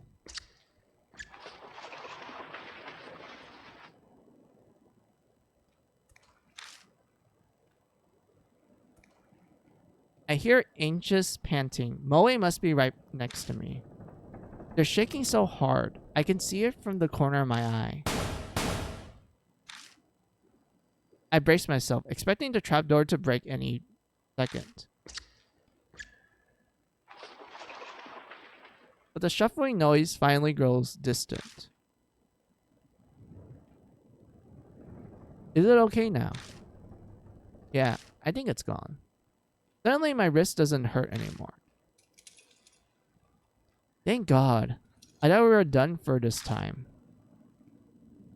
Anyway, where are we? What in the world is this room? I'm surprised this place exists beneath the school. Can you turn on the lights? Yeah. I cautiously press the switch, being careful not to make any noise.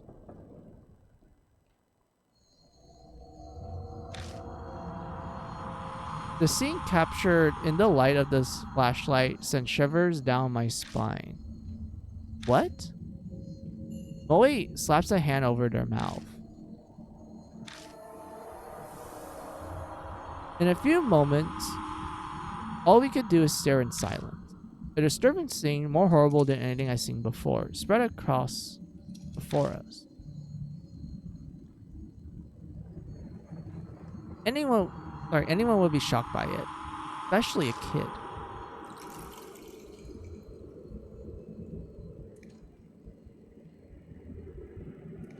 I take a deep breath and look closer. There's something twisting around the corpses. Some kind of plant vine. Are those roses? The strangely sharp thorn and thin red petals.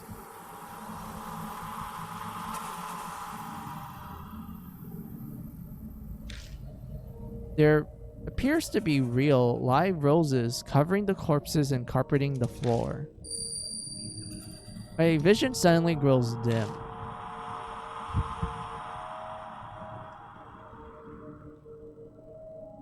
See, I see a woman's body trapped by roses.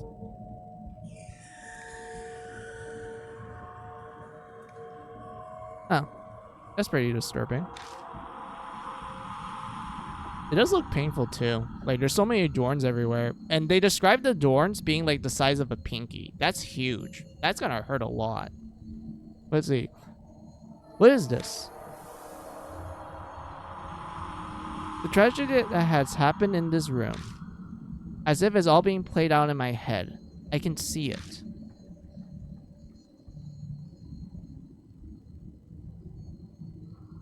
Roses?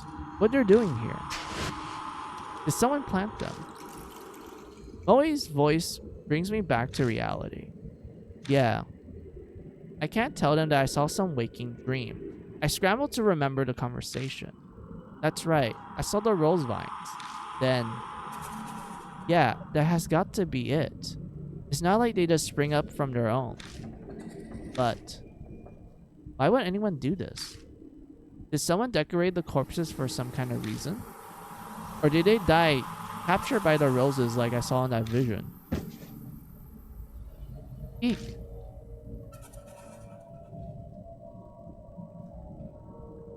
Moe screams. What's wrong? Something moved. Look, over there. Back in there. No. There's something hiding in there.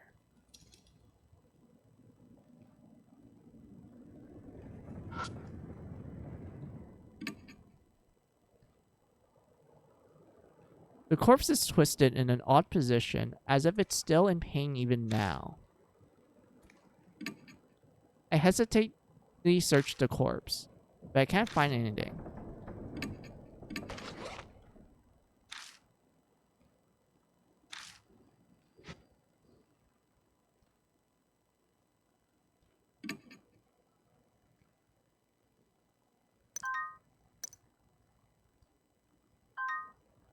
Alright.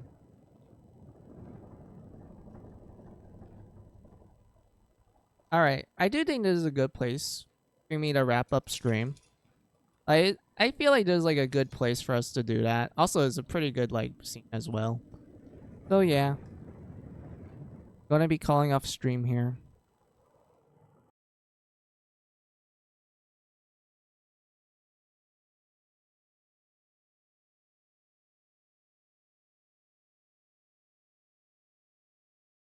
So yeah, that was a cool short stream. Let's see. I played a demo for Majogami. I had fun with it. I did a little bit of Gal Guardians, the first game, and I had a fun time just kind of yapping about it when someone asked what it was about. And then we played a good amount of Death Mark. This is a game I kind of wanted to like stream for the Halloween season. Like I do want to like stream Death Mark, and then if I feel like it, I can do the next 2 games and whatnot. But I want to focus on the first game because I really like that one the most. And so far, still pretty good. I like the atmosphere. I like the storytelling so far. It's pretty cool. I like the general gameplay loop of just, having to carefully comb each location just to find whatever. And I do like the idea of like you having this spirit power that's just essentially your HP bar for you to make quick decisions. And the game does kind of encourage that. So that's pretty cool. I like that.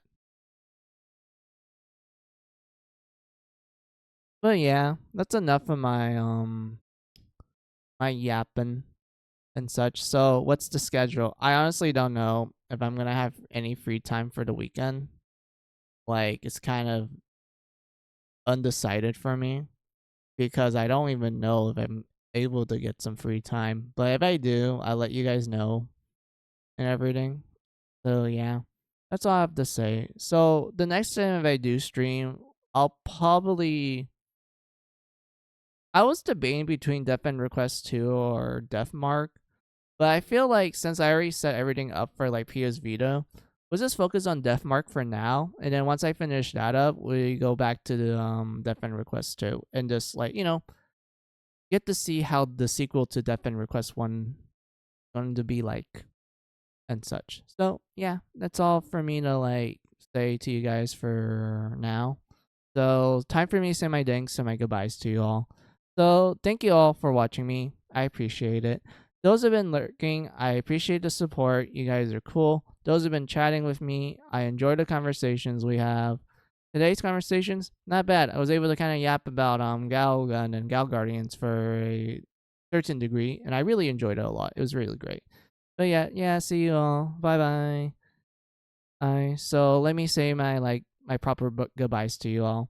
So have a good day. Have a good night. Have a good afternoon, whatever time it is on your side of the world. This is Final Mizu saying goodbye. Goodbye.